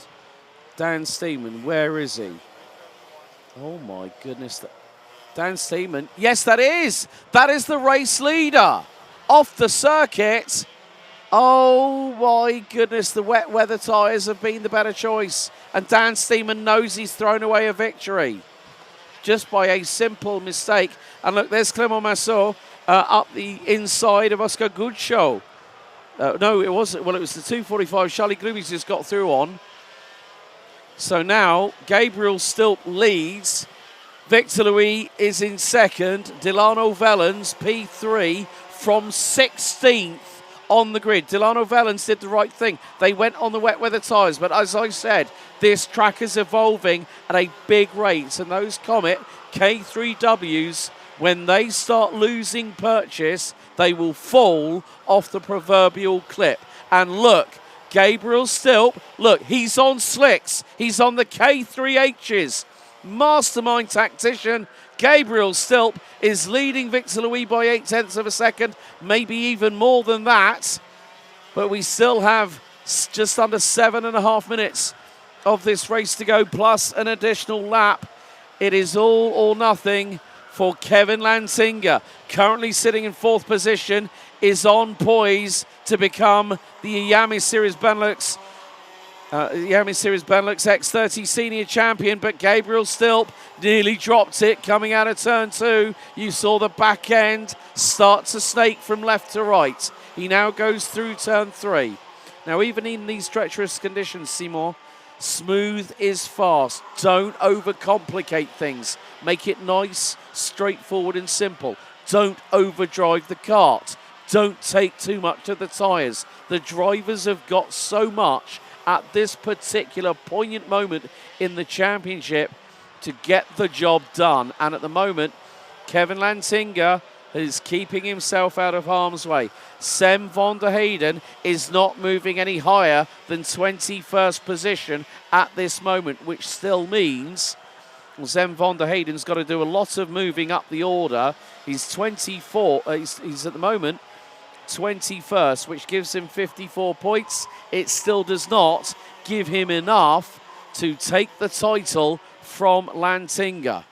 Oui, Gabriel Stilp qui se montre le plus efficace dans ces conditions particulières. Le Britannique qui mène la danse maintenant avec plus de 2 secondes de bond sur Victor Louis. Il a réalisé le meilleur chrono, hein, le Britannique, 1:01:090 lors du dernier tour. Très très belle prestation du Britannique. Victor Louis, deuxième pour l'instant. Et à la 3e position, on retrouve Kevin Lantinga. Il ne doit certainement pas s'énerver, le pilote néerlandais, avec ce résultat. Eh bien, il serait tout simplement champion cette année dans la Iame Series Benelux. Il devance pour l'instant Delano Wellens. On soulignera sa remontée, 12 places de gagné pour le Belge. Et puis 5e position provisoire pour le meilleur rookie jusqu'à présent, Oscar Guccio. Yeah, I think Oscar Guccio has done a really good job this year. Currently sitting in 5th position, and that is effectively 70 points. I mean, the likes of Devon Hagland. Now, where is Devon Hagland in this? Devon Hagland did not even take the start. And look, a 3-way scrap coming up the hill. This is very tetchy in difficult conditions. Be careful, all 3 of you. They managed to get through at that point. And now Kevin Lantinga is on 580 points. Sem van der Heyden is 11 points back. Now, at the moment, 11 points is effectively meaning that Sem van der Heyden in the next 4.5 minutes needs to be 9th or higher to beat Kevin Lantinga on drop scores. That's how much it's going to take. But with Lantinga, he will be told, keep it calm, get that kart home. That's the main focus. Don't concentrate on the championship until that checkered flag is in your eye line. That is the key point. He's just got to concentrate on getting that kart mechanically and physically over that line in about 5 minutes. Moins de 4 minutes et un tour au chronomètre. C'est bien parti pour Gabriel Stilp pour la victoire du jour. C'est bien parti pour Kevin Lantinga, 3e du classement général pour l'instant pour le titre de champion. Largement devant Sem van der Heyden qui pointe actuellement à la 21e place du classement. Et c'est bien parti aussi pour Victor Louis pour aller décrocher un podium. Un nouveau podium, aurait-on envie de dire, dans cette Iame Series Benelux. Il n'en a pas encore eu dans cette année dans une finale. Ce serait peut-être l'occasion et ça lui permettrait également de décrocher la 3e place au championnat, ce qui serait évidemment une bonne nouvelle pour Victor Louis qui était arrivé ici en tant que 6e du classement. Et donc il aurait fait un beau bond, une belle opération Victor Louis. Mais bon, il reste encore 3 minutes et un tour et il peut encore se passer des choses pour certains. En tout cas, Gabriel Stilp est en train de survoler cette finale littéralement avec 5 secondes 2 d'avance sur Victor Louis pour l'instant. So we're coming down to the final, just under 3 minutes plus an additional lap, and Kevin Lantinga in the Croc promotion, the number 332. So far this year, we have had 4 different winners from 4 different races. Final A at Mariembourg back in April. Aaron Garcia Lopez, the Euro Series champion, took the victory. Kevin Lantinga won in the wet at Ostrical with a sideways drifting display. Round 3, Sem van der Heyden took the win at the opening of the double-header at Karting Genk, and then Henki Kalteren took the victory last time out, and it looks like we're going to have 5 for 5 with a man who has won IWF before, that man being Gabriel Stilp at the front of the field. He now has a 6.7 second lead over Victor Louis. Kevin Lantinga across the line, nearly 10 seconds back, but he's 2 seconds ahead of Yanni Bouillet at the moment. So looks like maybe some drivers preferring to use the K3Hs, that being Gabriel Stilp. And also Kevin Lantinga is fully out with wet gear as opposed to dry because of the uncertainty around this circuit.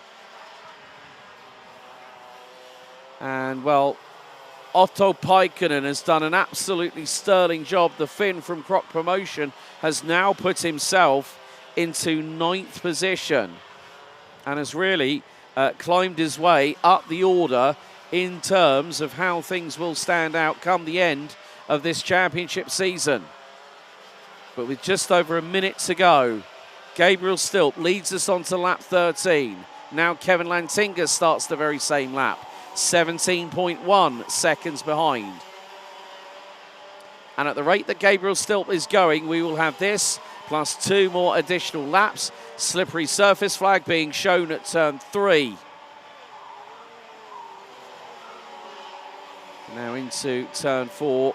We've lost a few drivers. We've lost the likes of Clément Houton, Roman Saleh, Marcus Gloom, Devon Hagelin, Keanu Vellens and CJ Bennett have dropped down the order. And Delano Vellens is dropping big time. So not helping the number 212 from Belgium. But it is coming down to this pivotal moment because one person has decided, I'm going to play the safe game. That is exactly what he's done. 2 laps to go. And now Gabriel, right, okay, there's been a development because Victor Louis is now showing ahead of Gabriel Stilp. Gabriel Stilp, I think, might have just had a little bit of trouble. And he is now behind Victor Louis. Oh, my goodness, this could really change things for the driver from Belgium. Victor Louis has not won a heat race all weekend long, and now with the timer expired, he is currently leading the way in this race. Now, could this be the moment where Victor Louis books himself second in the championship ahead of Sem van der Heyden? Now we start the final lap of the X30 Senior A final. The last time in this competition where we will have one overall victor, but more importantly, we will have one new champion.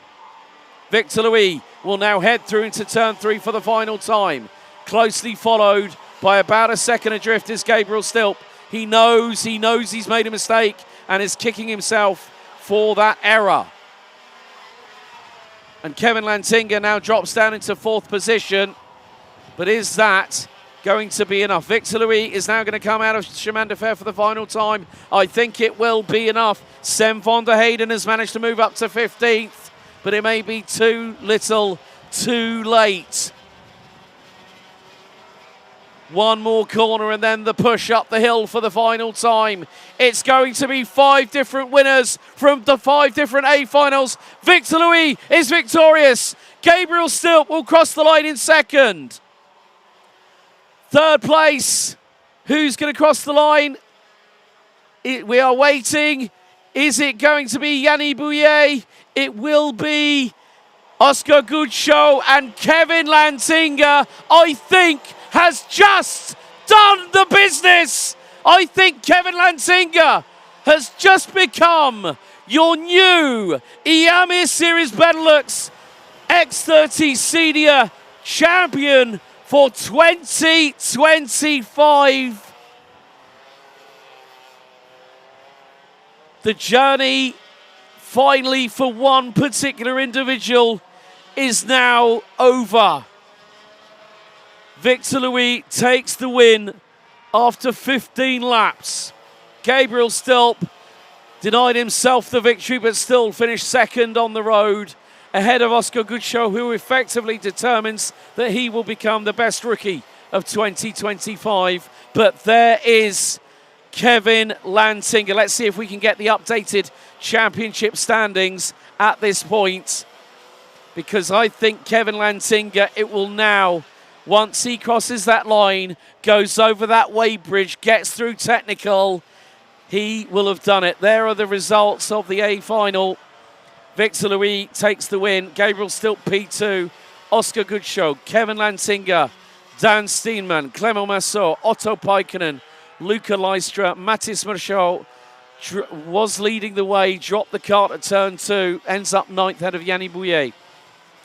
Lucas Horsica, Francois Delati, Sem van der Heyden finishes 13th at the end of that. Mirko Wouters, Matthias van der Kerkhoff, Henki Kouteren, Eva Dorrestein, Jules Van Hul, Anthony Bongarts, Roxanne Lantinga, Arthur Huang, Tihon Kinard, Keanu Valens, Luca Moulard, Roberto Baz, Delano Valens, Tobias Norman, Senna Meunier, CJ Bennett and Alexis Constant were the last of the classified finishers. Charlie Gloom and Kevin Backer out with 3 laps to go. Clement Outran out on lap 4. Roman Saleh on lap 1 with Marcus Gloom and Devon Haglen not taking to the start. But Victor Louis takes the win. Lantinga, provisionally your championship winner. And there it is. 578 points after 2 drop scores. Kevin Lantinga takes the win. Sem van der Heyden and Victor Louis round out your top 3. Otto Peiken and Mathis Michaud, Matthias van der Kerkhoff, Clement Outran, Yanni Bouillet, Luca Leistra and Oscar Gudshow, top rookie this season. But more to the point, we have an interview waiting for us. Let's join Simon Mirguet down in the interview zone with our 5th different winner from as many finals in 2025. He's standing by with Victor Louis. Simon, over to you. Voilà, nous sommes avec le dernier vainqueur de cette Iame Series Benelux 2025, Victor Louis, vainqueur en X30 Senior. Quelle course, quelle victoire. Tout d'abord, votre sentiment. Cette victoire, vous l'attendiez depuis très longtemps. Je courais après, franchement, j'y croyais plus. Et puis là, sur la dernière manche de la saison, une victoire, j'y crois pas. Franchement, en plus, il n'y a pas eu le drapeau à damier parce qu'il restait 2 tours sur le panneau. Donc j'y croyais pas, j'ai continué à fond jusqu'à l'escargot. Mais incroyable, j'arrive pas à y croire, c'était une course tellement compliquée. Pour les nerfs, j'ai failli me sortir bien 10 fois. Mais bon, ça l'a fait, donc je suis super heureux. Des conditions difficiles et d'ailleurs vous avez Gabriel Steele devant vous qui est parti à l'erreur. Il était loin devant et c'est grâce à ça aussi que vous avez pu en profiter. Oui, clairement, Dan Stenman et Gabriel Steele étaient beaucoup plus rapides que moi. Mais j'ai su éviter les erreurs et c'est ce qui a compté dans la finale aujourd'hui, donc je suis super heureux. On vous revoit l'année prochaine avec d'autres ambitions. Podium au championnat, je pense. On fera les comptes juste après, mais je pense que c'est la 3e place. L'année prochaine, on reviendrait pour le titre. On verra. Là, je vais juste profiter ce soir avec l'équipe et mes parents et on verra ça l'année prochaine. Voilà, c'était la réaction de Victor Louis, le dernier vainqueur en finale cette saison. La suite, ça passera par la finale B de la catégorie X30 Senior et puis la finale A de la catégorie X30 Junior. À vous, Alex.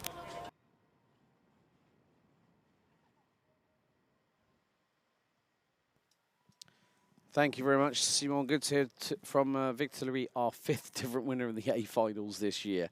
Aaron Garcia Lopez, then Kevin Lantinga, then Sem van der Heyden, then Henki Kouteren. Now Victor Louis becomes the 5th different respective A final winner in X30 Senior here this season. Well, it was going to come down to the final race of the weekend and also the final race of the season, and there is a lot of commotion going on down in the in technical at the minute, just off of the weighbridge. There's a lot of competitors to get through onto that weighbridge. I think probably the best part of 30 plus, so 36 drivers in total. But that concludes the X30 Senior Division in terms of the overall championship. But we still have another 36 drivers still to compete. We did have 81 at the beginning of this weekend. And the drivers that placed 37th to 72nd will now take part in the what they call the consolation final, the B final, if you will, very shortly.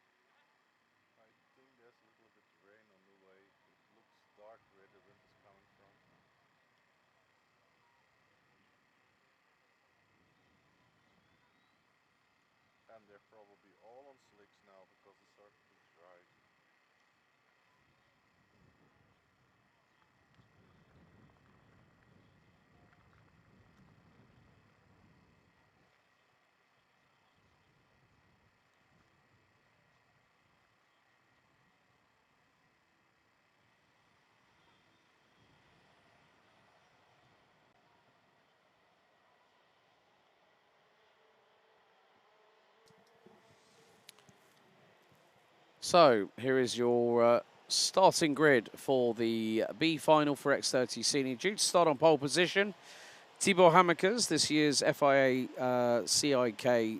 OK Senior World Champion. He'll be joined by Gaetan de Brabandera on the front row of the grid. Milan Marczak and Raphael Linders on row 2. Sebastian Mins and Alexandre Mercier row 3. Casper Norman Jens Berzot on row 4 with Julien Sauvillier and Maxime Prudent on row 5. Raphael Boulard, Farid Jalil, James Makubau, Sam Buema, Rosanden Driver, Lewis Bird, Wouter Bergano, Esteban Walgrave, Sebastian Sedesov and Kaz Othaus due to start rounding out the top 20. Senna Pessel, James Harris, Thibaut Vyers, Moritz Morris, Sam Geluk, Thijs van Dijk, Metis Renet, Tom Schultz, Zachary Gernon, Ellie Dax, Dinan De Vos, Angelo Milly, Dennis Pullman, Lars Venink, Lauren Dierda and Lorenzo Notahigo rounding out the 36 drivers due to compete in this particular adventure.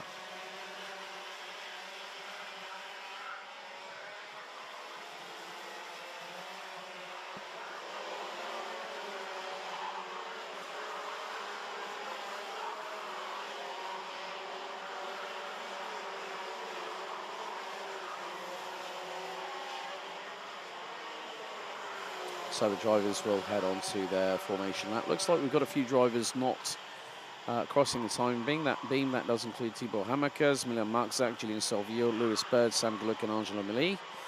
Of course, for some drivers, the focus will be in a couple of weeks' time when a big contingent, I think it's over 300 plus drivers, including a fully sold out Ladies' Cup, will be heading to Le Mans. And that will be from the 16th to the 19th of October at the Le Mans International Karting Circuit. So it is going to be Gaetan de Brabandera that's going to lead the way. We have the likes of Raphael Linders, Sebastian Mins from the United Kingdom, Alexandre Mercier, Casper Norman, Jens Berzart et al. Waiting to get their opportunity to at least score some championship points to round out their season.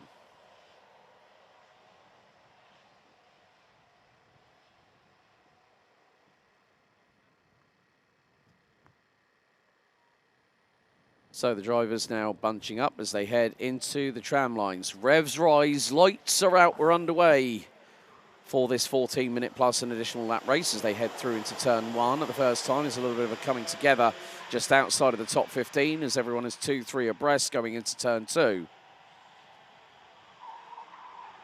There's a big old melee and a big splash through the puddle on the outskirts of turn 2. So the steeplechase water has definitely caught out a couple of drivers in this early doors. That could mean water definitely flooding into radiators at a big rate of knots. However, these drivers are now making their way through Chemin de Fer. They've got to be very careful of the muddy outskirts on the outside of Chemin de Fer for the first time.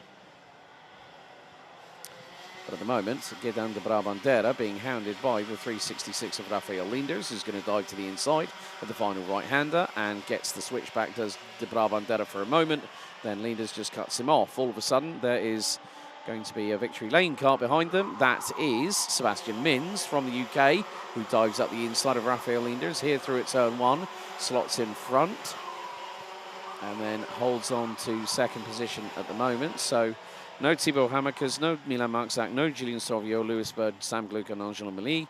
Looks like we've lost Sam Buema, Thijs van Dijk and Tom Schultz. Oh, dearie me, what on earth has happened there? I've not seen that before. Oh, dearie me. That is the majority of the field that has just gone cannonballing off. Oh, my. Well, literally, they all started hitting the standing water. And look, there are multiple carts. There is at least, I count, probably the best part of half the field. Oh, my Gideon. I've never seen that before. They all came out of turn 2, and the standing water has caught out so many drivers. And no wonder there are yellow flags waving at Marshall Post 2, 3, and now what will be 4. And we've got a full course slow procedure. That weather has finally caught people out, and I was waiting to see. We did have that moment there, so that has caught out. Right. Shall I go through the list, Simon? Oui, c'est. Gaetan de Brabantera, Sébastien Mins, Casper Norman, Alexandre Mercier, Maxime Prudent, Raphaël Boulard, Wouter Bergano, Rosanne Dendriver, Sébastien Sedesov, Faraz Jalil, Senna Pessel, Ellie Dax, Mathis Renet, James Merkelbag, Moritz Moore, and Zachary Gernon. Though, well, it looks like we have had quite a... Well, Ouais, et drapeau rouge, je pense. Ouais, les drapeaux rouges sont sortis. Regardez. Ouais, présentation du drapeau rouge pour l'ensemble du peloton avec ce crash, effectivement, qui a été impressionnant. Ouais, c'est plus que ça. C'est une véritable hécatombe. C'est une catastrophe, je pense. It's like a pile-up on the M25. Like, literally, they came out of turn 2, and all of a sudden, they were jockeying for position, and it was one after the other. In all my years as a karting commentator, I have never, ever seen that before. And I'm just...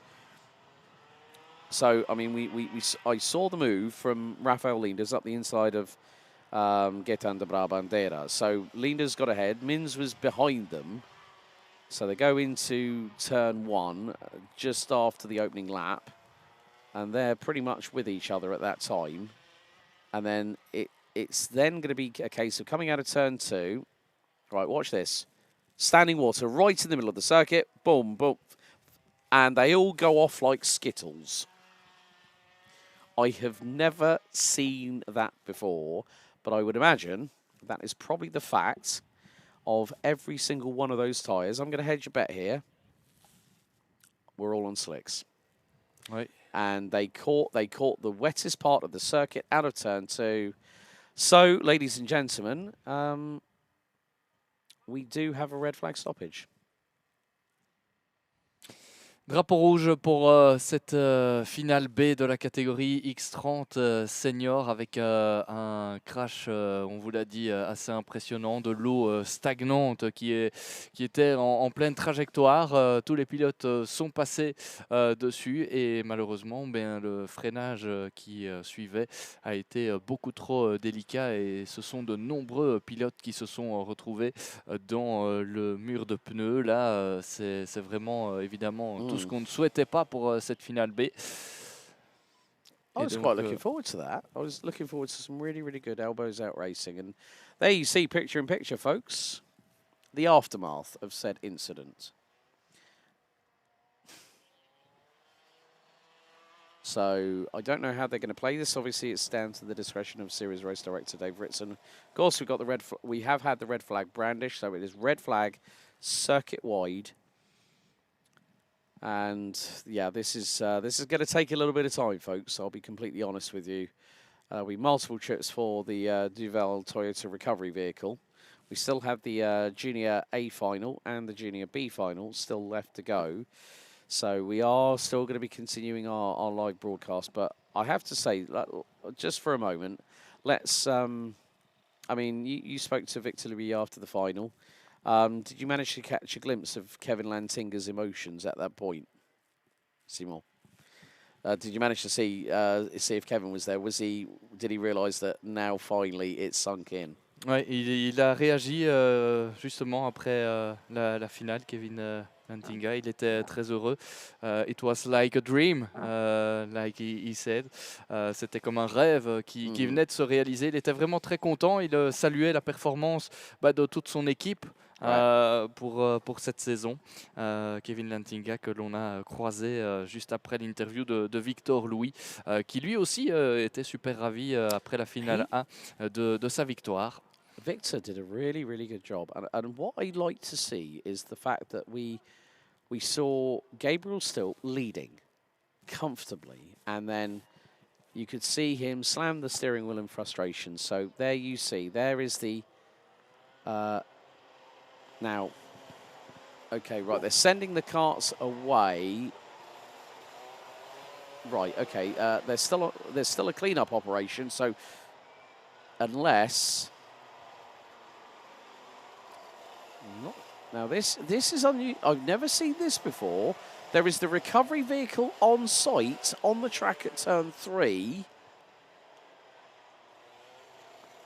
Oh, well, they're going to have to stop them there. They've got no other choice because, I mean, look, you still got 3 badly damaged carts on the floor. Oh.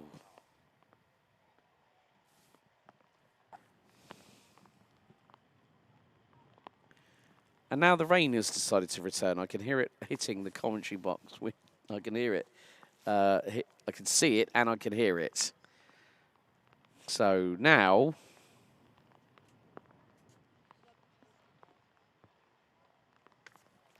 Right. Folks, stick with us. We're in it for the long haul. Don't worry. Don't touch that dial. We'll be right back.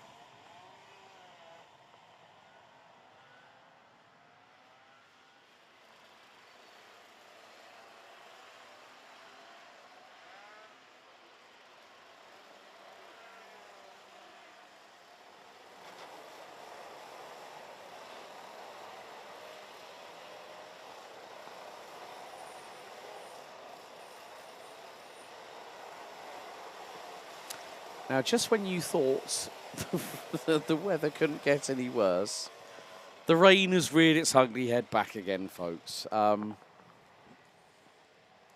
worry, we'll get through this together. Get through this together. So they're now sending everyone that I count on the timing. Well, Raphael Leenders was leading the race at the time of the red flag, ahead of Dennis Bowman, who was due to start. This is I'm sounding like a comedian now, aren't I? 33rd in second. Florian Dieردal made up 31 places, with fourth behind James Harris at the time of the red flag. Esteban Walgrave, 5th. Jens Berzart, Lars Venning, Dinan de Vos, Kazort House, Sam Buerma, Thibaut Vyers, Lorenzo Notorigo, Sebastian Mins, Moritz Moore, and Casper Norman, with the 15 drivers showing with a green square.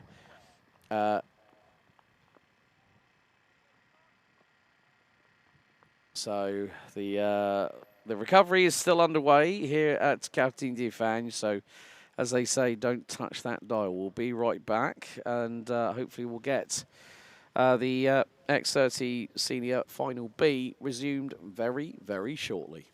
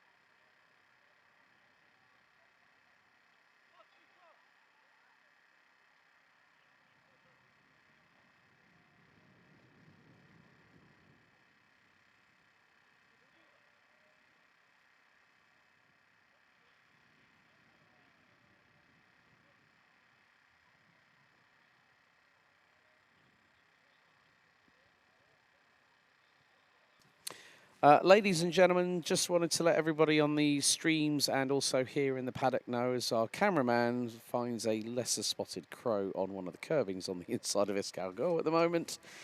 We'll be restarting the racing in 7 minutes. At 17:05, we will commence with the Junior A final, then we will have the Junior B final, and the Senior B final will then take place at the end of those 2 races having been completed. So with the extensive red flag stoppage, the severe weather that came inbound very, very quickly and deluged the circuit. So it'll be Junior A final, Junior B final, then Senior B final to round off the on-track action here on Saturday. Voilà, petite communication hein, pour ceux qui nous suivent en live sur le live streaming sur la chaîne YouTube et pour ceux qui sont aussi dans l'enceinte de ce karting des Fagnes. La prochaine course sera la finale de la catégorie X30 Junior, finale A. On poursuivra avec la finale B de cette catégorie et enfin avec la finale B de la catégorie X30 Senior. Prochain départ dans un peu plus de 5 minutes maintenant. Et on va vivre ensemble tout cela, évidemment. Mais donc, restez bien avec nous. Départ de la prochaine manche d'ici un peu plus de 5 minutes. Ce sera la finale A de la catégorie X30 Junior, catégorie où le champion était déjà connu avant d'arriver ici à Mariembourg. Il s'agit de Louis Baziret, le pilote français qui est venu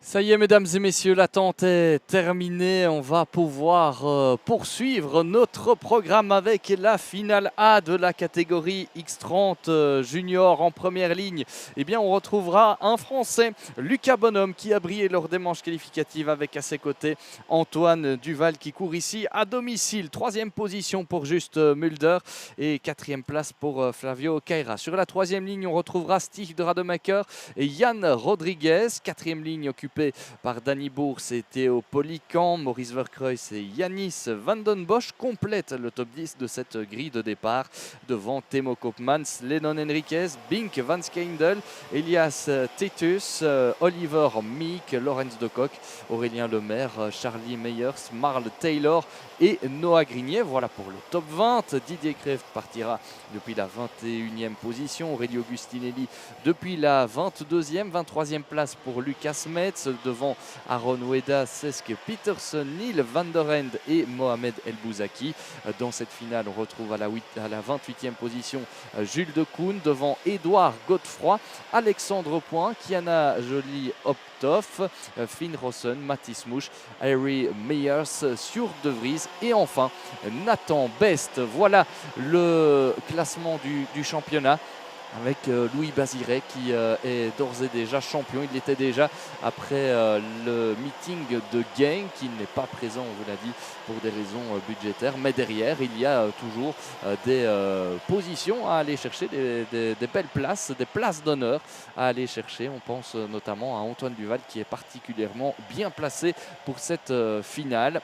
On pense aussi à Stig de Rademacher qui a la possibilité, pourquoi pas, d'aller chercher un titre de vice-champion. Mais on fera évidemment tous les comptes à l'issue de cette finale disputée sous la pluie cette fois-ci, contrairement à la finale de la catégorie X30 Senior qui avait débuté dans des conditions un peu mixtes et très très piégeuses.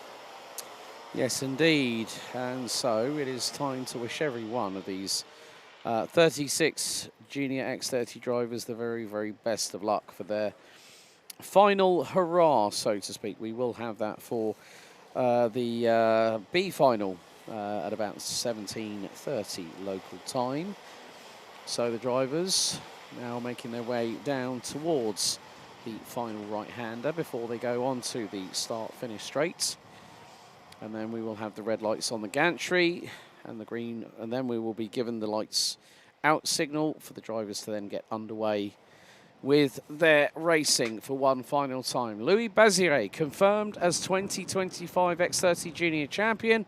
Who will be best of the rest? That is the big question that needs to be answered right here, right now, as we get into the tram lines. Revs rise, lights are out, and the A final is go.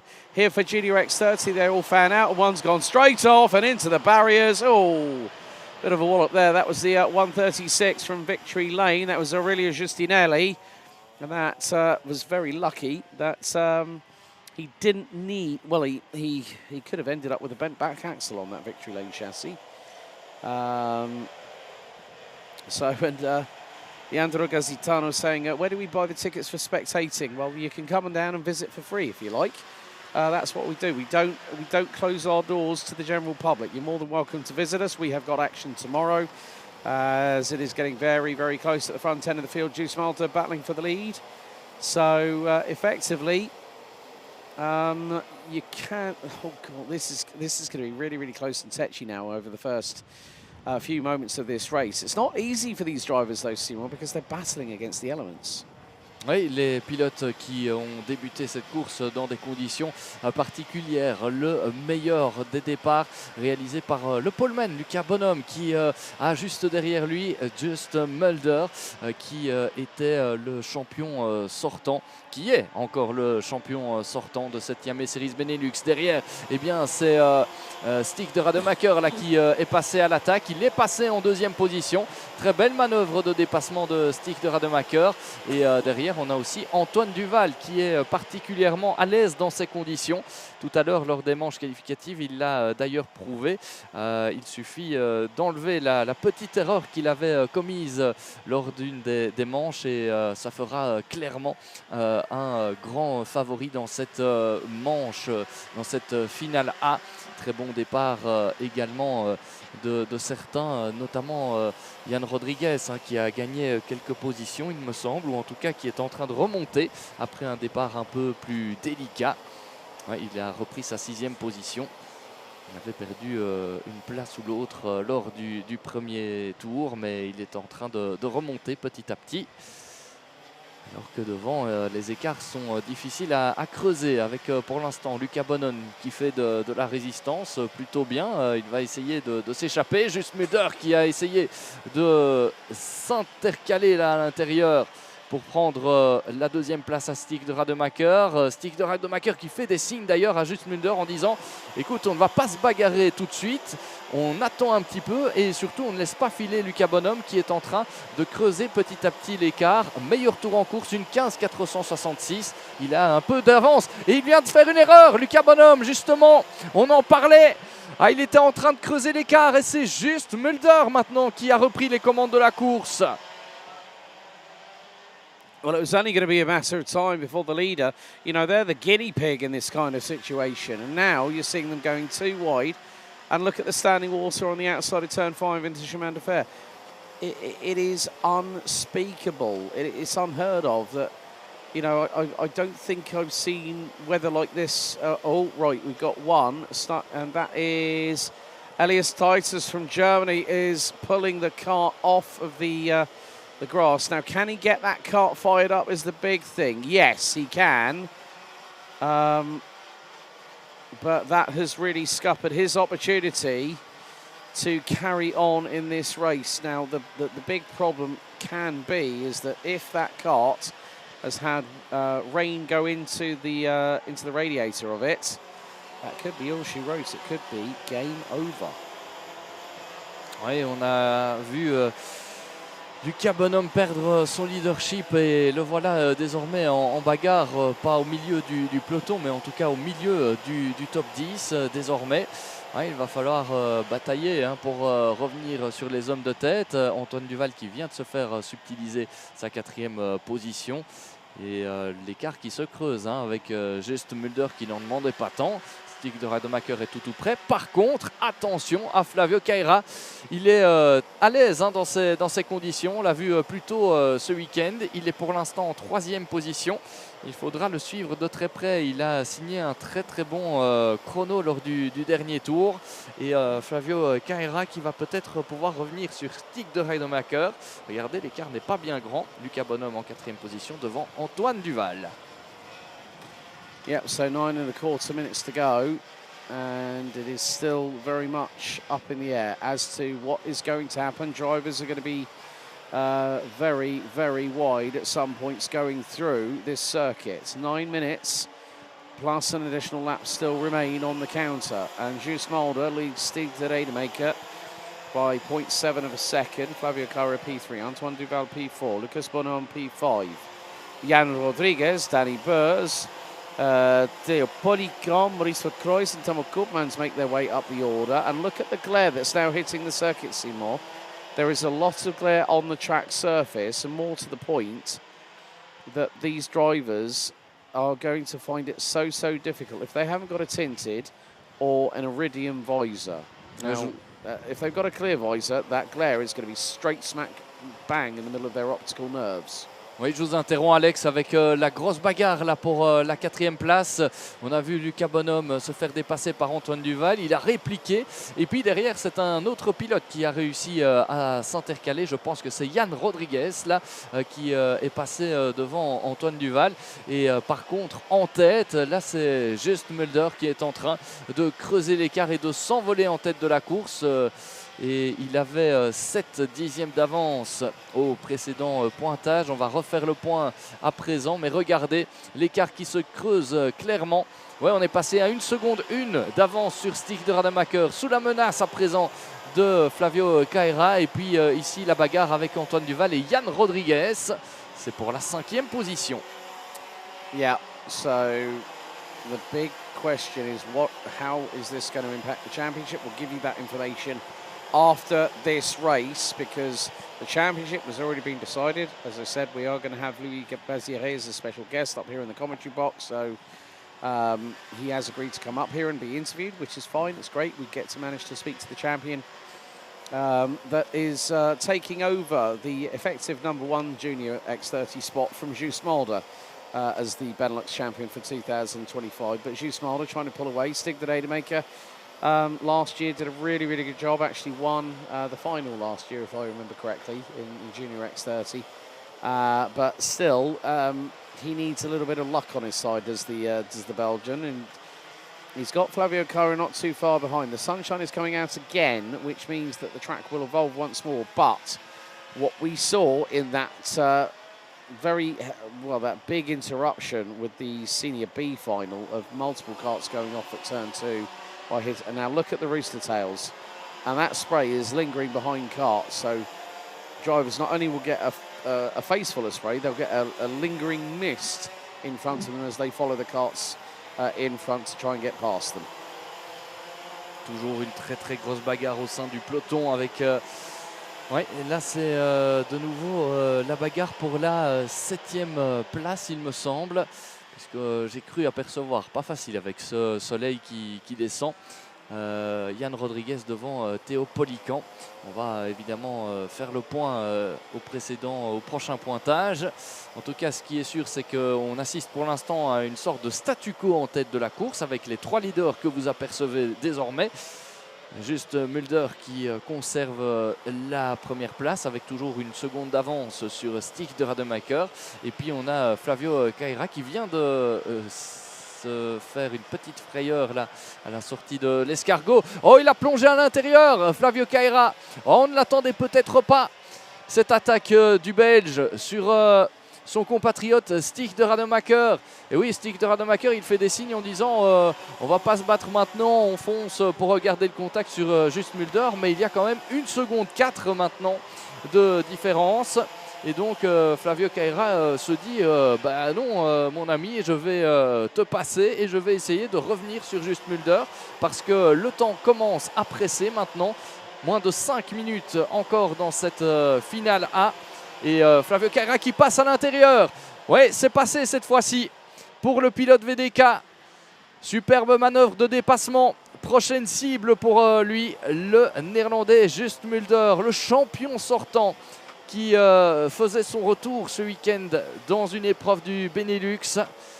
Et ça va être compliqué d'aller le rechercher, évidemment. Just Mulder qui a tourné pour l'instant en 1.14.170 lors du dernier tour. On était en 1.14.4 du côté de Flavio Caira. Alors certes, il y avait la bagarre avec Stig de Rademacher, mais ça va être compliqué tout de même de revenir. On ne sait jamais. Et on sait que Flavio a des ressources. Lui qui sort d'une superbe saison en GK4 Kart Series, là où il a fait le plein de confiance, là où il a dominé certains week-ends. Et bien le voilà de retour en Iame Series Benelux avec le couteau entre les dents, avec la volonté d'aller encore plus haut. Et pour l'instant, c'est une superbe finale qu'il est en train de réaliser. Derrière, eh bien, on a Stig de Rademacher, Lucas Bonhomme, 4e position, Antoine Duval, 5e devant Yann Rodriguez et Bink van Skeindel, 6 places de gagné depuis le départ pour le Néerlandais. Actuellement 7e, le top 10 est pour l'instant complété par Timo Koopmans, Maurice Verkreuz et Danny Boers. Well, we still have 3 and a bit minutes still to go, plus an additional lap in this race. So now it will be who is going to keep a level head on calm shoulders. These conditions have tested every single individual all the way through this race. We've only lost Aurélien Lemaire as the 164 did suffer significant damage to the Victory Lane Kart Republic chassis. And Elias Titus, well, it's not going to be an easy A final for the German in this Junior X30 category. But still the battles are thick and fast. Stu Smolder now 1.3 seconds ahead of Flavio Caira, who put in a personal best and was nearly 4/10 quicker than the man out front. Oui, on regarde les chronos et pour l'instant Flavio Caira est en train de revenir petit à petit sur Just Mulder. L'écart 1 seconde 3. On a repris pratiquement 4 dixièmes lors du dernier tour pour Flavio Caira. C'est possible de revenir évidemment. Et ça nous promet une fin de course à suspense. C'est ce qu'on aime évidemment dans ces courses de Iame Series Benelux où on ne doit rien lâcher, où ce sont les détails qui font la différence généralement. Et ici à 2 minutes et 1 tour de la fin, rien n'est encore fait, même si l'avantage est clairement pour Just Mulder. Just Mulder holding on to the race lead whilst Flavio Caira starting to chase him down. We've had the 1:17. Lennon Henriquez has just been given a 3-second time penalty post-race for 2 wheels outside of the tram lines. So drivers come across the line. And that is a 1:13.428.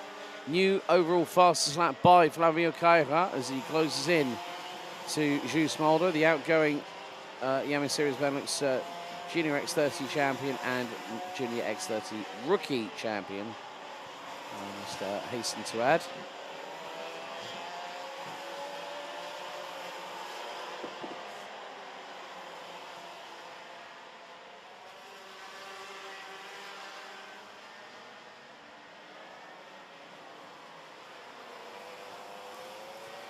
So Jules Mulder continues to lead the way here in the A final for Junior X30.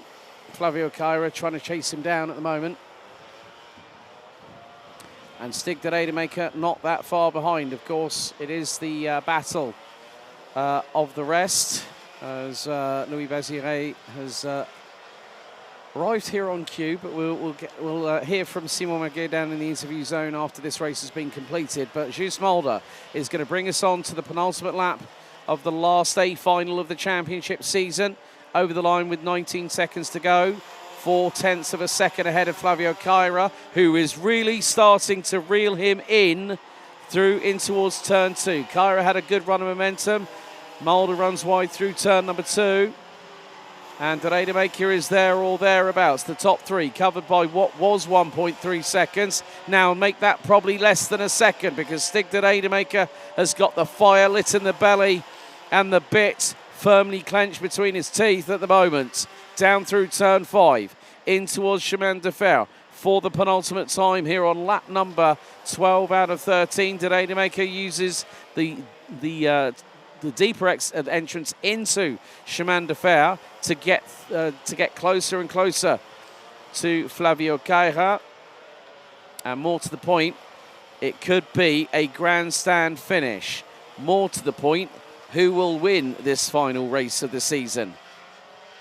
Jules Mulder makes a welcome impression and returns back to a familiar awning in the colours of Victory Lane. 1 lap remains here in the A final. Jules Mulder leads it. Flavio Caira 4 and a bit tenths of a second back. He closes up through turn 1. Stig de Rademaker a little bit further back now. He's dropped to about a second back off of Caira as they go through turn 2, where everything seems to concertina and compress a little bit. But Caira, I don't think, is giving up yet. He's got a few more corners to go. Through the 90 left at turn 4, then through into turn 5. The dry line starting to show, but there's still a lot of standing water on this circuit. Through into Chemin de Fer for the final time. Caira bumps over the curbs on the entrance and then also on the exit. And more to the point, Jules Mulder at this moment in time started from the inside of row number 2 in position number 3. Out of Escargot for the final time. Caira, can he tee something special up here as they go through the penultimate right-hander? 1 more right-hander to go, and then it's time to power up the hill for the final time. Flavio Caira is going to run out of real estate because Jules Mulder, on his return back to the series, he's going to be pushed right to the limit. He takes the victory. Mulder wins in magnificent style. Flavio Caira takes P2. Stig de Rademaker takes P3. It is so wonderful to see this young man from the Netherlands back with the team that he raced with for the majority of last season, helping him to get the rookie title and with it the overall championship. Lucas Bonhomme and Antoine Duval round out your top 5. Bink van Schijndel takes 6th ahead of Jan Rodriguez. There are some penalties coming in. Lennon Henriquez has got a 3-second time penalty post-race for 2 wheels out of the tram lines. Aurelio Giustinelli is going to get a 5-second time penalty for causing a collision. That will be added post-race. So we've got Temo Koopmans, Maurice Verkreuz, Edouard Godefroy rounding out the top 10. Didier Krief finishes 11th ahead of Danny Burs. Theo Polica, Aurelio Giustinelli, Aaron Vida, Kiana Joly-Optov, Noah Grignier, Yanni Vandenbosch, Chess Pedersen, Alexandre Point, rounding out the top 20. Mohamed El Bouzaki, Nathan Best, Lennon Henriquez, Lorenz de Kock, Oliver Meek, Mela Taylor, Finn Rossen, Neil van der Ende, Charlie Myers, Gerd de Vries, Lucas Metz, Matthijs Mouche, Jules de Koen, Harry Myers, Elias Titus, rounding out the finishers, and Aurélien Lemaire bringing, unfortunately, his race to an end after hitting the barriers hard off of turn number 1. But Mulder wins here in Mariembourg.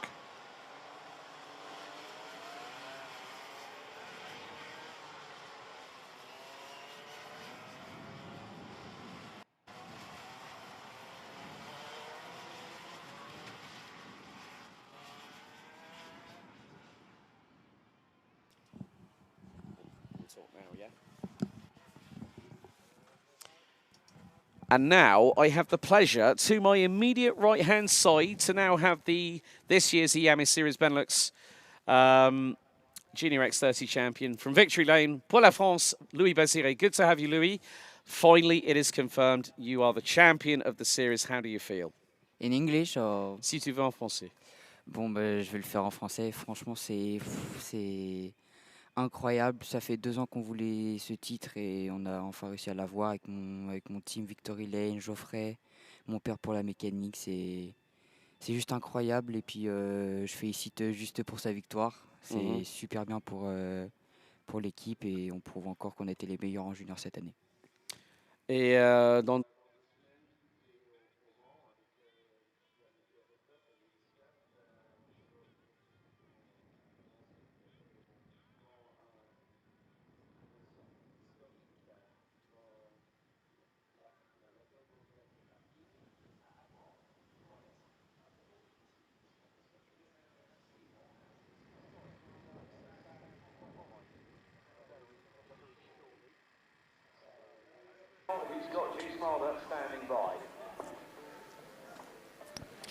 Voilà, nous sommes avec le vainqueur de cette finale dans la catégorie X30 Junior. Dus de winnaar van de finale in de junior class, Just Mulder. Wat een comeback, wat een terug in deze Iame Series Benelux. Ja, het was een hele goede race.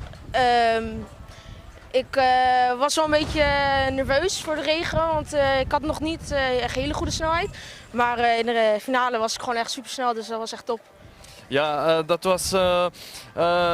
hoe was de finale met de omstandigheden, met ja, het regen? Ja, het ging in één keer keihard regenen, onverwachts. En ja, ik startte derde, goede start naar 2, toen teruggevallen naar 3. En toen in dezelfde bocht de nummer 1 en 2 ingehaald en toen bleef ik op 1. Voor volgend jaar, wat is het programma? Senior, ja. Senior in de Iame Series Benelux? Dat weet ik nog niet zeker. Ja, oké. But we will see, as we said in English. We zullen zien, comme on dit en néerlandais. Et donc on verra, mais a priori l'année prochaine, eh bien, Just Mulder passera à l'échelon supérieur, en principe en X30 senior, mais ce sera peut-être en Iame Series Benelux ou peut-être dans d'autres championnats. L'avenir nous le dira. À vous, Alex. Good to hear from Juice Mulder. Great to see him back. Louis, of course, Juice ran with you last year in Junior X30. Great to see him back on the top step of the podium. You must be really, really happy now that you can draw a line under Iame Series Benelux. But 2 weeks' time, Euro Cup, au Mans, at Le Mans, the place where legends are born. And then you've got IWF in Valencia not long after. You must be feeling really, really excited about what's coming up next. Oui, on est très excités sur ce qui va se passer après. Et puis, non, on verra, c'est la course. Et puis, on verra ce qu'on peut donner. Pour finir, je te souhaite bonne chance et bonne course au Mans et à Valencia. Merci, Alex. Au revoir à tous.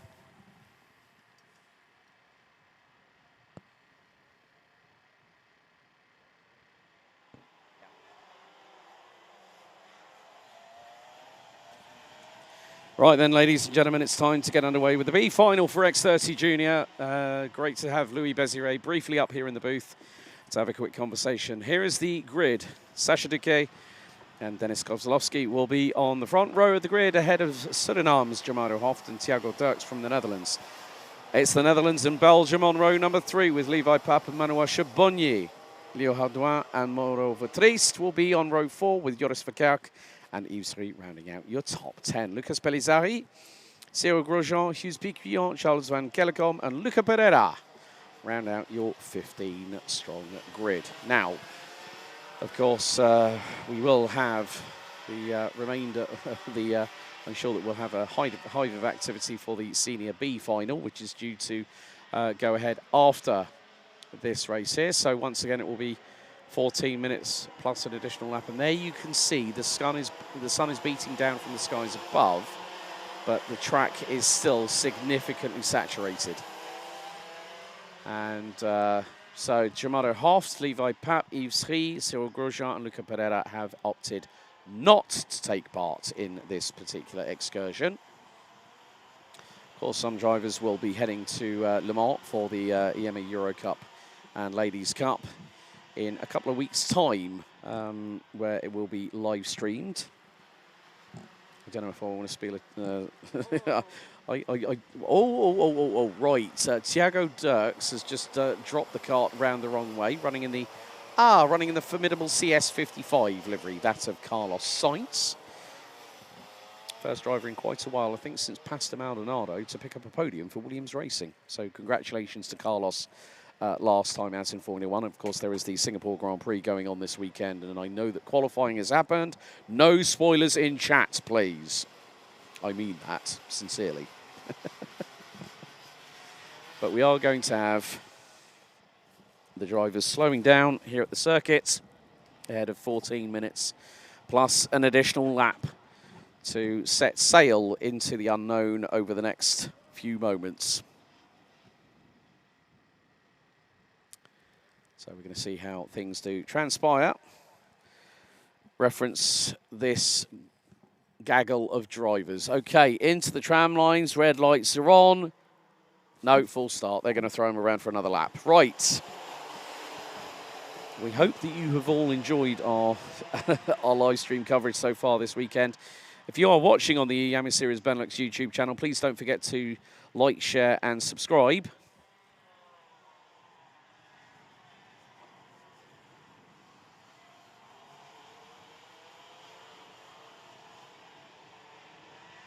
And, oh, right, that's number 11 again. So Thiago Dirks not having a great run on the Carlos Sainz the CS55 chassis. So whether that is going to potentially cause a drama is anyone's guess.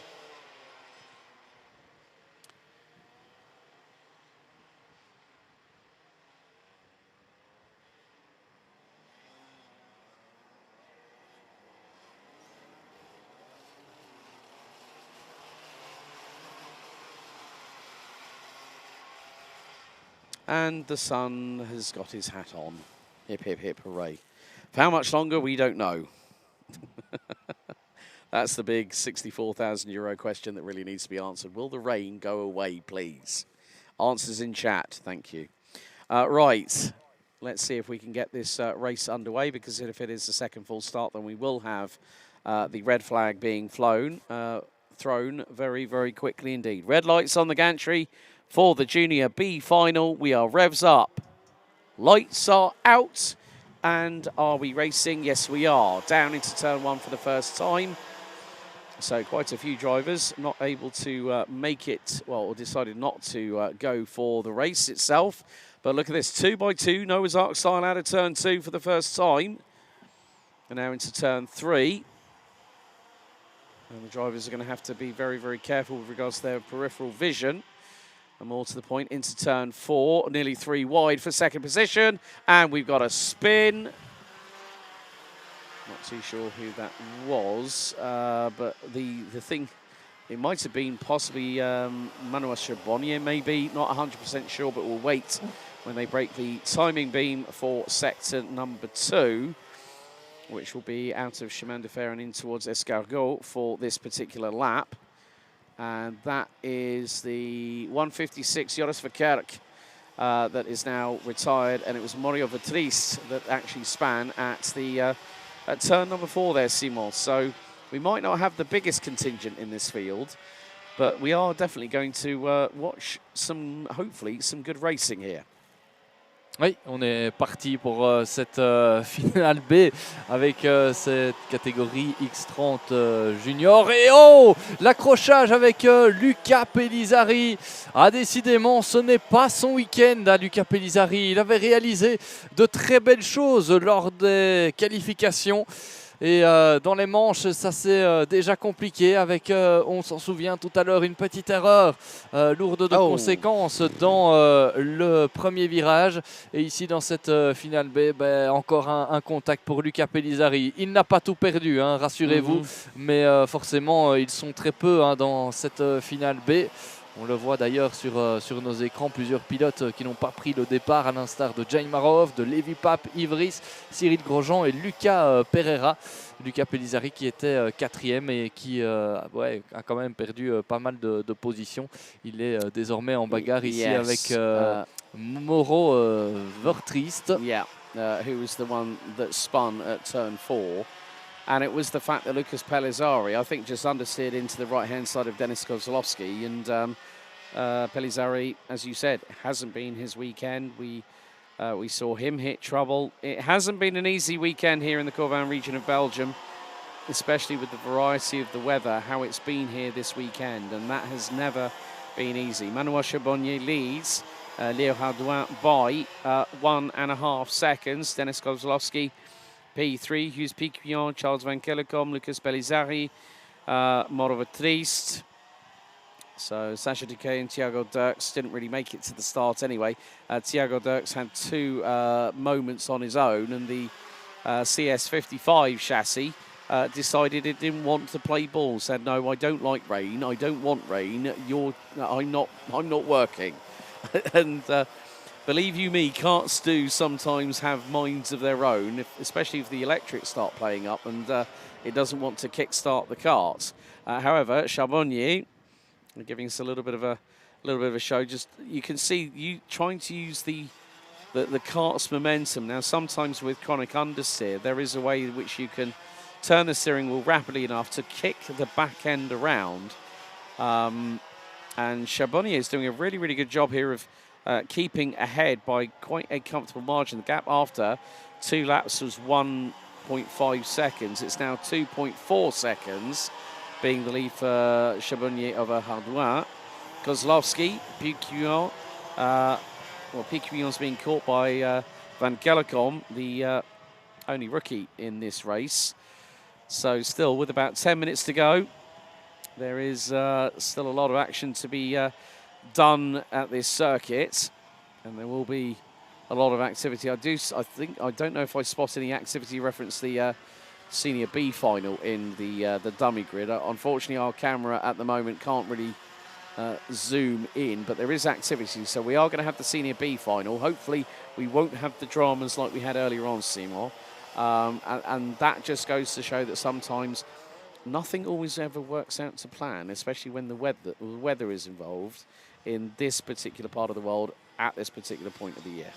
Oui, on est en train de s'apprêter en principe pour une finale B dans la catégorie X30 Senior. On a vu de l'activité en tout cas dans le paddock. Ce sera évidemment à confirmer d'ici quelques instants, mais c'est vrai que cette course avait été annulée. En tout cas, on avait pris le départ de cette course avant qu'elle ne soit interrompue avec un drapeau rouge. Et on relancera a priori les hostilités dans la foulée. Mais on va, en attendant, vivre la fin de cette finale B. 8 minutes et 40 secondes encore au chronomètre. Il faudra ajouter au temps réglementaire un tour pour déterminer le vainqueur de cette manche. Manuel Charbonnier est pour l'instant largement en tête. 2 secondes 5 devant Léo Hardouin et Denis Kozlowski. Voilà pour le top 3 actuellement. Alors que l'on a Luca Pellizzari là, qui revient petit à petit sur le top 5. Il est pour l'instant en 6e position. Regardez comment ça revient. Et puis, ce qu'il faut noter aussi, c'est que cette piste évolue de tour en tour avec une trajectoire qui devient de plus en plus sèche. Alors, on est parti effectivement avec des pneus pluie pour cette course. Mais la trajectoire devient de plus en plus sèche et il faut trouver le juste milieu pour pouvoir être le plus performant dans ces conditions. Regardez ici ce retour avec une trace sèche qui se lie de plus en plus facilement. So we are nearly halfway, we're nearly halfway through, about 40 seconds away from the halfway point of this B final for Junior X30. Of course, championship points still up for grabs for this, but it will be from 38 downwards all the way to 72 because of the fact having 51 drivers taking part. The top 36 already took part in the opening race, so the bottom 15 will, I mean, even though Germano Hoff, Levi Papius-Ri, Grosjean Pereira did not start the race, they still will get championship points as a direct correlation. But this is going to get very, very close indeed. Who's that bumping on the curbs? That is Motivatrice, and that is through on Charles van Gellegom, the rookie driver from Belgium in the 154. So nice move there from Vatrice to get through, and now is trying to go one-on-one once again with Lucas Pellizzari from Euro Karting, the Luxembourger, who, as you said, has had some difficult things to deal with this season in terms of performance. But, of course, this is a learning year for a lot of drivers that have been in it for either 1 or 2 seasons. By season number 3, the drivers are really up to speed. They've grown in maturity and stature. They've also put weight on. They've also grown taller, which is why I always feel like when some of the juniors are getting towards senior age, I feel like Richard Hammond out of the Grand Tour. I'm always having to look up at people. I'm going like, hang on, I remember when you were smaller than me. But these young drivers still keeping it on the black stuff for the moment. Le leadership pour Manu Charbonnier, il est conservé et son avance est en train de grandir petit à petit. 3 secondes 5 d'avance sur Léo Arduin qui est toujours en 2e position devant Denis Kozlowski, le pilote allemand. Et puis derrière, on a vu effectivement passer à la 5e position Luca Pellizzari. Il a pris le meilleur là sur Moro Vertriest. Et juste avant, il était à la 6e place, il me semble. Quoique, non, c'était à confirmer. Je ne sais plus. Je perds même le fil de cette finale B. It's a long day. It's been a long day. Ouais, c'est parce que je voyais sur les écrans qu'il avait pris une position, mais je n'en suis pas sûr. Excusez-moi pour les petites... Your excuse, my friend. Your excuse, oui. Don't worry. It's been a very, very long day for everyone involved in keeping this running to time. Of course, sometimes things don't always go as they would like to, but we are seeing a definitive dry line starting to show as we pick up I think that is our race leader, Manuel Charbonnier in the 163. And the 163 for TYS Racing on the Pantano chassis, of course, the brand run and operated by ex-Formula 1 driver Giorgio Pantano. Well, I've had the, well, funny enough, myself and Guillaume Alvarez had the opportunity of spotting on the gantry at the Euro Cup last year at Le Mans whilst cheering on Ruben Moya, of all people, one of his star drivers from Spain. But again, there are so many people that are now involved in the world of karting that are trying to do really, really well. Leo Hardouin's doing a really good job up 5 positions. Hughes Piquillon would have started 13th had it not been for the non-starters, but now runs 4th behind Germany's Denis Kozlowski in the 112. The driver on the Techno chassis was Santa Maria Performance. So these drivers definitely, again, this is, I think this, in many respects, Simon, this B final is a good opportunity for them.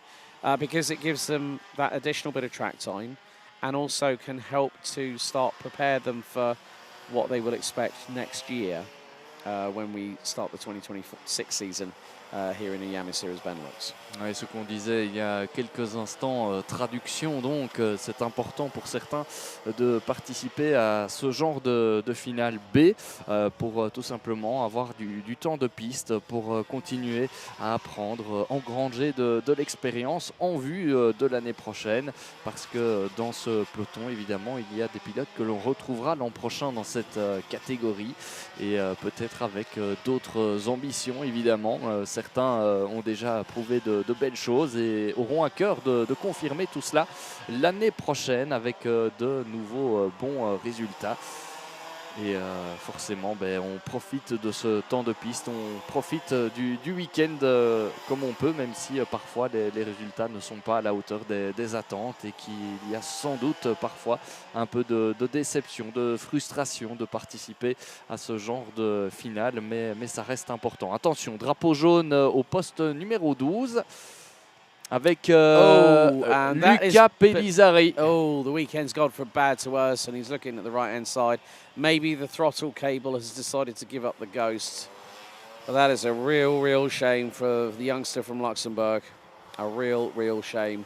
It just goes to show how quickly things can change on a sixpence, and that is exactly what we have seen there with Lucas Pellizzari having a bit of a nightmare to round off his particular season here in Junior X30 for 2025. Meantime, Denis Kozlowski is now trying to close in on Leo Hardouin, and the German's got the slingshot up the hill.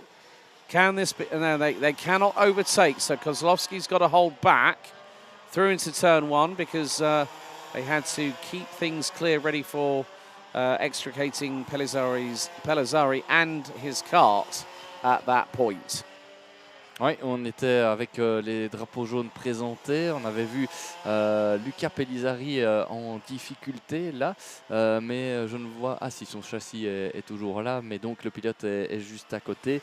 Et donc on signalait justement qu'il y avait cette présence au pilote avec ce drapeau jaune. Pendant ce temps, eh bien, on arrive tout doucement à la fin de cette finale B, avec pour la victoire, pour l'honneur dans cette course, eh bien pas beaucoup de suspense. Par contre, pour la deuxième position, regardez, ça se bat derrière Manu Charbonnier, la bataille entre Leo Hardouin et Denis Kozlowski. C'est d'ailleurs le pilote allemand en troisième position actuellement qui a signé le meilleur tour dans cette course, une 12.685. Et il passe à l'attaque et il passe à l'intérieur. Ouais, très bien joué de la part du pilote allemand, qui prend la deuxième position à mon avis, 2 tours de la fin. Oh. Et la réplique maintenant de Leo Hardouin qui va se faire resubtiliser la deuxième position, puisque on a le pilote allemand qui est parvenu à recroiser la trajectoire. Yeah, Kozlowski has got back through as the timer counts down, and very shortly we'll go on to the last lap of the X30 Junior competition for 2025. We had the big grandstand finale where Jus Mulder picks up the victory for himself and also for Victory Lane.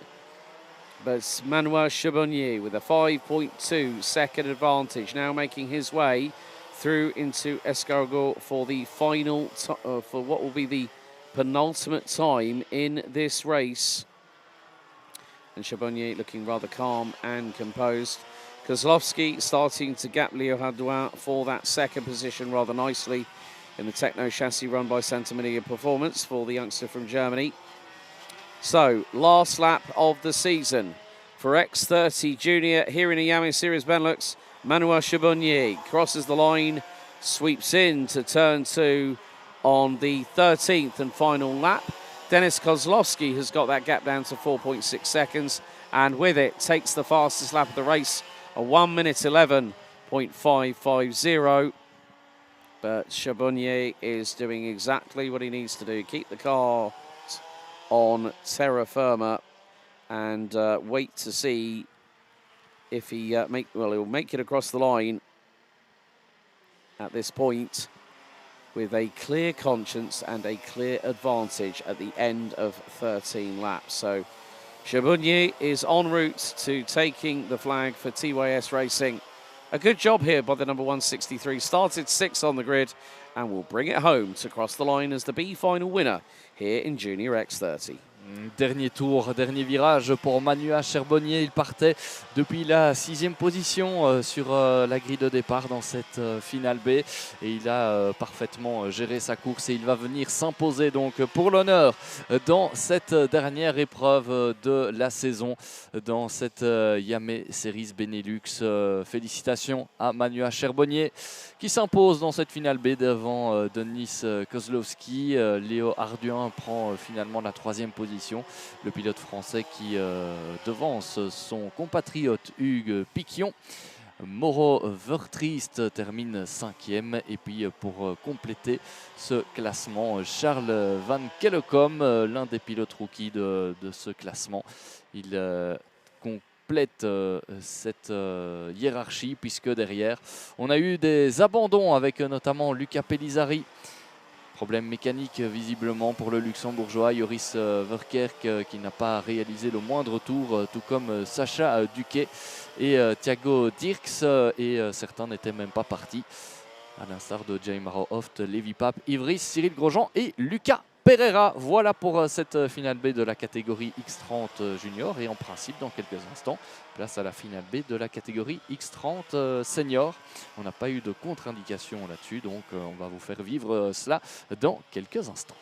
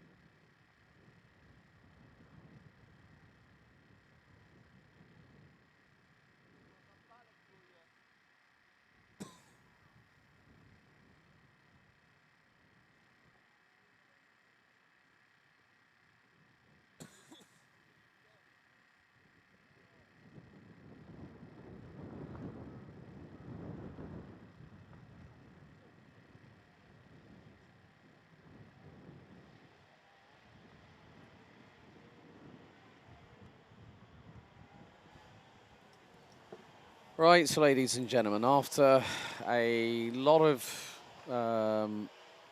rescheduling, rejigging, that kind of stuff, we are going to get underway now with our final race of day 2.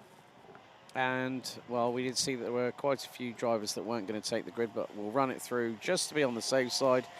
Thibaut Ramekers and Gaetan de Bravandera due to start on the front row ahead of Milan Marczak, Raphael Linders, Sebastian Mins, Alexander Mercier, Casper Norman, Jens Persart, Julien Sauvillot, Maxime Prudent, Raphael Boulard, Faris Jalil, James Merkelberg, Sam Boerma, Roseanne Den driver, Lewis Bird, Wouter Bergano, Esteban Walgrave, Sebastian Sedesov, and Kaz Otterhaus rounding out the top 20.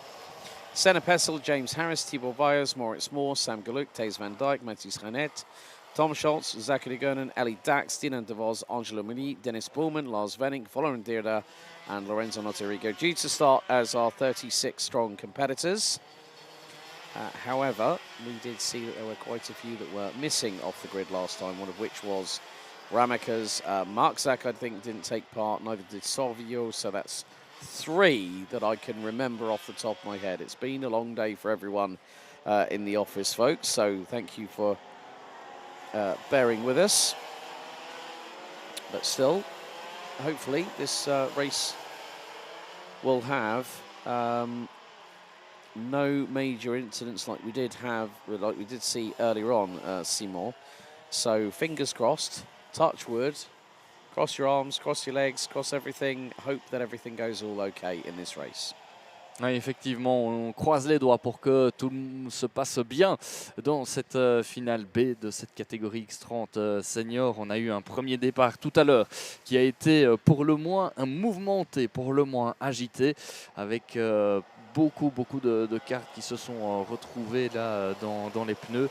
Et c'est donc avec un peloton assez réduit que l'on va vivre cette course pour l'honneur, avec cette finale B qui permet en temps normal d'aller chercher des points qui peuvent parfois être un petit peu précieux pour le championnat. En tout cas, si on vise parfois un top 10, ça peut arriver de connaître un mauvais week-end, mais les petits points marqués à gauche et à droite sont parfois très importants.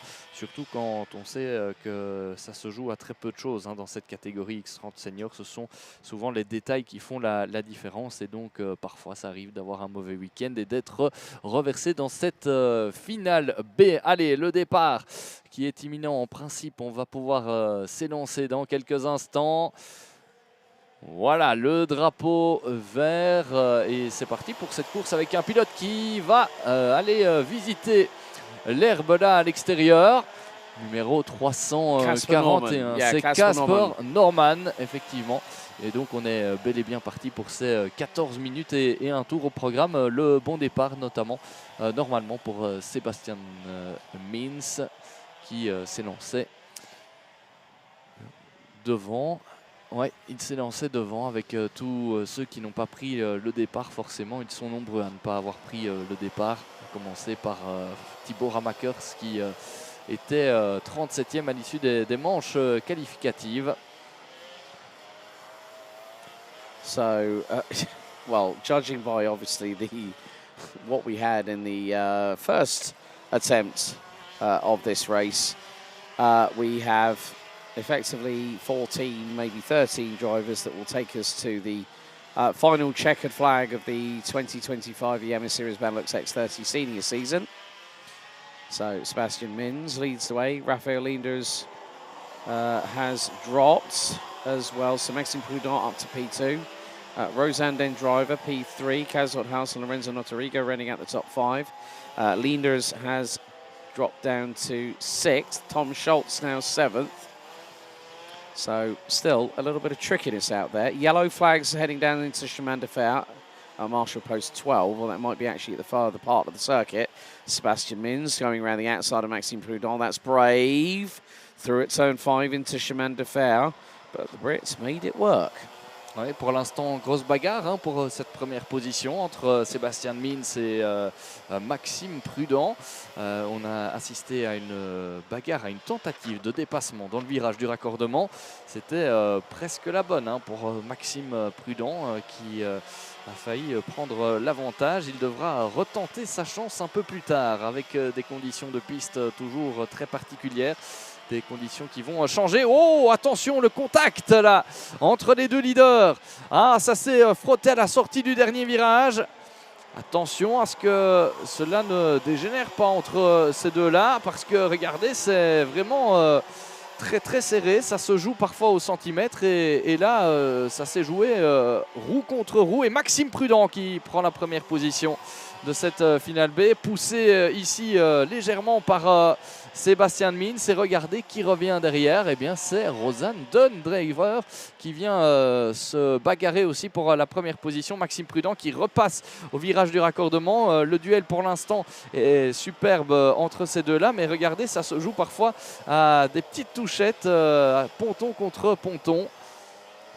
Ouais, et attention à ne pas prendre de pénalité et attention à ne pas en faire de trop dans cet exercice parce que les conditions sont délicates encore. Et Maxime Prudent qui reprend l'avantage. Ah, on a eu droit à 4 ou 5 dépassements sur l'espace d'un tour. C'est somptueux. It's always nice when we get a nice little bit of clean racing at the end of the season. That's been it's been a lot for everyone to deal with. I mean, especially the drivers that are the stars of our show. They are front and centre, and there is nowhere to hide effectively when it comes to driving in these kind of mixed conditions. But it is not going to be easy whatsoever for these drivers over the next 10 and a quarter minutes plus an additional lap to bring day 2. Of course, tomorrow we'll have our final race day of the championship season, which will include Mini Rookie, Senior Cup, Gentleman, Masters, and KA100, 145. Oh no! Mins went deep into the corner. Prudent went to try and get past him, and front to rear bumper contact was made. It was hefty. Oh, that was not exactly what you want to have happen at this point in the race, because Maxime Prudent might end up with the clips in on that, and that's an automatic 5-second time penalty post-race. Oui, c'était très très serré là au virage du chemin de fer avec à nouveau pas mal de, de dépassements et de tentatives en tout cas. Mais pour l'instant, on a l'impression que Maxime Prudent est capable de faire le trou en tête et Sébastien Mins qui tente de s'accrocher. Mais pour l'instant, oui, c'est l'écart qui est créé par Maxime Prudent. Attention à Rosanne Dunn-Driver là en 3e position, qui pourrait, pourquoi pas, revenir sur le pilote britannique. Mais en tout cas, les premiers tours ont été animés dans cette finale B. Yes, they have been animated. They have been very, very egregious. But luckily enough, I think Maxime Prudent was very, very lucky to keep that front bumper on that kart when he... you know, through, in some respects, you know, you've got to react accordingly. Sébastien Mins was defending, and now he's going to go up the inside. Here comes Rosanne Dunn-Driver. That was cheeky from Rosanne there in the number 370. She gets through and splits the pair of them. So Rosanne Dunn-Driver getting her elbows out and says to Maxime Prudent, well, if you're going to stay still, I'm going to go past you. Alors je vais me taire, Alex, parce que j'avais vu Maxime Prudent prendre un peu d'avance. Et puis, quelques virages plus tard, il se fait dépasser par Sébastien Mins. Et non pas un dépassement, 2, puisque Rosanne Dunn-Driver est passé. Regardez. Ouais, ils sont en bagarre là pour la deuxième position. Ouh, Rosanne Dunn-Driver qui a failli se faire piéger par cette fameuse flaque à la sortie du virage numéro 2. Oh, et attention parce qu'on a des drapeaux jaunes aussi. Yeah, I was just about to say. Rosanne Dunn-Driver's found the steeplechase muddy water like a few people have already this weekend, especially today, and especially when that muddy puddle is on the it's on the left-hand side of the circuit. So what's going to happen? Your radiator is going to get saturated, and as I said, air into radiators do not mix. 7 minutes 25 et un tour encore au programme dans cette finale B avec cette fois-ci Le Britannique Sébastien Mins qui semble se détacher, mais comme on l'a dit il y a quelques instants, eh bien, la réalité d'un virage ou d'un tour n'est pas celle du suivant. Et donc, il faudra rester prudent, d'autant que les conditions deviennent encore une fois très très particulières, avec une trajectoire qui devient vraiment sèche à certains endroits, mais avec des pilotes qui sont obligés d'aller chercher de l'humidité pour ne pas surchauffer la gomme. Parce que ce n'est pas bon non plus à certains moments, et ça peut vous faire perdre évidemment de la performance sur un tour. Ces conditions particulièrement difficiles à gérer. Et regardez d'ailleurs dans le top 3, on a eu l'épingle du chemin de fer ici il y a quelques instants. 3 pilotes aux 3 premières places avec 3 trajectoires différentes. Exercice particulier. Yeah, it is always an exercise in restraint, sometimes also making sure that you cross every T, dot every I, and don't make any mistakes. If you make an unforced error, then on your head be it as the person piloting the wagon underneath you. But Sebastian Mins doing a calm job, just keeping it on the black stuff, keeping it on the dry part of the circuit, not the wetter part of the circuit, where some drivers that decided to go on the K3Ws are not probably having the best run of luck at the moment, because with that dry line starting to form, blue flags waving at the far part of the circuit, you can see that Maxime Prudent and, we're going to have to get through, that is on either Esteban Waldegrave or Thibaut Vires. So the blue flags were waving in the direction of the driver themselves, so more to the point, Sebastian Mins trying to cap off what could have been altogether a better race weekend for the 375 from the United Kingdom. Oui, on l'a encore vu ici, Sébastien Mins qui essaye des trajectoires un peu différentes de tour en tour, et je pense que derrière ça revient petit à petit. On va vous confirmer ça. Maxime Prudent, une 06 623 lors du précédent tour, et ici je pense qu'il a encore repris un peu de temps. Ouais. Une 07 284 pour Maxime Prudent, une 07 337 pour Sébastien Mins. Donc ouais, rien n'est fait. Il reste 6 dixièmes d'écart entre les deux leaders, et surtout plus de 4 minutes et un tour dans cette finale B, avec Sébastien Mins qui va parfois sortir très très large, comme on vient de le voir à la sortie du 3e virage. Et derrière, on a toujours Rosanne Dundriver qui est bien installé à cette 3e position. Derrière, c'est le désert, comme on dit, avec vraiment un écart conséquent avec la 4e position. Et avec, en l'occurrence ici, Cassorteus, le pilote néerlandais, qui est donc pour l'instant 4e devant Lorenzo Notarigo. Yeah, so still this battle at the front end of the field is pretty much carrying on at a significant intensity, but that just goes to show how competitive these drivers are. So at this moment in time, still Sebastian Mins leads the way. Maxime Prudent, Rosanne Dendriver holding off the, well, I mean, the thing is they've got a big gap between them and Kaz Orthaus. It's 6.5 seconds, and Kaz Orthaus, unless someone does not do that well in this particular moment, it's more a case of if someone drops the ball, they're going to make a mistake, fall off the circuit, or end up at the barriers. It has happened before. This is a very, very tiring and very, very taxing weekend for everyone involved. And when you're under the pressure of being the driver that's got to make it all work, but Rosanne Dendriver gets through at Escargot at the entry point, through on Maxime Prudent.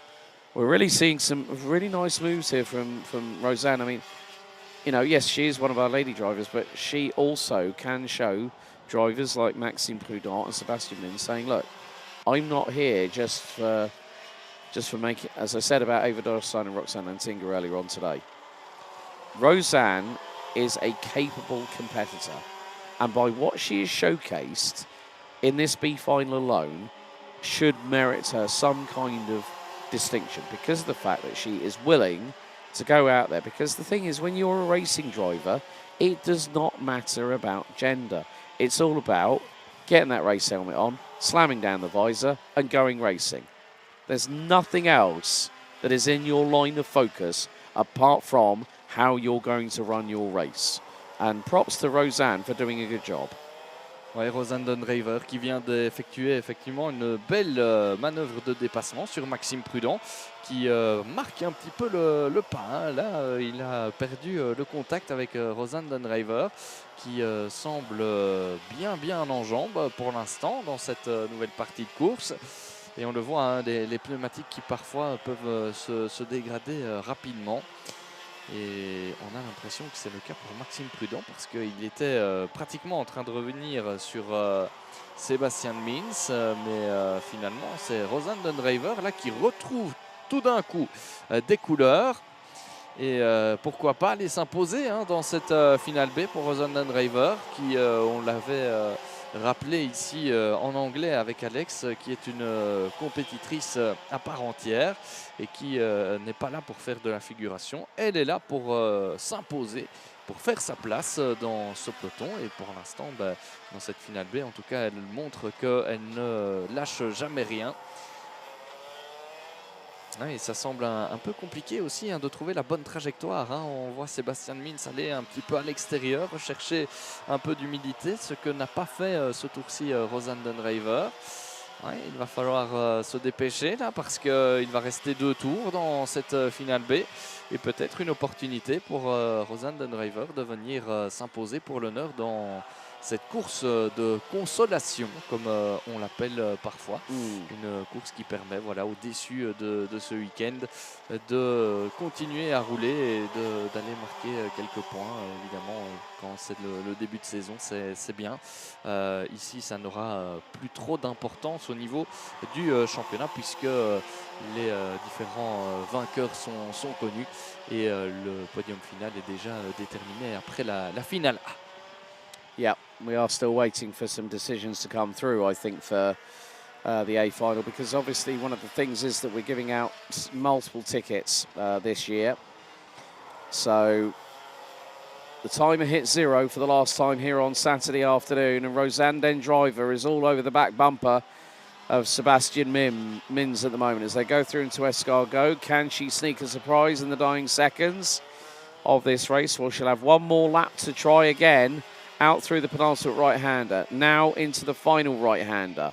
One more lap to go to conclude the X30 series season, the X30 Senior season for Iame Series Benelux 2025.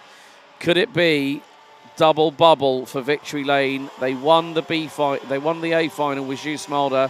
Sebastian Mins has Rosanne Dunraver about 4.5 tenths plus change behind him.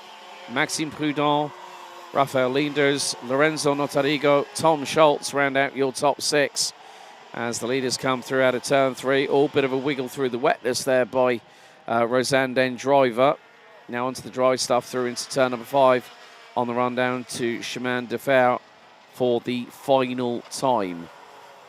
And what a race in some respects it's been to see Rosanne Dunraver able to showcase her skills, but Sebastian Mins looks very much in control here, Simon.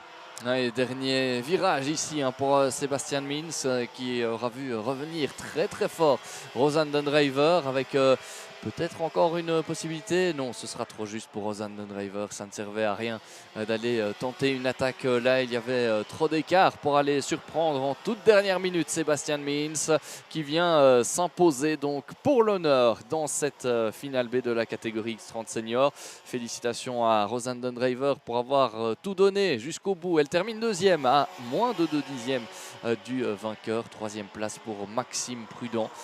4e position pour Rafael Lenders devant Lorenzo Notarigo. Notons que le meilleur tour en course a été réalisé par Rafael Lenders en 1.04.264.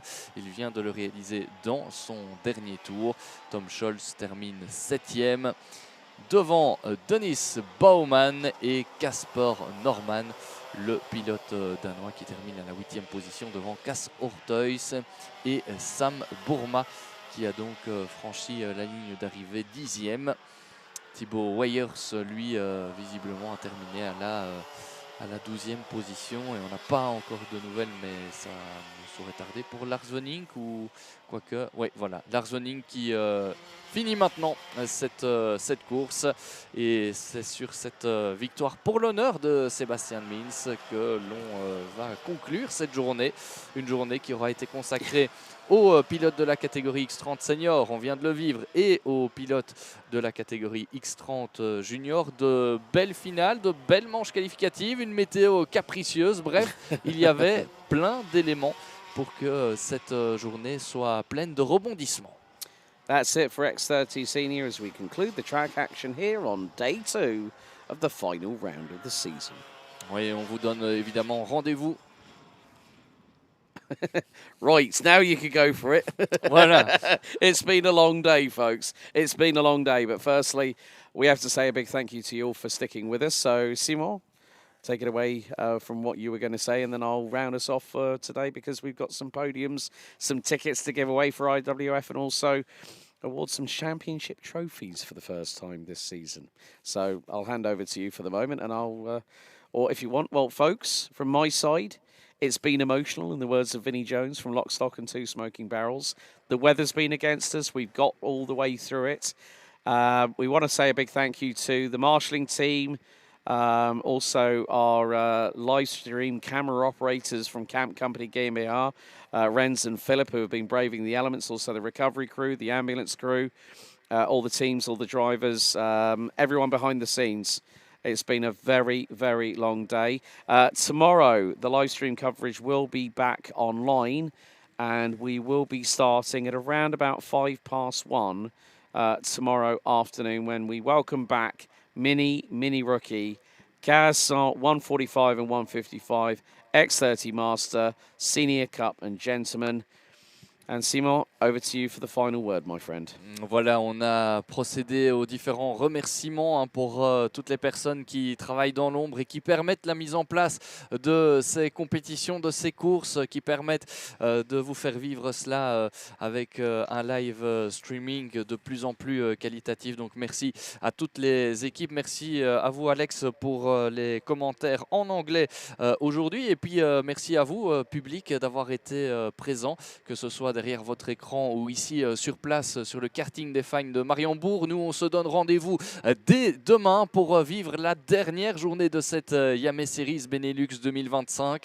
D'autres catégories monteront en piste, notamment la catégorie mini et mini rookie, mais ce n'est pas tout puisqu'il y aura aussi la catégorie K100 avec la Super Cup dont on vous parlera demain, et puis enfin la catégorie X30 Master où l'on retrouvera les Masters, les Senior Cup et les Gentlemen. Rendez-vous pour ceux qui seront ici sur le karting des Fagnes à partir de 11h30 pour les choses sérieuses, le début des choses sérieuses. Ce sera avec les qualifications à partir de 11h30, et puis rendez-vous sur la chaîne YouTube de la Iame Series Benelux un peu plus tard à partir de 13h15, un peu avant même, pour vivre ensemble les différentes manches qualificatives et les dernières finales de la saison. Voilà, on a été complet et on se retrouve évidemment demain pour la suite des hostilités. Bye! See you tomorrow.